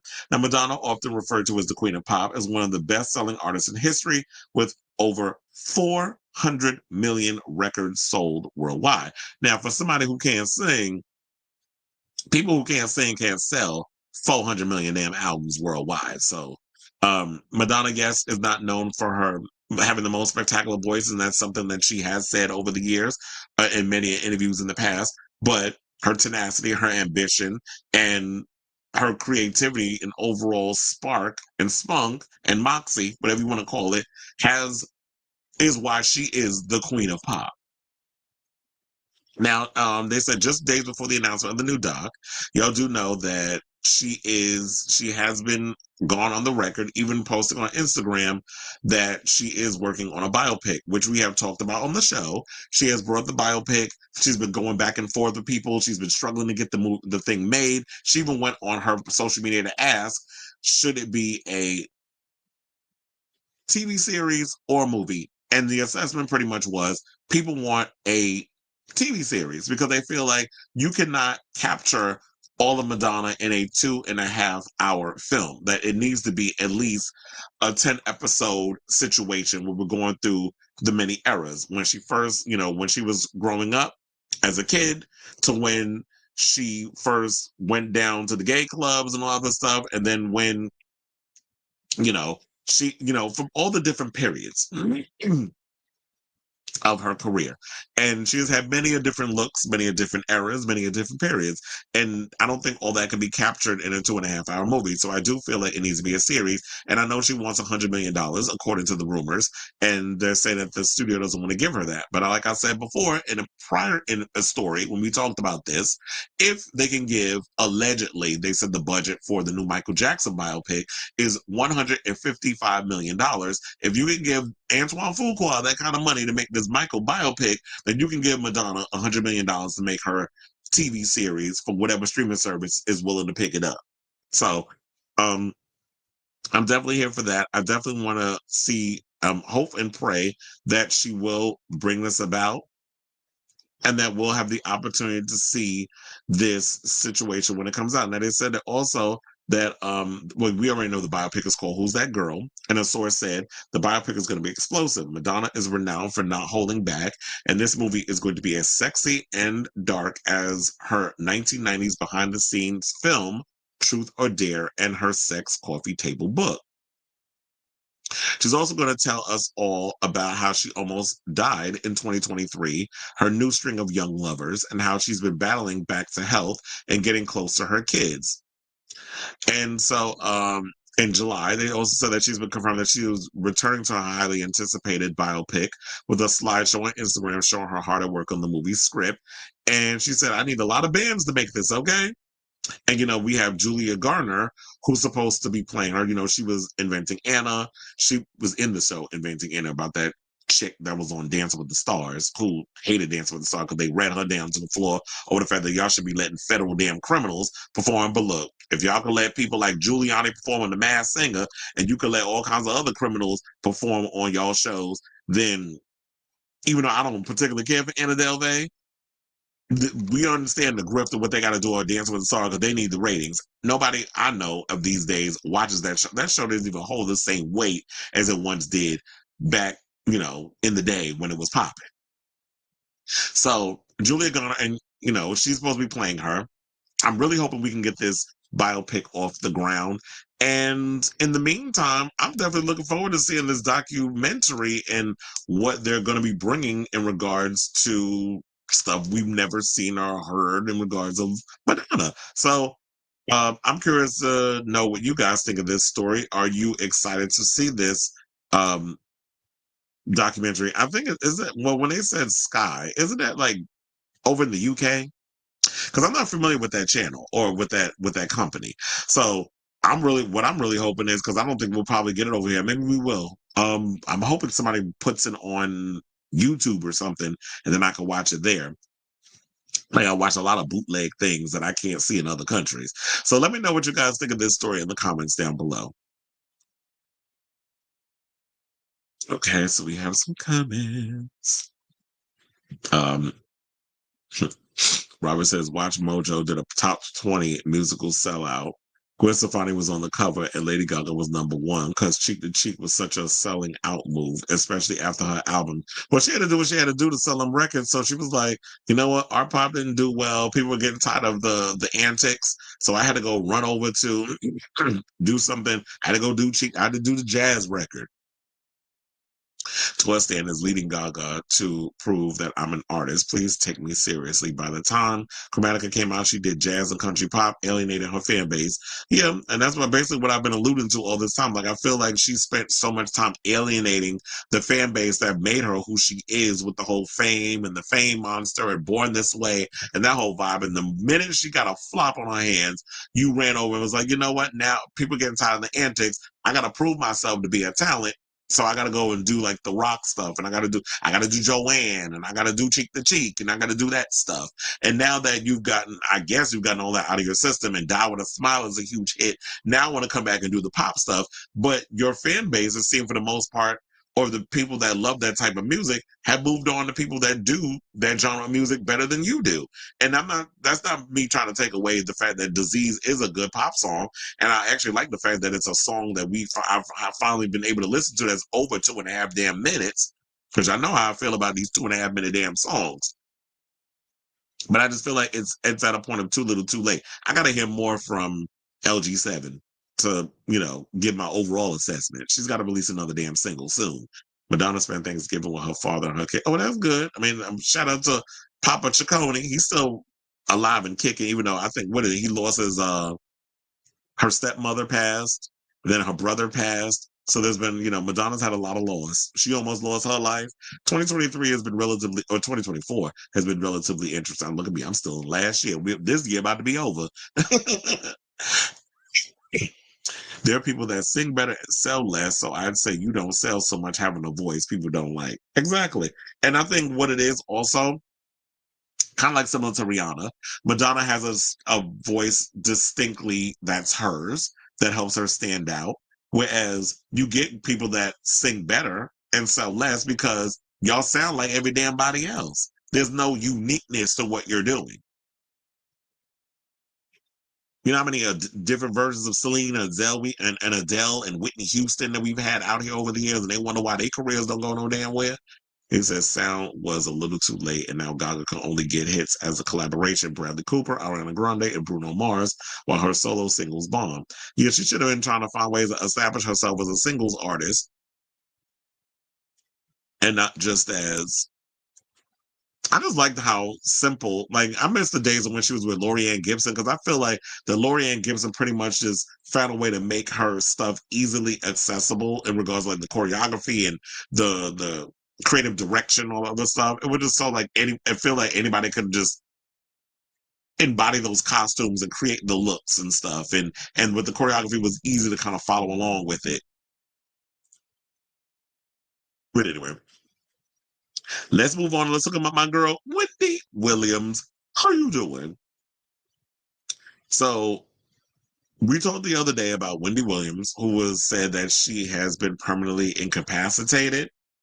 But now there's a shocking new lawsuit coming out because Wendy Williams' guardian Sabrina Morrissey is being accused of isolating the ailing media personality from her family. Now, the other day when I talked about this Wendy story, I remember when I was talking about how she was permanently incapacitated, a lot of people in the comments, and I kid you not, and this is funny how this is coming up now, a lot of people saying, well, we need proof. We need to see Wendy Williams out here with, if she's mentally incapacitated. We want to see video. We want to see footage. We need to see if you telling the truth or if you just making this up because you're trying to grift out some more money from these people. And my thing is, all these allegations that Sabrina's coming out with, where was that protection during the time of her doing the docuseries for Lifetime, the Where's Wendy Williams series? You had to approve that. I don't think it all had to go through Will Selby. I feel like if you're supposed to be her court-appointed guardian,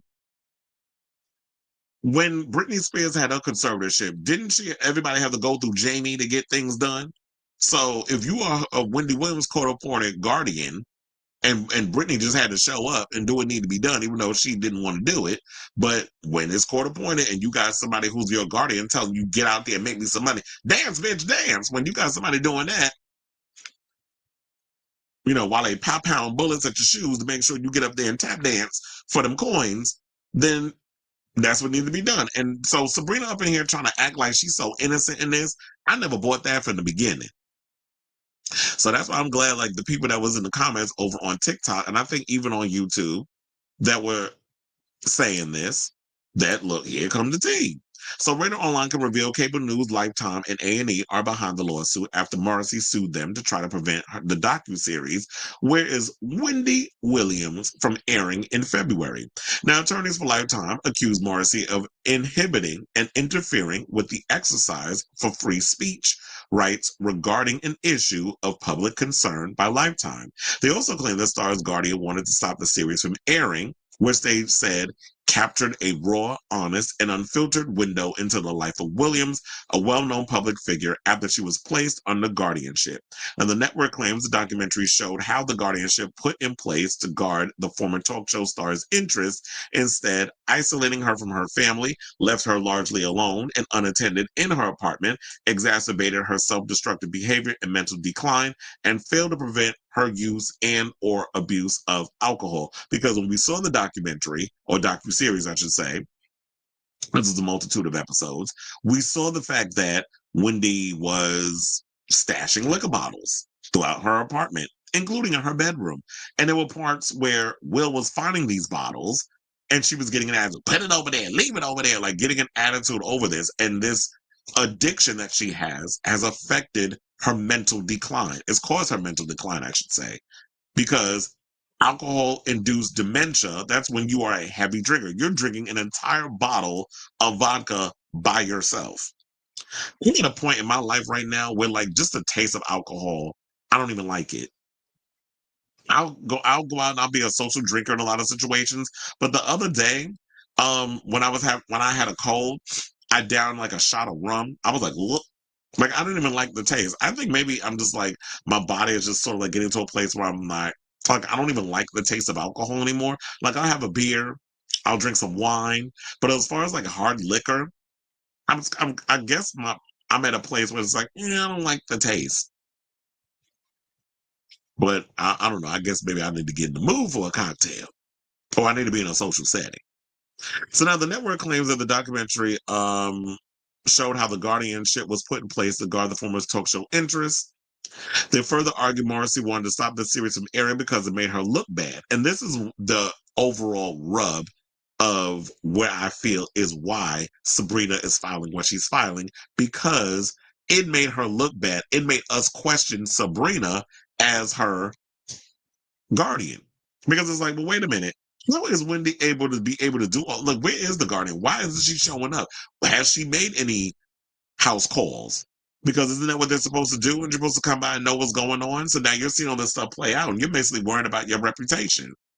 Because I don't think that she was doing what needed to be done in regards of protecting Wendy. Because I was like, let me go to my tiki-taki, my Ricky tiki-taki, and see like what the people were saying in regards of the comments, because I know I had it up in here. Oh yeah, I was like, let me not play my voice. So yeah, one person said, God protect this woman. They have done this woman wrong for her money. SMH is so sad. Hashtag free Wendy Williams. Another person said, we need proof. Another said, we need to see Wendy live. Another person said, I don't believe it. Hashtag free Wendy Williams. I thought it was like, or maybe it's my my YouTube that had that story in regards of the overall comment. I was like, no, I don't want to go to my history chat. Oh yeah, it was like, damn, I got a lot. Let me see, because I think it is in there. Now ads is playing on my damn page, my YouTube channel. Hold on. So I think this is the comment I was looking for. So one person said in the comments, what actually is the Guardian doing for Wendy? Does the Guardian have oversight of any trust funds that Wendy set up for her only child, as in her son? Wendy and her son must be protected from the Guardian and the courts. We know the courts act in conjunction with the Guardian, and many mismanage the money and assets because hardly no one can question them or get access to her records. Wendy is very nice to me. Oh, she was very talking about her experience. So this was Caroline Min, I think that's how you say the name. I'm sorry if I butchered your name. But they also said that Wendy was very nice to me when I attended one of her fantastic shows. God protect her and give her a miracle. She encouraged me to read more books, and she always encouraged the young ladies to get their education and work and get their own coins. Wendy is an educated lady and talk show host and author, etc. I wish her the best and that her money can buy her at this critical time in her life. She did work every day and her work ethics was impeccable and inspirational. She believed in work. Young ladies never love a man so much that you lose yourself. Let go and let God. Absolutely. And I do agree with that. Don't let these people come out here and take advantage of your situation, or don't let a man destroy you. And that's what she did, letting that bum Kelvin do what he did to her.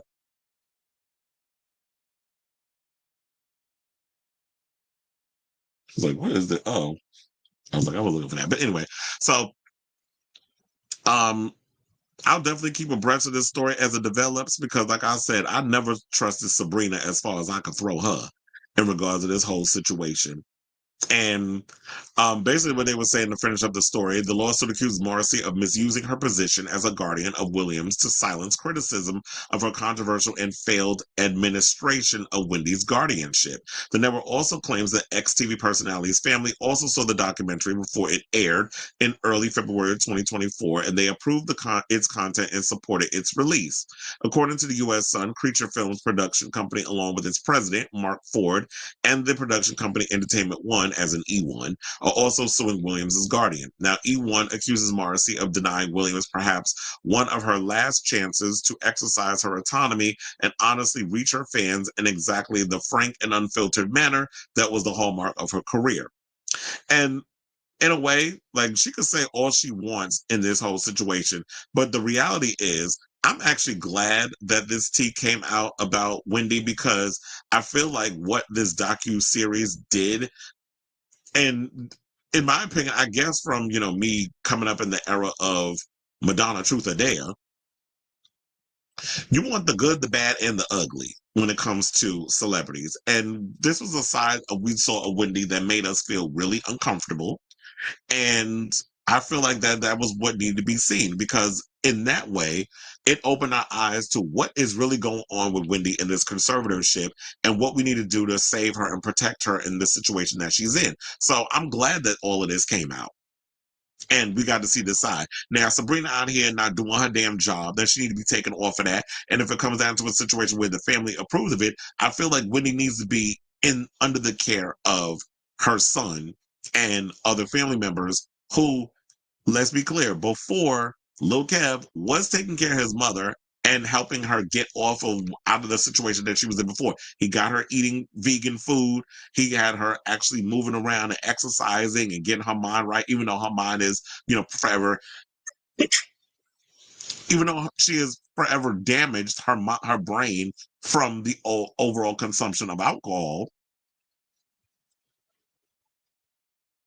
I do feel that if Kevin proved that he got his mother right and she did leave her only son all the money, gave him access to whatever because she financially was like, you know what, he is my only child and I give him the world, which she has said many a times in public and in interviews, then I don't feel that Lil Kev needs to rip off his mother because his mother gave him whatever the hell he wanted.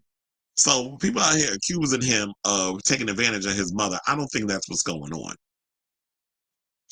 So, I say all this to say, this is real sad hearing this about Wendy. Prayers up for Wendy. I really hope she gets the help that she deserves. I really hope that we can get her out of the clutches of this evil ass Sabrina woman, allegedly, because I feel like she's another damn grifter. And I feel like when it comes to a lot of these conservative type people, y'all don't give a damn about a lot of these people that y'all out here taking care of. So, I hope that she gets in a situation where she can get out of her conservatorship like Britney ended up getting out of her conservatorship. And say what you want about Britney and a lot of situations what was going on with her mental decline, which a lot of things took place with that. The lithium, putting on lithium and a lot of other crazy things that her father was allegedly doing to her that she put in her book and all the allegations and things that have come out.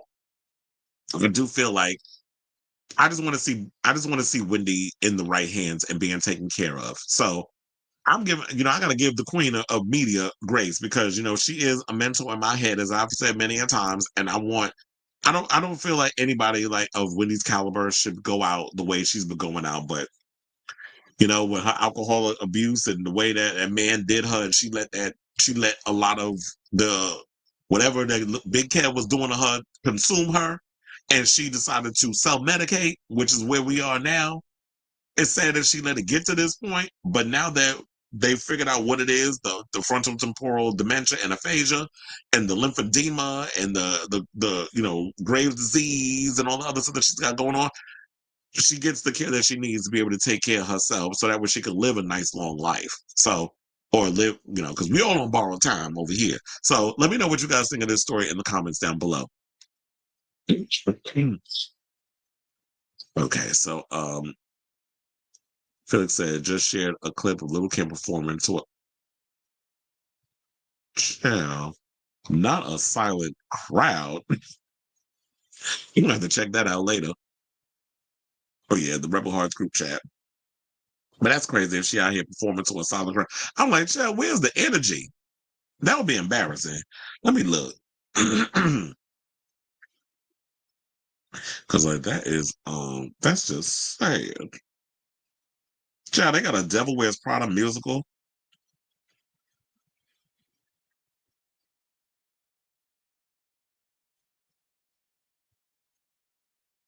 Okay, it's a lot, child. First of all, there's a lot of stuff y'all posted in there. I gotta look at that later. Otherwise, I'm just gonna be performing to silence. Speaking of which, y'all talking about Lil Kim performing to a silent crowd. Me looking for that video, I'm gonna be performing to a silent audience because I ain't gonna be saying a word. So,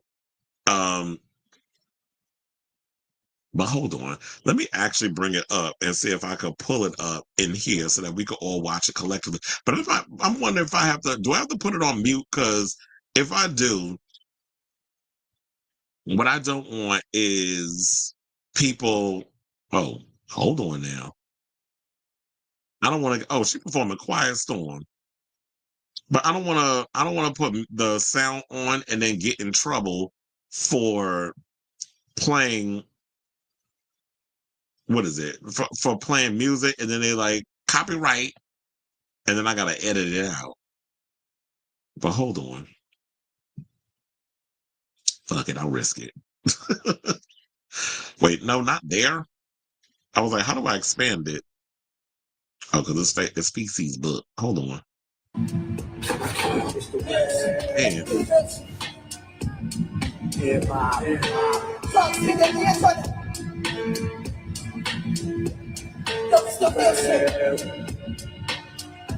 Actually, I don't even need to put the sound on. It's so like she giving y'all choreography. She giving y'all all this stuff. Here she comes. This little lady looking like a butterball. All right, Kim. Damn, I'm like, damn, little Kim is that short? Hold on, let's go back and watch that again. I'm like, well, yeah, her name is Little Kim, but I'm like, damn, she looks so little. Hence the little. But it's like, I don't even need to put the sound on. It's like, just look at the audience. Y'all be so caught up in, and this is why I can't stand you new generation people. Y'all just be up there.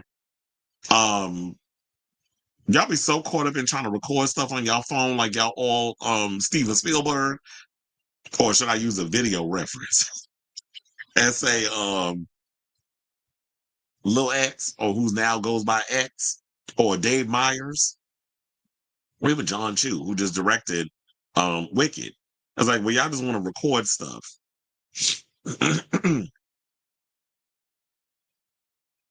Anyway, oh yeah, Zayla said, I need to see this.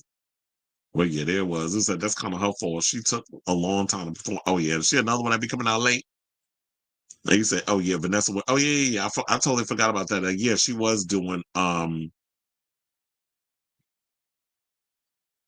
You say yeah, Vanessa Williams played. Yeah, I forgot about that. Yeah, she is doing that she is doing Devil Wears Prada on at the West End, not Broadway. But the West End is kind of like their Broadway over in the UK. I totally forgot about that. So yeah, just edit it out.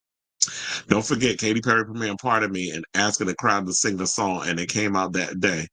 And look, sometimes people, I'd be surprised because there be some people who was like, you just released a song that day. They be knowing all the lyrics. I'm like, God damn. The song literally I just dropped it 5 minutes ago, and here y'all know all the words. So sometimes, that happens. But she was moving though. She looked good. That crowd was, yeah, I agree. I just don't understand people that just be standing there watching the show. It's like, where's the energy? I remember when I worked, what's his name? Dave from Pink Floyd. When I worked this show, one lady was coming up to me complaining. She was like, all the people just standing there or sitting. Nobody's getting into the music. I mean, his music is kind of slow. So it's not like it's up tempo. So yeah, it's not like the music is up tempo and stuff, but funnily enough, there was the show that I worked that a lot of people were energized. There be so many shows, I be forgetting what shows I do. The Creed show, everybody was pretty much into it. I had to tell some boy. There was a couple of boys we was warned during the show. Started taking their shirts off during Take Me Higher. Why is all of a sudden a lot of young guys like taking their clothes off during that song? I know y'all be feeling the moment, and you be feeling like maybe because I guess Creed is considered Christian rock. So it's like they took off their shirts today in the moment. I had to tell the guys put their shirts back on. I'm like, me, I didn't see it as an issue. But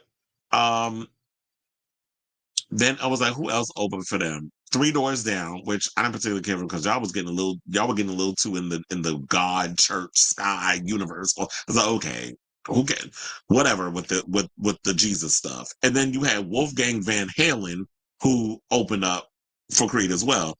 Which I'm like, that's the second time I actually see them do a show because I believe they did a show when I worked at Citi Field too. But I think they opened, if I can't remember, I'm trying to remember. I think Wolfgang either opened for Green Day or they opened for Blink 182. I cannot remember which group they opened for, but I do remember that Wolfgang, yes, the son of Eddie Van Halen and Valerie Bertinelli, has a band. In case people didn't know that. So the crowd is whack. So they said, "Good Luck Babe" named best song of 2024.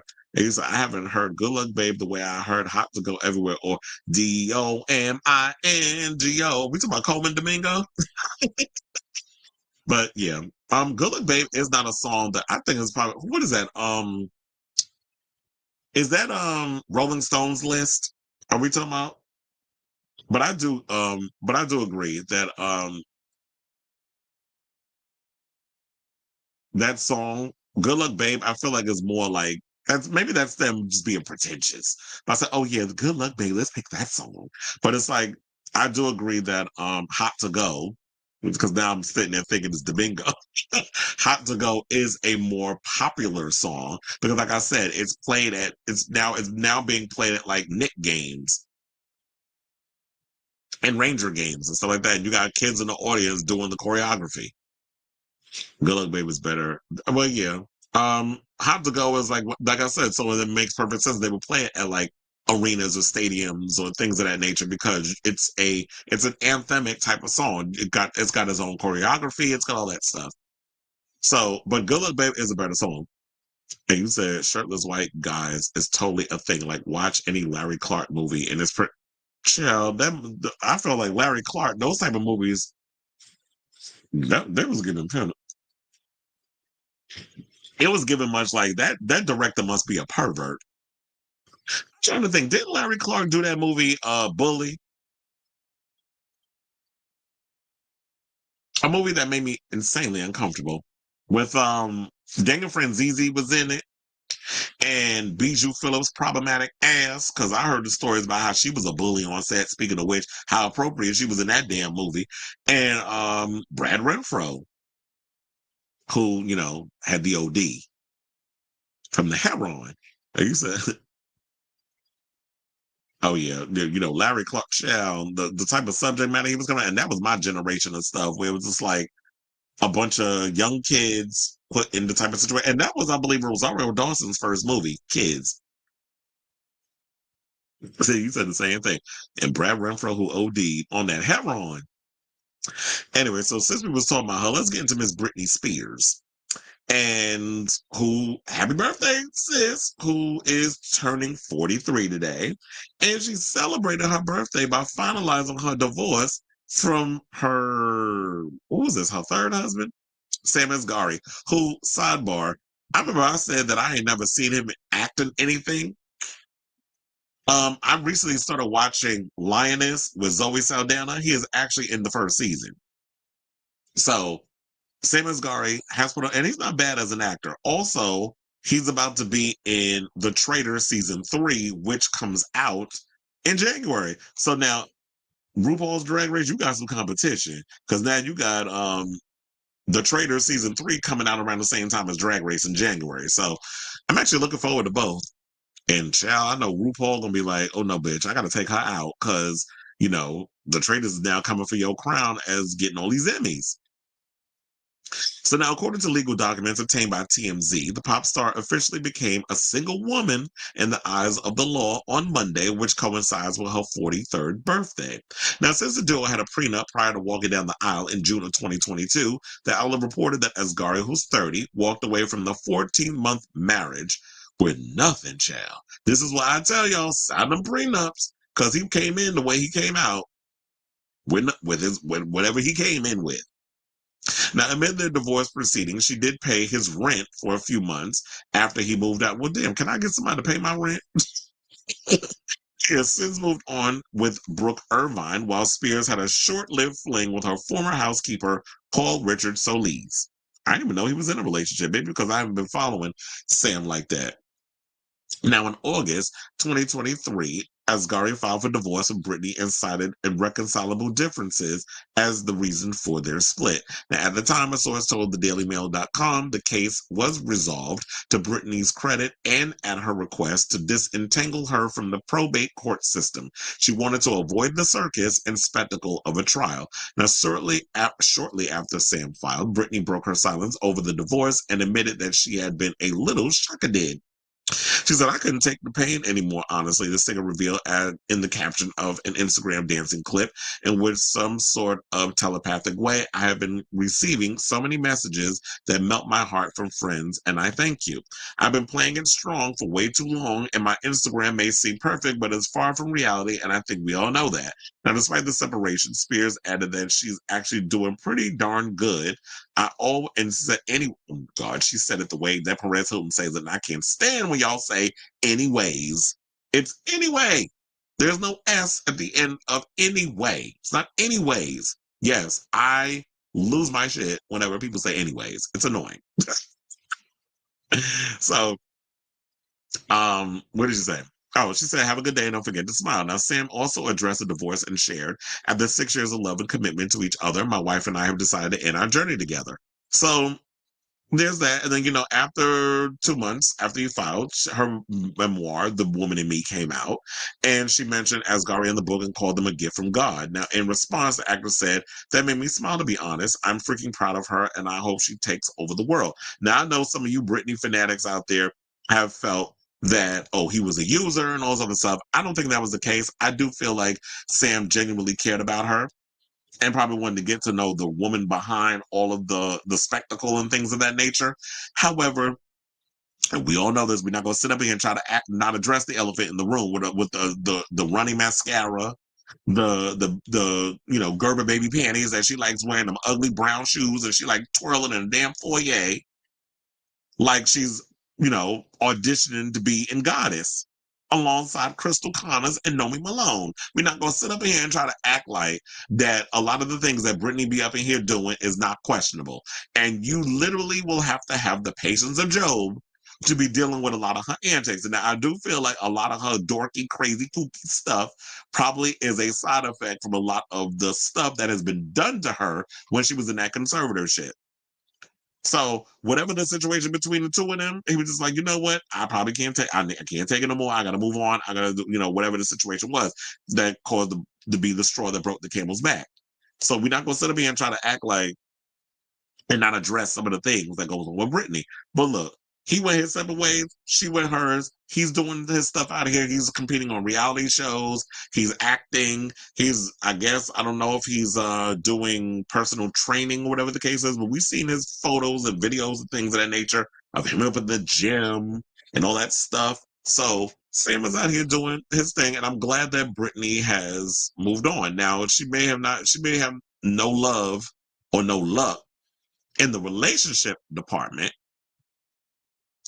But one of the things that I'm really excited for her, and I've been saying this for the longest, is the fact that she has rekindled her relationship with her sons. So I'm glad that, she's doing all that. Now, speaking of that situation, because, she finally done what, not only with, I feel like she got two gifts. Last month, she no longer has to pay the child support to her sons, because they've all graduated high school. That was the deal. Once they finish graduating from school, which is weird. I don't know people who graduates from school in November, but okay.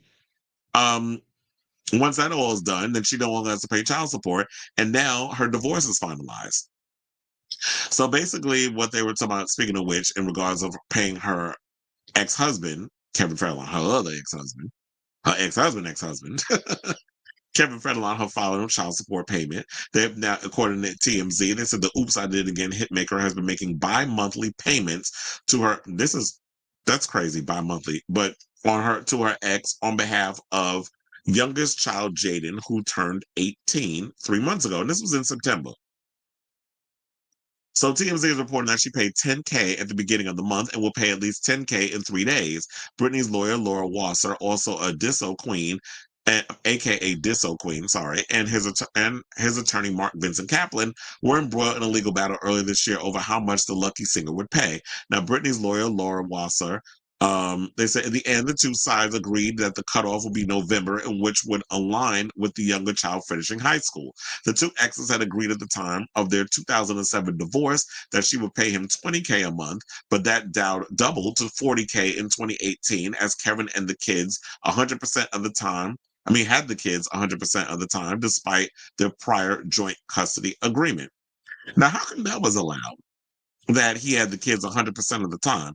Is it because Britney was going through her conservatorship at the time, or was it that the kids had no interest in wanting to be around her because, when you're a teenager, you find your parents to be, or your mother to be embarrassing based off of some of the stuff that she was doing online? So I definitely want to know why did he have 100% of the custody? Because I'm sure, or maybe I could be wrong, that he didn't have 100% according to the courts. It was written in stone that he had to have the kids 100% of the time. So then they said, then after Sean Preston, now 19, turned 18 years old last year, the two had agreed to cut the payments to $20K a month. Now, Federline and his two sons with Spears now live on the island of Oahu in Hawaii, and his third wife, Victoria Prince, who he wed in 2013. I'm like, yeah, third wife, because his first wife was Shar Jackson from Moesha. And then his second wife was Britney, who he was with Shar at the time when he got with Britney. And now we have third wife. Now Jaden, Sean, and Federline's 4 other kids, 2 of whom he fathered with Prince and 2 with his first wife, Shar Jackson, now live with him in a rented $14,000 a month, 5-bedroom, 6,300 square foot home that has a listed sale price of Say what? They said has listed a listed sale price of $3.7 million and sits a few blocks from the sea in a picturesque luxury suburban community of Port Luck, Oahu. So how the hell on his wife's salary, because don't she work as a coach at like a cheerleading coach at the college that she went to or something or another? On her salary, how can she afford that? Which has me wondering, so you out here using your kids' child support payments for y'all to be living in a house that costs $14,000 a month to rent and having 5 bedrooms, but you got 6 kids. So somebody sharing? And the house, if you want to buy it, it'll run you $3.7 million. Well, child, let's hope and pray you got the coins to keep this up, because when that well run dry, when that money run out, I don't know how y'all gonna support y'allself, because I don't think you can support that on just her salary. And I don't even know if is Kevin out here working? Is Mr. Popo Zal still DJing? Or does he have a regular job? Because I guess he would probably feel like he's embarrassed to be out here still, doing what needs to be done in regards to that. So I don't know if he's still out here, if he's actually working, or if it's all on her and he's using the child support coins to not only take care of, they pay the house, but pay for pay for everybody to be taken care of. So anyway, I say all this to say congratulations to you, Britney, on finalizing not only the child support payment, you ain't got to pay no more out your pocket, but you also don't have to pay, your divorce is finalized. You can move on to the next peen, as you should. So whatever your thoughts are on this whole situation, I'm definitely curious to hear it. So let me know what you guys think of this story in the comments down below. Okay, so now we have comments, and he said T. Yeah, child, look, quiet as it's kept. Some people believe, like what happened to Brad Renfro, that he was probably taken advantage of by Bryan Singer. Remember not his first movie. His first movie was, I believe, The Client, with oh my God, what the hell is that? Susan Sarandon. But look, he did At Pupil, which is a Bryan Singer movie. And they had that shower scene where they had all them underage boys up in there butt naked. I remember hearing that story. Yes, Bob the Drag Queen is on the new season of The Traitors, because when they actually announced the other day that, and this is how I found out that it was coming out in January. I saw Bob's Instagram, and he posted, there's like a picture of him um on there, and they're advertising when it's coming out. It's coming out in January. So yeah, Bob is on the show. But I do hope that what they do down the road is they bring on more Drag Race girls to be a part of the show, rather than just having a one representation. Because last year they had Peppermint, and they got rid of her fairly quickly. He said Sam Asghari's latest fashion is giving me bottom queen. I mean, child, you know all them LA boys dress like that. Especially if you are like Arabic, or Arabic. If you're Middle Eastern, or if you are someone who is, a lot of those guys out there in LA dress like, and also they love to spray themselves down with a lot of fragrances. Like they walk in the room, the fragrance walk in the room before they do. A lot of them, like, when I lived in LA, I could always smell, a lot of those, Middle Eastern men and women when they walk into certain situations. They love to spray themselves down. And the Armenians. Shout out to Kim Kardashian. He said, sidebar, Britney fans are laughing at Sam, and the traitors is referred to. I mean, that's kind of what he is. Look, when we've seen many people who have come out in their own way, especially like when you watch shows like House of Villains, or you watch The Surreal Life and those shows, you always have those people who have their claim to fame. And there have been many people who are the significant other or the child of a certain situation. Now we just, Nepo baby, or just, there's Nepo babies every damn way. Everybody's a Nepo baby at this point. So, I mean, what else he do? Some people, well, the fans, shady behinds, will refer to him as Britney Spears' ex. But in there, to be more respectful, they're going to put. Because in so many ways, he is an actor. I told you he's in that show with Zoe Saldana. Remember Creed's sex tape scandal? Christian Brand, my behind. And you want to know something? Gotta give it up to Scott Stapp. He looked good in person. First of all, this man hit the gym, and he brought his son out at one point when he was talking. But it's like, Scott Stapp looked good. I don't know how old he is. Probably he got to be in his 50s at this point. But I was like, okay, you definitely been hitting the gym. And he definitely put on a great show.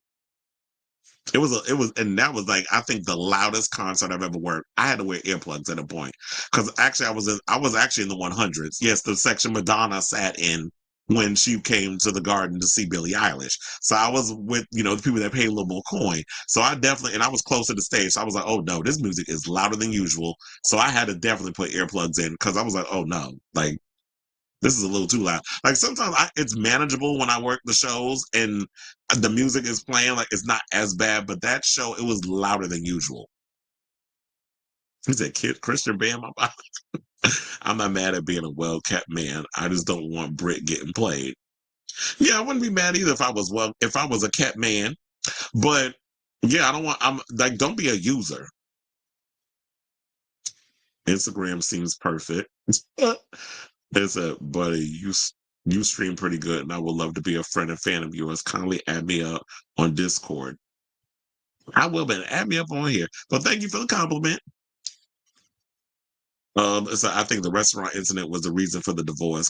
And it's funny I use that picture, right? But you said because Sam wants to go out and enjoy life. The PTSD that Britney has unfortunately hurt. I feel like it's hurt her in a lot of ways. I really want her to get back out there and perform and stuff, but she's been hurt by so many people coming up in this industry that I just feel like she has not gotten past that trauma. I really would love to see her get into some therapy and really work through that. It says she needs to stop being with these good-looking F boys and get a man who likes them more than themselves. Well, yeah, when you get with, Sam is pretty, so he's gonna be all about his looks and stuff. Jamie, her father, hit one of her kids. And the weird part was like how that happened, and then he got back in with her. I mean, he the kids forgave him. But I guess you know what? If the kids want to forgive their grandfather, then and give him another chance, especially when he's on his deathbed, allegedly, they have a right to do so. And like Brittany does, and Brittany has a right to not forgive her father for the things he did to her. So I just hope that Brittany and the kids can respect each other's wishes in regards to that. I said, yeah, to the conservatorship, and that was one of the things that set her off the deep end of the conservatorship. To end the conservatorship, yeah. So there's that. Now, child, speaking of users, let's get in this story about Hugo de Almonte and a follow-up that we have about Khalid. So, I was like, do I have? Oh yeah, I do have that. You know what? I was going to talk about this Ray J thing. We'll save that for tomorrow because we're already 4 hours into the show. So, not that I'm complaining, but I'm just saying. So let's just we'll focus on that. We'll do that story tomorrow. So, Hugo Diamante has responded to the allegations made by Khalid. So he jumped online to vent about, after Khalid jumped online, I should say, to vent about the triggering claims made against him by his ex. Hugo Diamante, the bisexual reggaeton rapper and OnlyFans creator, has seemingly responded to the allegations. That he outed the singer by channeling his inner Aaliyah and said, I'm sending him a 4-page letter and sealed it with a kiss.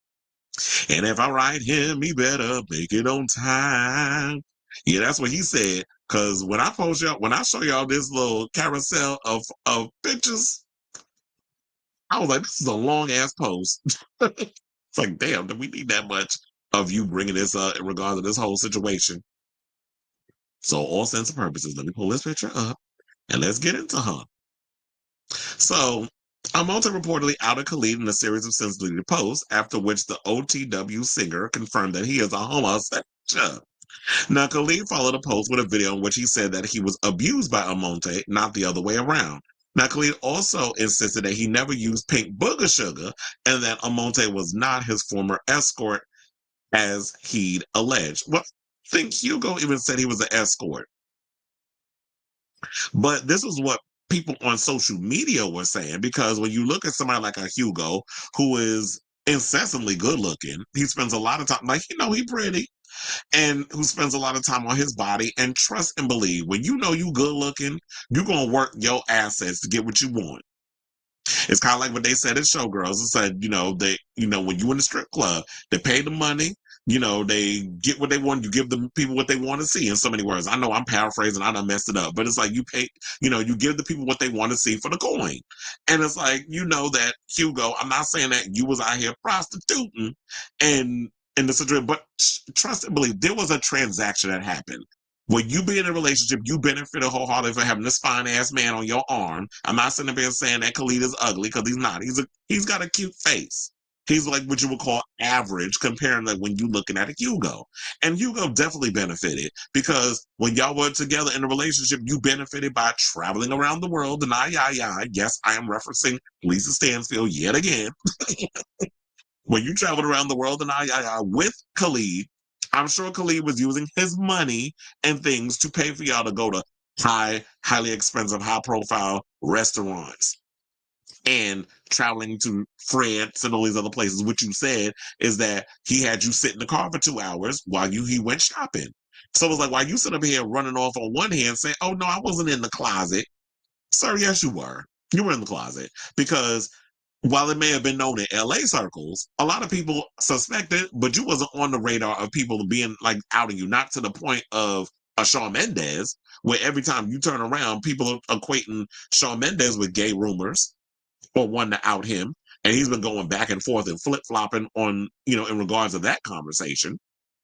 So you were out among certain people, but now that you've kind of been outed by him, you just want to get ahead of him, like, yeah, I'm out. Okay, and so what? It was never a secret, but it wasn't like national news. It wasn't like you was writing songs where you was talking about your love for other men, like other artists have, when it comes down to them talking about it. So technically, you were not out to people. If we're gonna break it on down and be specific about things, you weren't out. You were outed. But now that we know, we can move on. So then he went and said that all this is definitely frustrating. I'm not going to run around like I'm unbothered. I never said I was unbothered by anything. This is very bothering. I had to say something. So all this stuff that was coming out, but I want to know is like, who was the one that ate you behind like groceries? Who's the one that slobbed your knob and gave like bad head, as he said? And who was the one that ordered you pink booger sugar? Because I don't think he was just genuinely, directing all of this at Khalid. I think he was probably talking about a multitude of people, and he was probably fed up. I needed to be more specific with that. And then when it came out about the whole thing about him calling Khalid ugly, which of course people were so quick to jump on that, he said, I wasn't talking about his looks. I was talking about his spirit, that he has an ugly spirit. And I'm sure that, everybody's got a dark side to them. Everybody's got an ugly spirit. Trust and believe. There'll be moments where when you piss me off, I go scorched earth. Like I said, when they go low, I go to the earth's crust. When I'm pissed off and I want to take revenge on certain people. So we all have our ugly sides. But of course, people ran with that because you didn't elaborate on it. And I understand in the heat of the moment, when you in your emotions, I'm more of a logical thinker. Until I'm at a point where I just go off and then I regret when I was like, damn, I shouldn't have said that.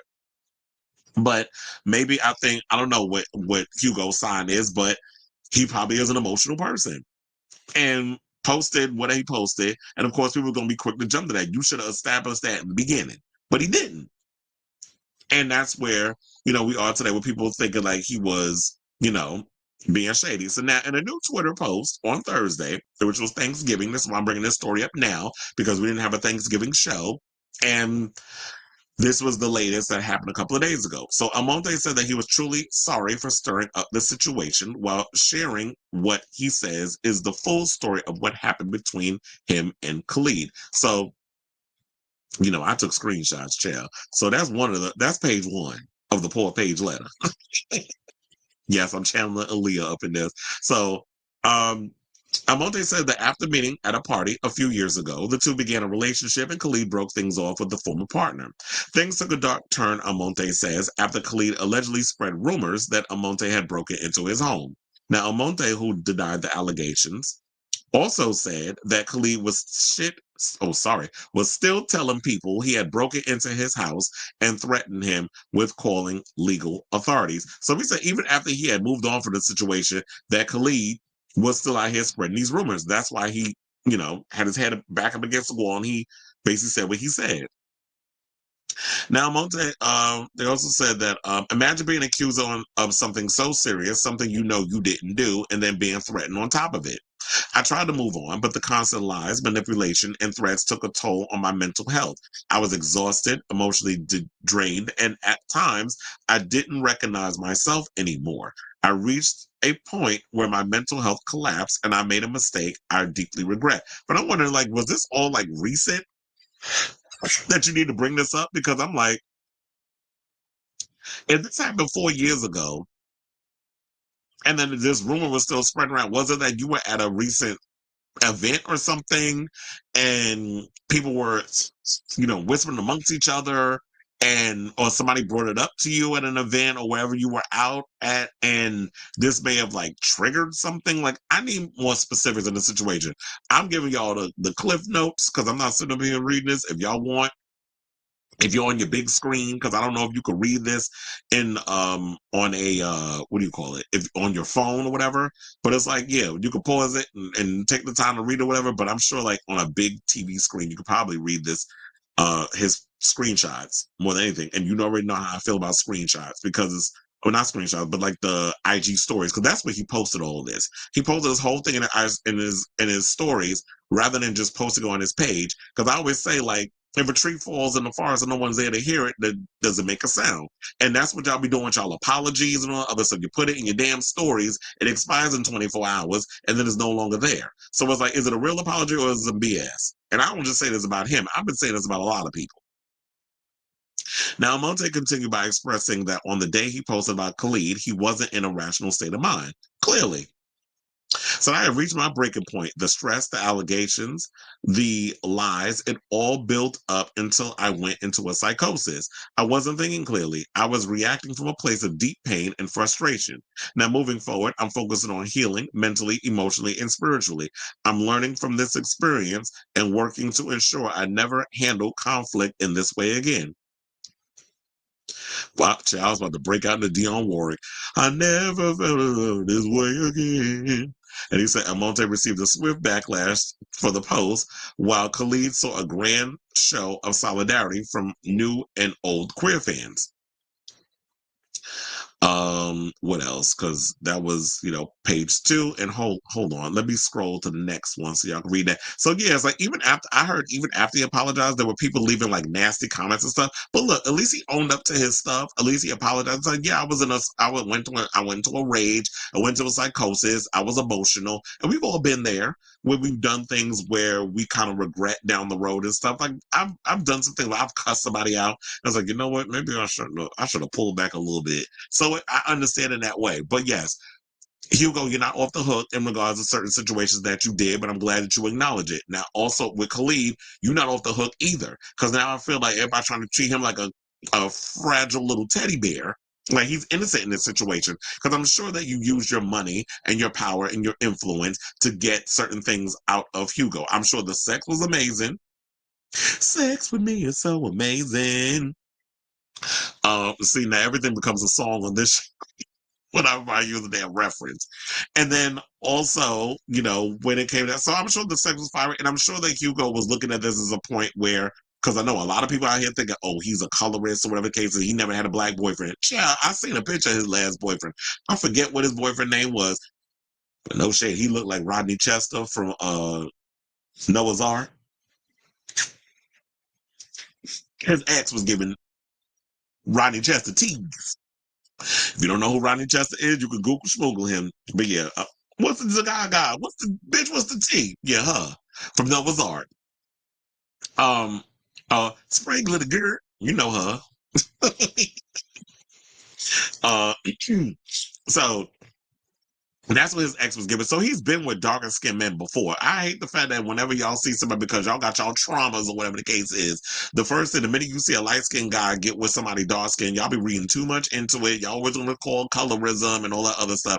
So, it's not that far-fetched for me to think, because it has happened before. We've had many conversations on this show about people who are in positions of power, not just straight people, but homosexuals as well, who are in power positions that use their money, they use their power, they use their resources to get over the little person. And I do feel that, Hugo, who is a fledgling independent artist, probably saw like when he got with Khalid and this stuff, maybe he was like, yeah, could you help me out with my music? This is a situation that happens a lot in this industry. It's not just in music, it's with acting, whatever the case. And you've seen situations where big name celebrities will put their significant others on and give them a job in industry spaces. And maybe it was Khalid was in a place where he was being selfish, was like, oh, I don't want this pretty ninja to one up me or give him an opportunity. I'm gonna still use whatever I can out of this situation to be able to, do whatever. And so and all the other stuff was coming out, the emotional abuse and all the other things that Hugo has accused Khalid of doing. So I don't think either side is innocent in this situation. So I'm still baffled as to why Hugo was airing out 4-year-old T. I'm still kind of confused about that. But like I said, I do believe that Khalid was benefiting from having a hot piece of trade on his arm, and Hugo was benefiting by traveling around the world in I with someone who's moderately famous in the music industry. Because let's be clear, Khalid has success, but he's moderately successful. Y'all are not checking for him like y'all check for these other bigger name artists. But if we're going to talk real, we're going to talk real. So I also believe that some people who have money and power will use said money and power to emotionally abuse and control those who aren't in a similar position that they are in. So, like I said, I believe there's two sides to a story, and then somewhere in the middle, there's the truth. And so, yeah, that's the last page of the old sort of thing. I told you it was a lot that he posted in there. Where he basically said, thank you for who's been supportive of him and those who've held me accountable. I hear you and I'm taking the steps to change. So when someone says that, and it's like, I'm someone who's learning, growing, and trying to be better every day. He's young. He's in his 20s. So was Khalid. So we all did some messed up stuff when we were in our 20s. So I'm not gonna hold him too hard on that. But I windmilled you a little bit in the beginning. But now that you've come out and you acknowledge and own up to your mistakes, you're saying I'm trying to learn and grow from my mistakes. I'm in for it. I'm all for people who's willing to learn, to develop, learn and grow and heal from a lot of the stuff that they're doing. So kudos to you, sir. So I say all this to say, what do y'all think of this story in regards of Hugo and Khalid? I definitely want to hear your thoughts on this. So let me know in the comments down below.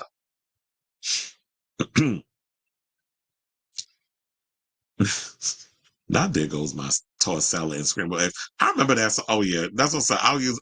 Wasn't that a song too? I was like, yeah, I was gonna do the Ray J thing. I would say that for tomorrow. But then it would have been a good transition with the tossed salad from Hugo. And then I'll save it for tomorrow. The Cowboy Carter book is sold out. Of course it is. Look for it on your eBay, doubled and tripled. Of course, and that's what it was going to do too. I was like, yeah, a lot of people don't feel like it's going to keep it. A lot of people are going to sell it on eBay for twice the price. He said Hugo has such a ugly personality and has talked negatively about other exes of his. Said one boy meat was skinny and uncut, and he could. What's wrong with skinny and uncut? Well, quiet as it's kept, I don't like the skinny ones either. I mean, first of all, it's not going in my behind because I'm a top, but I put my mouth on it. I like an imported bean. Imported basically means, somebody who has foreskin. We come up with new terminologies on this show. So, but I know, I think some people feel like the skinny, long ones, they hurt. Or look, the worst ones is them small peens when you got it rubbing up against your inner part of your taint, and then it cuts the thing. Because I remember one of my friends back in the day when I was my friend Shamit, he was telling me that he was in a relationship with this guy Wilson, who was a married man, and he was benefiting wholeheartedly off of this man. Because I remember when he was a teenager going out with this grown ass man. But anyway, so that's neither here nor there. But look at me spilling my friend's tea. But anyway, so he was over here telling me something or another that he loved Wilson because of the perks and the money and him driving. He'd be able to drive around his expensive cars, all this other stuff. The problem with Wilson, he was a SDM. You know that Gillette song? Don't want no. Yeah, he was an SDM, short dick man. So, he was like when he hated bottoming because it was painful, and he was with a top with a small peen. So you had to deal with. Thank you, skeptical, because it was Denzel Dion. Because I was like, I cannot remember the name, and that was his ex name. Because I was like, I couldn't remember. But thank you for putting that in the chat. And I see your post, Robert, but I just want to put that up in there. So it was like, it said one of his boys' meat was skinny and uncut. But child, what's wrong with uncut? If it's clean, I put my mouth on it. He said, we're not a forgivable society anymore. I know, right? That's what's annoying with me about how people are just so easy to want to drag somebody and throw them under the bus. Who needs to see Wicked when we can see you break out? It's okay, because it's like any other situation. I'll sit up here and start breaking out the song. Thank God I don't sound like trash, because I'm like, bitch. They were like, bitch, don't sing. Well, good thing I can carry a note, a tune, whatever you want to call it. Just to cancel the shows on Britney's birthday is. Oh yeah, I totally forgot that it was her birthday. That the concert was today. I meant to bring that up earlier, but I forgot. But thank you for reminding me. It's like, yeah, the tour. I mean, his show was supposed to be today that he canceled because his back is broken. Thinking Khalid is ugly gives anti-black because what about? I guess, like I said, he is what gays would consider average looking. When I saw, because I never really looked at Khalid like that, but I was like, when I saw him talking to everyone, I said, well, he cute. I eat his butt. Well, you said he ain't fine, but he ain't nowhere near. Yeah, I say he's average. I doubt Khalid saw Hugo as a threat. Have you heard his? Yes, I have. Which is why, if y'all seen that video that I did the first time when I was talking about Hugo, I was trying to be nice, but y'all saw I was stumbling and stuttering over like I was like, it's all right. But I was stuttering a little bit before I got to that. It's all right. It's like it ain't memorable yet. Like compared to these other independent queer artists and doing reggaeton, I said he is no Raul Alejandro. You said, hey girl, I love me so. Me too. I love I do love I like Noah's Ark. I can't wait for what is it? Is it a series, a movie, whatever? Like it's supposed to be. We're supposed to be getting another Noah's Ark. I think I'm not. I can't remember if it's a show or a movie, whatever. But yeah, we're supposed to be getting something out in 2025. We've been waiting a long time for this Noah's Ark reboot or whatever. Nestle said, "You nicer than me. I don't buy it." I think somewhere in the back, my cynical side ain't buying it either. But now we're trying to find the silver lining and stuff. We may need to stop doing that and just be shady. Like you said, was Hugo featured in Khalid's video or song? Probably not. I don't think so. Because when the funny part was the minute that name Hugo did, I said, wait a minute, Hugo? Like, those of us who was in the inner circle, we know who Hugo is. But I was like, that's why I gagged when I saw, like, that's who outed him. Because I'm familiar with her. And the OnlyFans and how you out here, selling puss for coins, and the word, how she get allegedly passed around New York. That's the word on the street. I don't make the news. I just report it. No, that's my motto. But anyway, hold on. So how many more topics we got? 1, 2, 3. We have some drag stories, and then we got this Austin Wolf story, and we are out of here. So we got like 4 more topics. Or damn near a 5-hour show. I think it is going to be a 5-hour show, but look, it's been 5 days, 5-hour show. I think I owe y'all like an hour of each day I took off. So that's the way I'm looking at it. Because I gave myself a 5-day vacation from streaming. So now y'all getting a 5-hour show. But yes, I am going to be putting timestamps and stuff on the topics for, people who want to watch the full live stream. But look, who want to watch clips? I'll be giving y'all 5, 4.5, 3.5, 3-hour, 5-hour, entertainment. There's a lot of energy I'm giving y'all. I'm singing, I'm giving y'all songs. I'm giving you reads. You get the whole package. And it's just me. I don't need a co-host, apparently.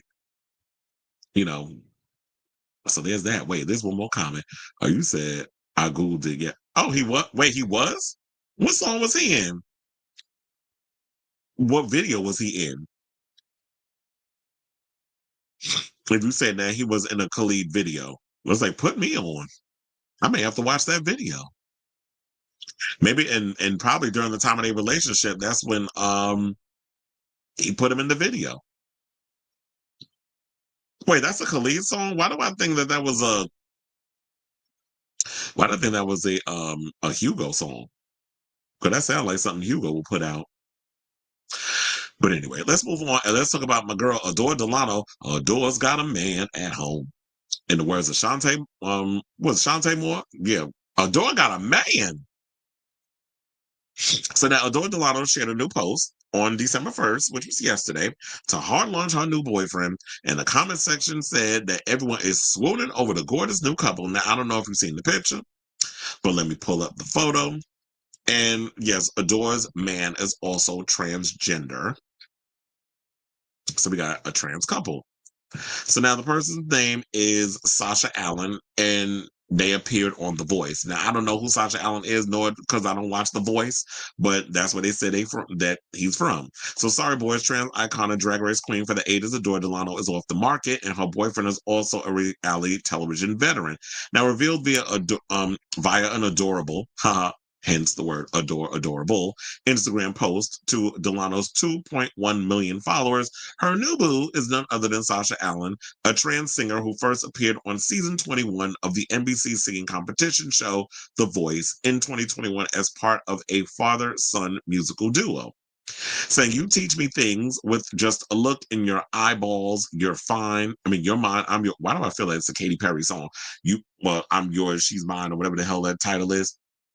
Anyway, so she said, you're mine, I'm yours, let's take over the world. I love you, Delano captioned the carousel of pictures, which started with an adorable picture of the pair smooching.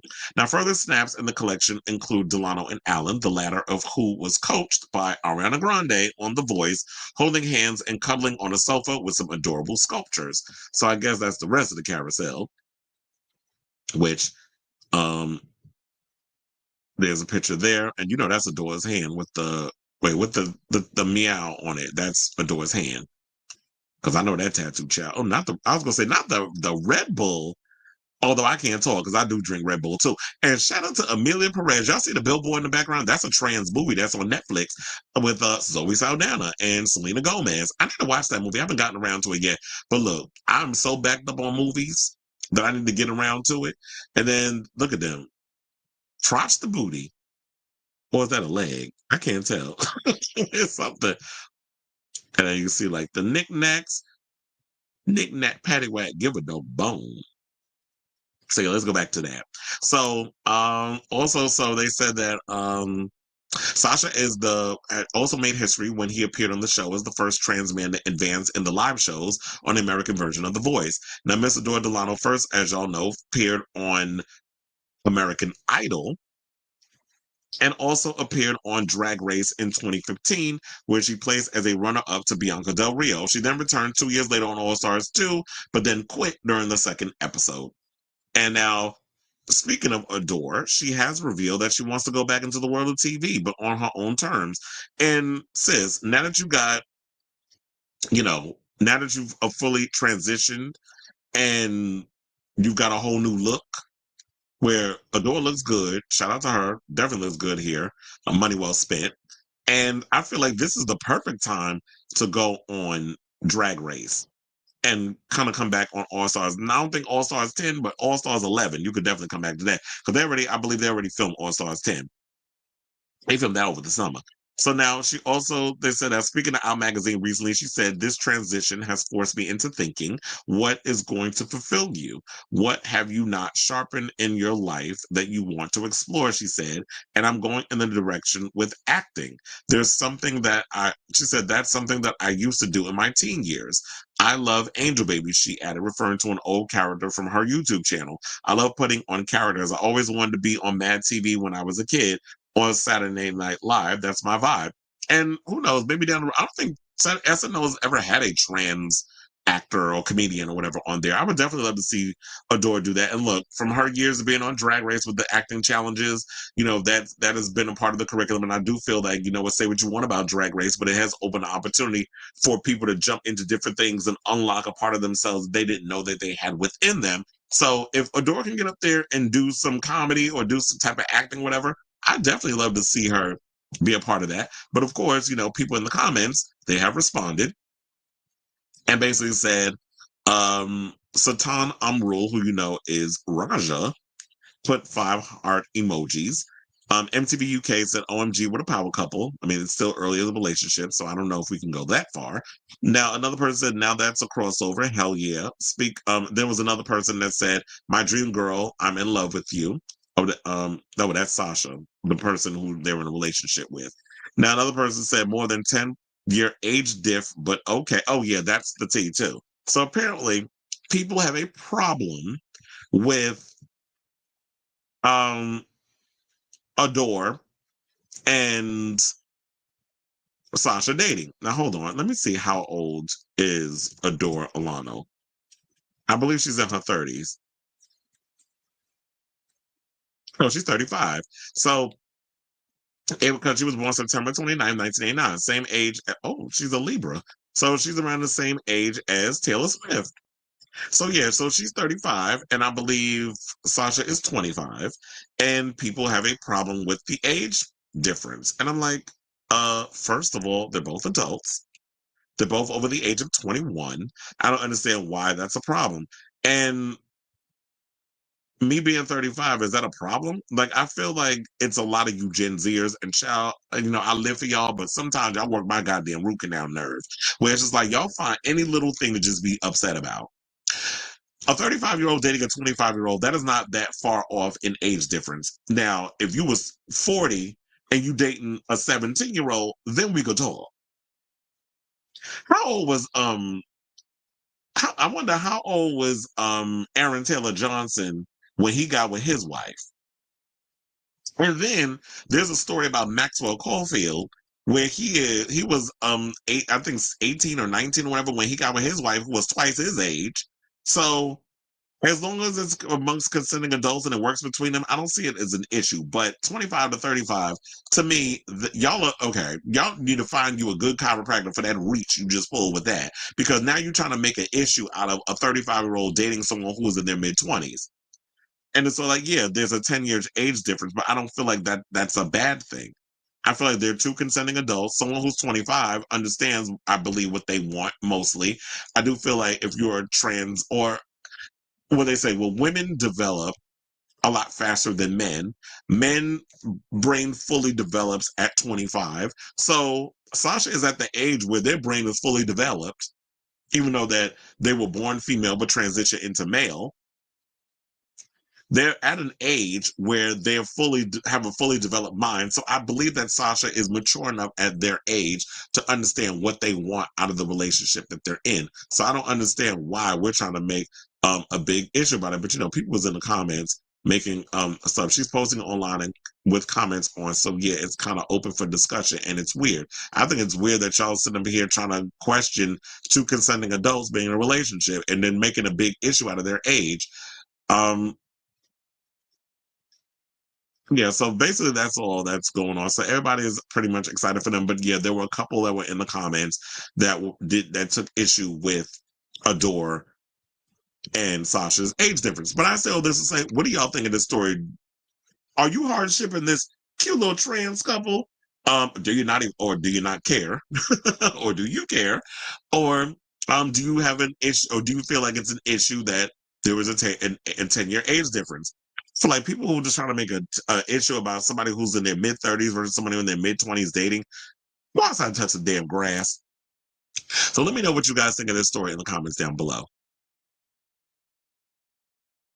Like you said, now you can get mad at Aaron age gap. He'll even the French president Emmanuel wife is much older than my 3 decades. 30-year age gap difference. That is crazy. I always feel like, you know what, you need to go out there and just sow your oats and get all that out of your system before you settle down. But then some people, I guess, wise beyond their years, and they feel like they just a one term, like a one and done when they get in relationships. Like a lot of my parents' generation, when they grew up, it's sort of like, oh, you marry your high school sweetheart, and that sort of thing. But I don't get that whole, oh, I'm just gonna be one person, the person that I lost my virginity to, I'm gonna stay with them for the rest of my life. Chill. Now, you don't have no kind of experience of hunching a bunch of different people before you realize what it is that you like and don't like when you having sex with somebody. I couldn't just be one person for the rest of my life. Call me by your drag name. And you said, plus men are into bathroom humor, fart jokes still in high school that turns girls off. Well, yeah, that's kind of like my sense of humor. I'm not really into the rom-com, but something like Tropic Thunder or something like that, I definitely would love to see. That's my brand of humor. I like brash humor. So they're still acting kids, hence the gender gap of today. Yeah, and then when your mindset is at the same length of somebody, because I've always, like, for me, I've always gravitated towards older people. Like I always felt like people my age and younger never understood where I was coming from in a lot of situations. So I always hung out with people who were older, and I never saw it was necessarily a bad thing. Now it seems like this, the newer generation, especially Gen Z, they make you feel bad if you have older friends, if you're in an older relationship. Oh, it's creepy, it's weird. Nothing weird about it. You just have to been exposed to a lot of things. But I guess me growing up in the city, maybe it's different for me versus somebody who's from the suburbs. Ezra Sprout says, great to have visible T for T couple. I'm 35 and personally wouldn't date anyone that young. I think it's good that Gen Z are more cautious, but much worse happens. Yeah, I agree with that. It's like, in a way, I'm kind of glad that y'all are being cautious, and you should be cautious when it comes to things. Because a lot of times when I was growing up, we just kind of just, put caution to the wind, and whatever happened, happened. We dealt with it. But now it's like a lot of the younger generation, you have the tools because of social media and stuff. So when you know better, you do better. So yeah, but I don't know. For me, also, I couldn't imagine dating somebody at 25. I would say that I would go more or less mid-30s is more like my judge. 20s, we just fucking. Because y'all got a lot of energy at y'all age. And it's Woe to the world when Gen Z midlife crisis. Child, they probably having that damn crisis already. They thinking, once they turn 30, it's the end of the damn world. It's like, please, come see me when you turn 40. But anyway, we have some more Drag Race news, and let's get into the story about one of the Miss Congeniality winners, and that would be Malaysia Babydoll Fox. So, excuse me. So Malaysia Babydoll Fox has been going at it with people on social media because they feel like that she's clout chasing. I didn't get that from her, but let's get into the story. So shout out to Out for this story because former RuPaul's Drag Race Miss Congeniality, Malaysia Babydoll Fox, because that's the way they be saying on the show, who appeared on season 15 of the U.S. edition of the franchise, admitted she sometimes regrets competing on the show. Now, she took to Twitter to let her fans know she is no longer associated in any way, shape, or form with miserable, ignorant bitch, referring to fellow competitor Mistress Isabel Brooks. So I guess that's what she was calling her by her name. She said, Mistress Isabel Brooks' name is miserable, ignorant bitch. That's funny. She said, this isn't a joke or a scandal. Please don't ask me any questions about them. This is what Fox wrote. They are blocked from all my social media platforms as well as my phone. The end. Now, when one commenter suggested that Fox's feud with Brooks keeps her relevant, Fox hit back, that's the problem. I don't want to be. I don't post on here or Instagram. I wish she stops giving me any attention at all. Because, Mistress does have like a YouTube show. For dramatic effect, I had to put this RuPaul photo up like she gagged. She's gooped and gagged by all the shenanigans of it all. So yeah, Mistress does have a show, and sometimes, a lot of times when she says things, she can be a little shady. But I always find it like it's in jest, it's all in fun, it's funny, whatever the case is. But I feel like a lot of times the fandom takes it a little too far and they get caught up in the dramatics of it all. And they also said the queen then used the moment to remind fans that her posts weren't about drama or social media attention, but instead deeply tied to her personal life and mental health, things she values more than clout. And that seems to be the all go-to answer about everything when it comes to that. So yeah, she said, to those of you thinking my posts are to stay relevant because a new season of Drag Race is coming, please stop. I have been at my lowest, and the last thing I need is attention from people who have literally tormented me, and I've expressed it off the apps. Mental health is very important, and I choose peace over any fame and relevance. If I can be completely honest, sometimes I regretted doing the show because how people shame me about everything I've done on it. I'm constantly reminded of my failures and never the triumphs of coming from where I'm from and inspiring those who have never seen themselves there. If views and numbers are important to you, congratulations. I'm not fixated on those things, especially if it isn't genuine. So somebody said, F all them bees, babe. We all love you and stand with you. Another person said, you were amazing and so lovable on your season. The toxicity of some other queens shouldn't haunt you, and I am sure many others feel the same. You, my dear, are a gem in a sea of charisma, uniqueness, nerve, and talents. Y'all know what that stands for. I'm sorry the negativity is louder than the positives for you. Stay strong and keep the ones who love you close for sure. And look, this has also caused a lot of people, and I'm glad that a lot of people were in the comments and giving positivity to to Malaysia. But I do feel like a lot of times y'all do take this stuff too far. Like I rewatch all the episodes of Drag Race, and I love rewatching old episodes of Drag Race. Currently, speaking of, I'm on season 12. The season, oh no, she was on season 15. I'm sitting there thinking. So I'm on season 12 right now, which is the season that Sherry Pie was on. That controversial season. And Jan and all of them. So that's what I'm rewatching right now. And so I get into this whole thing, and then Britta, who I actually like, and I'm taking photos with her back in the day, her and Yuwa. But the way Britta came across on the show, a lot of people, I'm wondering if they still drag her overconfidence and that sort of thing. And people need to realize it's a competition series, is no malice. The people are having their drama. It is what it is. Y'all forcing people to have to create fake narratives and on all this other stuff just so that they don't get dragged on social media, because a lot of y'all take this stuff a little too seriously and y'all feeling like that you're doing right by windmilling hard for your faves that's on the show. And it's sort of like, you don't realize this is a TV show. A lot of the bullying and the hatred and that negative energy, it does take its toll on people. Like, Malaysia's human at the end of the day, and she doesn't deserve a lot of the shade and the vitriol that y'all are giving her. So give people some grace. And I hate the fact that, you know what, because there have been some people who said that I haven't been on Drag Race in years, and I'm still getting hatred because people are just now discovering the show and they're tweeting me about something I did 6 years ago. I'm exaggerating, but you know what I'm saying.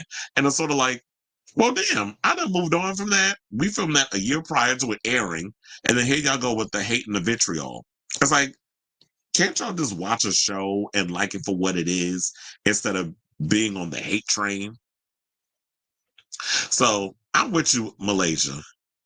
And you know, I'm rooting for you, girl, and your mental health. So I said all this to say, what do y'all think of this story in regards of, you know, Malaysia saying that she sometimes regrets being on the show? And it's gotten to the point where it's so much drama that some queens have even quit doing drag because of the overall vitriol and things of that nature. So let me know what you guys think of this story in the comments down below.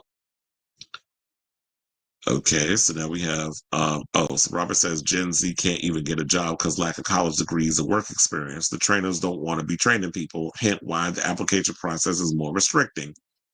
And it's crazy how people don't want to train, because it's like, how else do you learn?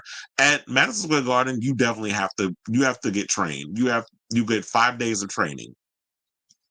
I'm sure like in certain retail situations, not retail, well, they got to show you how to use the register and things of that nature. I'm sure like also in fast food, but Shake Shack technically isn't fast food, but you have to learn how to like work the fries and the burger and put the burgers together. So if somebody wants a smoke shack or a shack stack or, you know, a shack burger, which is basically a cheeseburger with lettuce, tomatoes, and shack sauce, or you do a shack stack, which is basically a shack burger with a shroom on top. Or you want to make the grill, you know, you want to make the chicken shack, which is basically like the white sauce with the lettuce. You put the sauce on the bottom of the bun. You put the shredded lettuce on the top. You fry the chicken in the thing for like 2.5 minutes. You put the fried chicken on the top, and you put the bun on the top, and then it's done. Yeah, I'm giving y'all the thing because I used to work at Shake Shack, so I know. It's funny. I still remember how to make those burgers. There was one time that I even did like the thing by myself, where it was like I had to make the burgers. Where I was like, when you have like the cherry peppers, I forget which one that was. The burger would put the cherry peppers on top, and it was like I had to do all of that. I was grilling when you know, and then I had my buns ready. I did all of sandwich because it wasn't that busy, so I was able to like multitask and do a bunch of run the line by myself. It's funny, I never became a manager at Shake Shack. I'm probably making a shit ton of money. But anyway, so it said Malaysia is one of my fave queens to come out in the show ever. The fans mostly think it's okay to treat anybody like that, or sugar honey iced tea, I should say. Yeah, and I feel like they could do that because you're on the other side of a screen, and you pretty much feel like you can say whatever the hell you want. Whatever, child. Okay, so let's get into two more topics, and we are done with today's show because we officially hit 5 hours on this show. Surprisingly, I don't have to go to the bathroom.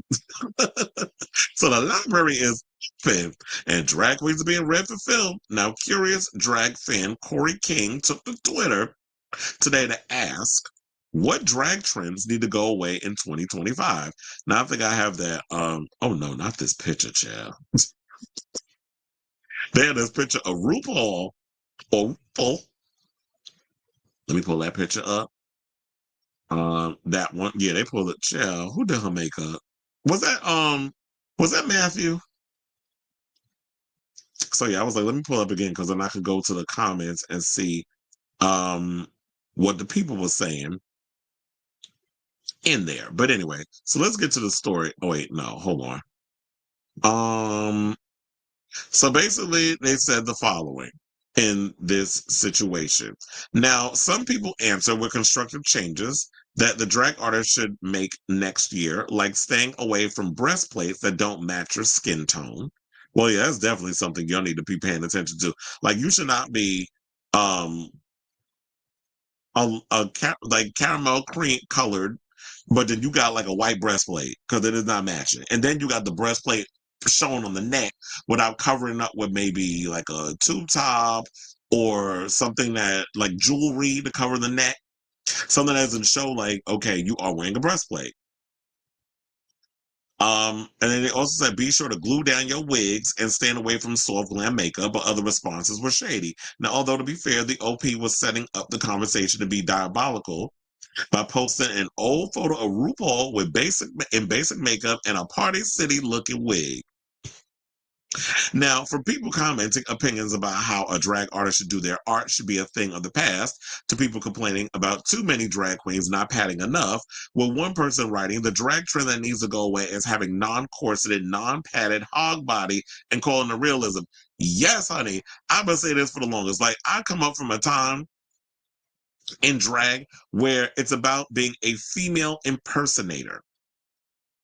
That's why I had a problem with that last queen that won. What's her damn name? That was on Drag Race Canada, Canada's Drag Race. The one that won last year didn't even tuck her meat between me down there.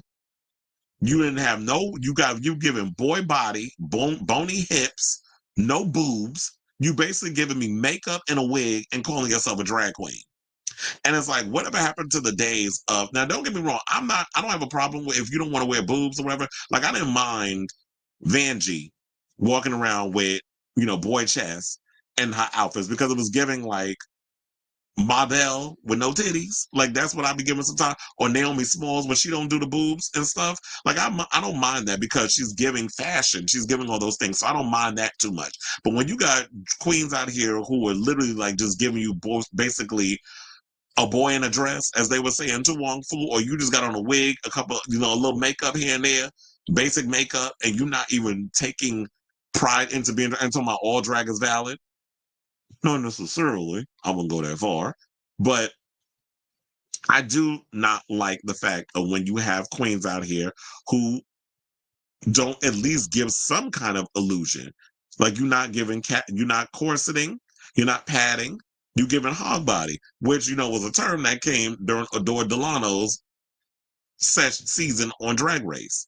So the Drag Race fandom is notoriously shady, so we probably should never expect a response this brutal. Now, despite how shady some comments are being on the viral post, there are others who just want everyone to mind their own business and for 2025 to be the end of non-drag performers contributing to drag discourse.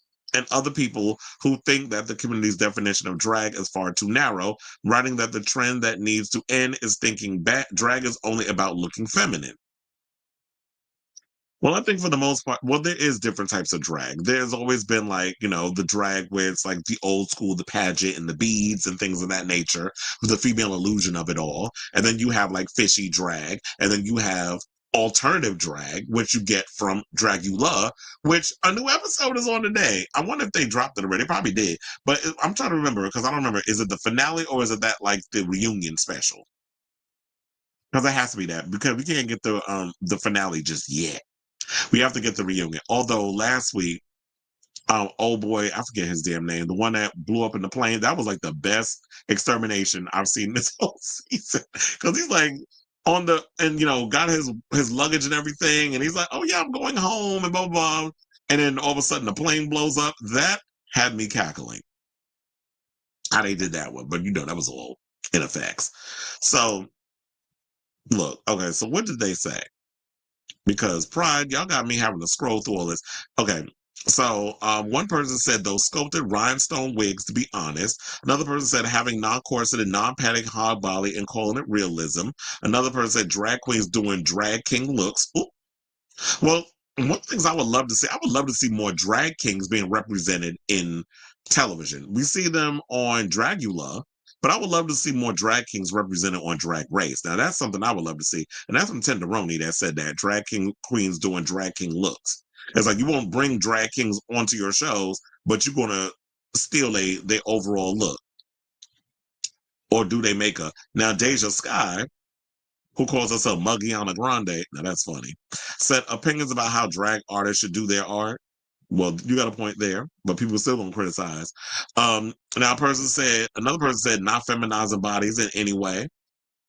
Another person said thinking drag is only about looking feminine. So we got mixed comments on that because some people said not feminizing their bodies. Another person said only thinking that drag is about looking like a woman. Looking like a woman, feeling like a woman. That is a line from RuPaul's song. Soft makeup, like, girl, where is the makeup? Agreed. Another person said not gluing down your wigs. Another person said non-drag performance contributing to drag discourse. Another one that said that. Another said wearing your real hair. Well, first of all, what's wrong with people wearing their real hair? Like, here's the thing. I think sometimes Sasha Colby wears her own hair, but she'll add like extensions or she'll add like a piece. So like if she's doing like a high ponytail, like if you got the hair, the wherewithal, the roots to add an extra volume or extensions to your hair to do like a high ponytail or whatever the case is, problem with that. Gia Gunn does the same thing where she adds onto her actual hair. If you have the wherewithal, but if you want to sit up and wear a lace front, make sure that shit is glued down, Chad. Another person said, apologize for being shady and the fandom being too toxic. Well, look, shade is a part of the whole situation. Being shady is a part of, drag. It's not, it's not shade, it's just drag. Or don't be shady, be a lady, as they like to say too. No padding, no tucking, and calling it disruptive, transgressive. Are we talking about old girl from Canada Drag Race that won? They saying voguing when they can't. Now that's funny. Shout out to the Noggin girls. Noggin girls. Oh, here's another one. Wet human hair. Oh, depending on the look, I actually don't mind the wet human hair look. Like, I'll say this. The wet human hair look that I liked was when Lady Gaga wore that blonde wet wig during the Chromatica tour. I like that look. But it depends on how it looks. So, I don't mind the wig. I mean, I don't mind a wet wig. Okay, they said no padding and body sculpting, putting on a dress while being brick shaped is crazy. Well, yeah, there's that. Like, if you are going to give feminine and you're going to show off curves, you have to make it work for the outfit. Another person said all designer everything. Another person says soft glam makeup, like stop it. A lot of queens change their mug from an art piece to plain old makeup influencer face. Bring back painting for the back row. And yeah, that's like when it comes to drag, drag. I like art. I guess is subjective, but I do feel like when you are in the drag space, maybe there needs to be rules in regards of, if you're going to be playing in a certain wheelhouse, what you need to do is like you shouldn't be coming out depending, especially under certain lighting, basic makeup and calling yourself a drag artist.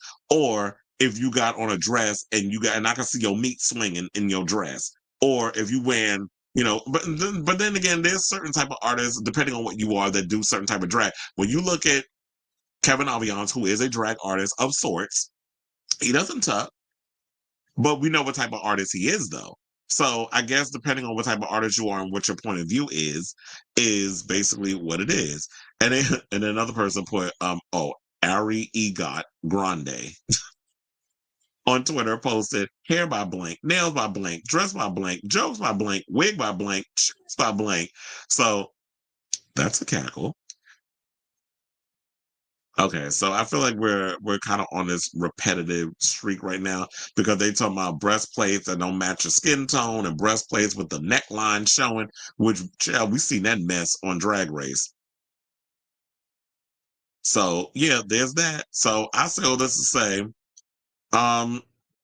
what do y'all think of this story? Are you in agreement or agreeance, whatever the term is? I think is it agreeance? Do you agree with what people are saying in regards of like drag and that sort of thing on what we need to leave behind in 2025? Whatever your thoughts, well, in 2024, as we go into 2025, I just hope that in 2025 we get to see more representation of drag on Drag Race. Like I said before, I would love to see a drag king appear on Drag Race and that sort of thing, and also different representations of drag and the art of drag on TV. I don't think that Drag Race and its 9 million spinoffs, as well as, because, UK just ended. I'm still mad Lavoie didn't win. But because that's who should have won, because she was giving me my life the whole season. But UK just finished. Down Under is going on. I'm actually liking Down Under for once. And I think the good change was you brought on Michelle Visage. She's definitely doing what needs to be done in regards to the show. And the queens are actually entertaining as well. So this is my first time actually watching a full season of that. Canada's also on, and I'm tolerating it. Because y'all be irritating me over in Canada. But I don't know. I just think like y'all just be y'all always on. It's like from 1 to 10, y'all always on a 15, and it's like y'all don't just bring it down a little bit. I feel like y'all just be ODing with the energy on purpose, and it's just annoying. And why y'all all talk like Valley Girls? That's another thing too. Or you talk with that Kim Kardashian vocal fry. I couldn't stand Denim when they were doing that all last season, and now you got like 13 people in the work. I'm exaggerating, but you got damn near a dozen people in the workroom doing that same freaking voice. So I definitely want to see more representation of drag. So I say all this to say, whatever your thoughts are on this, let me know in the comments down below. Okay, so let me take that out. Let's go to the comments. Demond say, yikes. Not crack Paul. Oh, yeah, because of that. Yeah, she definitely looked like she was a crackhead over there. Scott Ferrer was dropped by Capitol and told she can't release music unless she is self-releasing. Reason why she was dropped. Well, I don't think because, I like Scott Ferrer, but her music wasn't selling. And I definitely would like to see her go independent. Her music wasn't mainstream at all, and her nudity and her album cover art hurt sales because she was doing like a lot of this leftist type of music. And you said wearing a Target dress with a Party City wig, yeah. And you the same, and she the same one that was out here. I don't want no goddamn H&M. Remember that? But you out here wearing a damn dress from Target and then one of the most synthetic Party City wigs. Anyway, so let's get into our final topic because I know there was some people that was waiting. I know it was like because it's not much of anything, so that's why I saved it all the way to the end.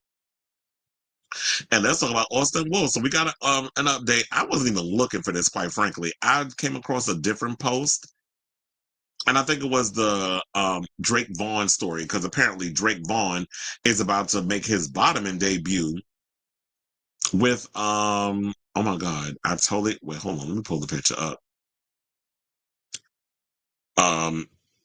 Joey Mills. I was like, how I forget that boy name? Because, they both men.com exclusives. And also, Joey Mills is on the reality show that I watch over on Out TV, which is X-rated NYC. It's him, and it is, Boomer Banks and Joey Mills' ex is on there. And, oh my God.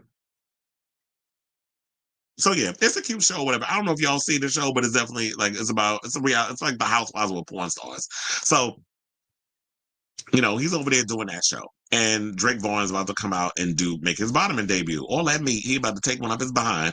So there's that story. And now, but let's get to the Austin Wolf thing because that's what we're here to talk about. So now, basically, as of November 27th, which is when this story was updated, it says Austin Wolf will continue to spend Thanksgiving and Christmas in jail. So a federal judge in New York granted another 30-day continuance in his federal child corn case, pushing the deadline from a preliminary hearing or indictment to December 27th. Now, on Tuesday, Southern District of New York Magistrate Judge Barbara Moses ruled that the extension best serves the ends of justice and outweighs the best interest of the public and the defendant in a speedy trial. So this marks yet another delay as prosecutors and the defense reportedly continue plea negotiations.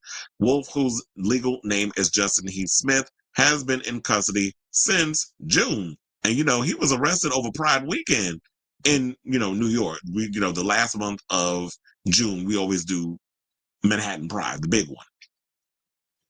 My thing is, I'm actually in the works of I'm actually going to spend this upcoming Pride that we have in June. I'm going to Spain to hang with some of my Spaniard friends because they was telling me that Pride is lit out in Spain during this time. So I'm going to spend a week out there. And They said they do like the protests in the beginning and then they have like the parties and stuff afterwards. I said that's exactly what I wanted to do because Pride started as a protest. So but we've had many updates because what was it? And it always seemed like on the 25th of the month we've had things fall over. So how many damn updates have we had? So I think it's 1, 2, 3, 4. I think it's like we've had 5 postponements. The first one was July 20th. That's when, it was postponed for another month. So then on August 27th, it was postponed on September 27th. Then when September 27th, it was updated on the 25th of September. It was delayed until November or October, I'm sorry. And then October it was updated. Well, October 25th, it was updated. And then be like the next hearing will be November 27th. And now here we are. November 27th has been extended to December 27th. So for those of you who have been living under a rock, the original article states that Justin Heath Smith, the 42-year-old adult content creator known as Austin Wolf, is being held in detention in Brooklyn, the same detention center that the Diddler is in.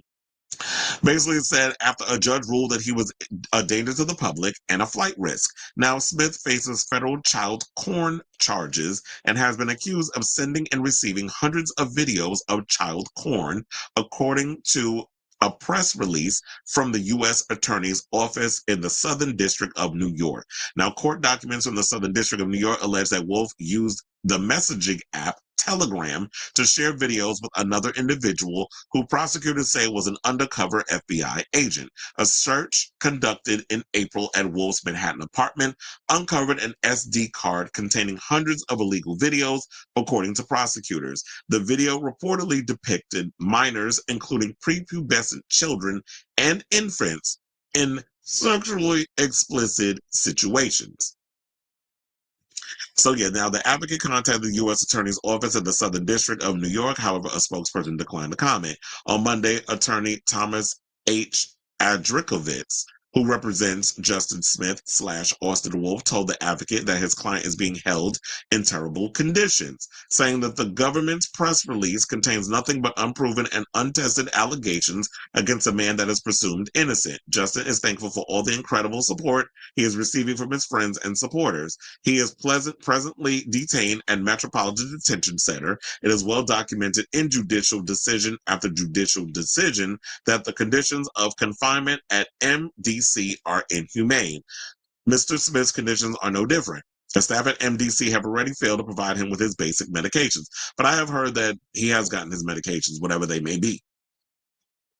So I should point out this as well. Now, if convicted, will face a mandatory minimum sentence of 5 years in prison and a maximum sentence of 20 years. So all this prolonging,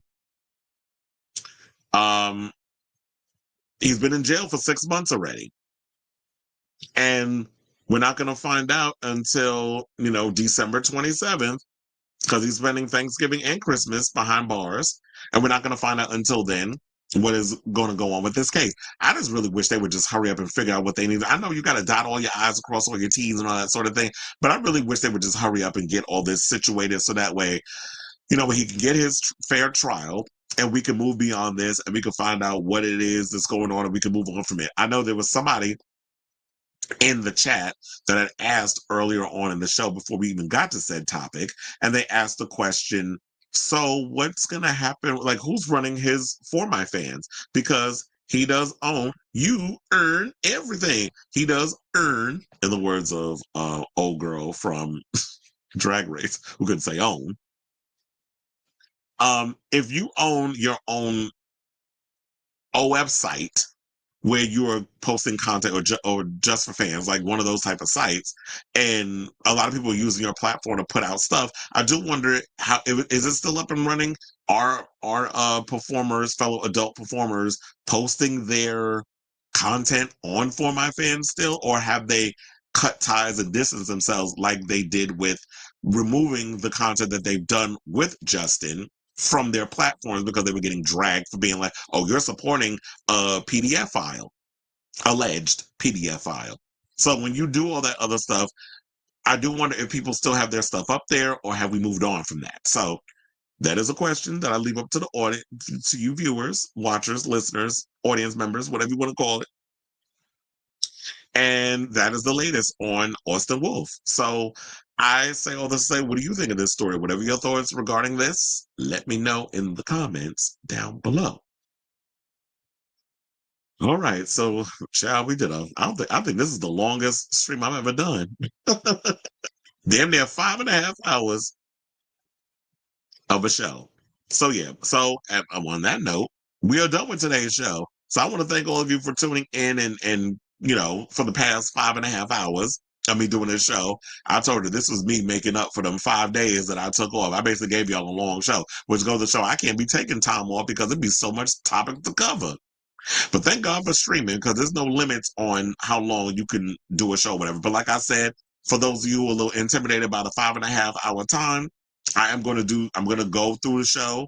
Later on, I'm going to put in timestamps on all the topics, so that way you guys can follow along with, if you want to fast forward through all the yapping that we do in between topics and get to certain topics that you really want to check on.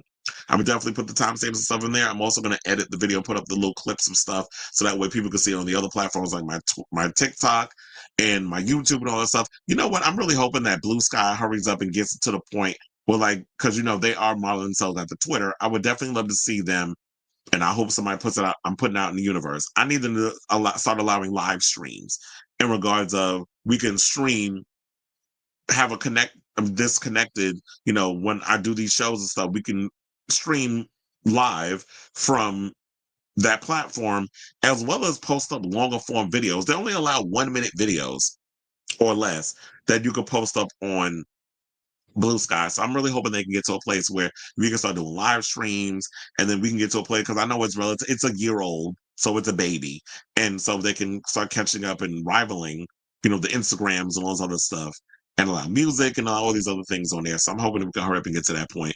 So, you said his suppliers are still. You said his supply. Oh, well, thank you, Linnea, for keeping me on up to abreast of what's going on. You said his supporters are still posting his videos on Boyfriend TV. Oh yeah, I do. I have been seeing, especially when I go on Twitter sometimes. I have not gotten rid of my Twitter. I told y'all that's how I'll be able to keep track of what's going on and pulling up videos and pictures of things I can't find anywhere else. Twitter usually has some stuff, so that's why I just be keeping it around, because of media situations. But I have scrolled through the Twitter, because the adult stuff is still there from people still posting things. And I have come across a couple of Austin Wolf videos and things of that nature that's still up there. So people are still posting Austin's things, and I would not be surprised, like you said, that they posting his videos on Boyfriend TV. But it's funny. This is a 5.5 hour video, and it's about to be 8 o'clock over here on the East Coast. So as I said, thank you all for tuning in. I will definitely be back tomorrow to give you another show. So hit that like button, that subscribe button. Also be sure to smash that notification bell if you have not already. It helps with the algorithm, all that good stuff. So that way you know when we go live with a brand new episode. I want to thank everybody who is also commenting throughout the show. You know who you are. I love you all. Love you all. And until next time, ciao, darlings.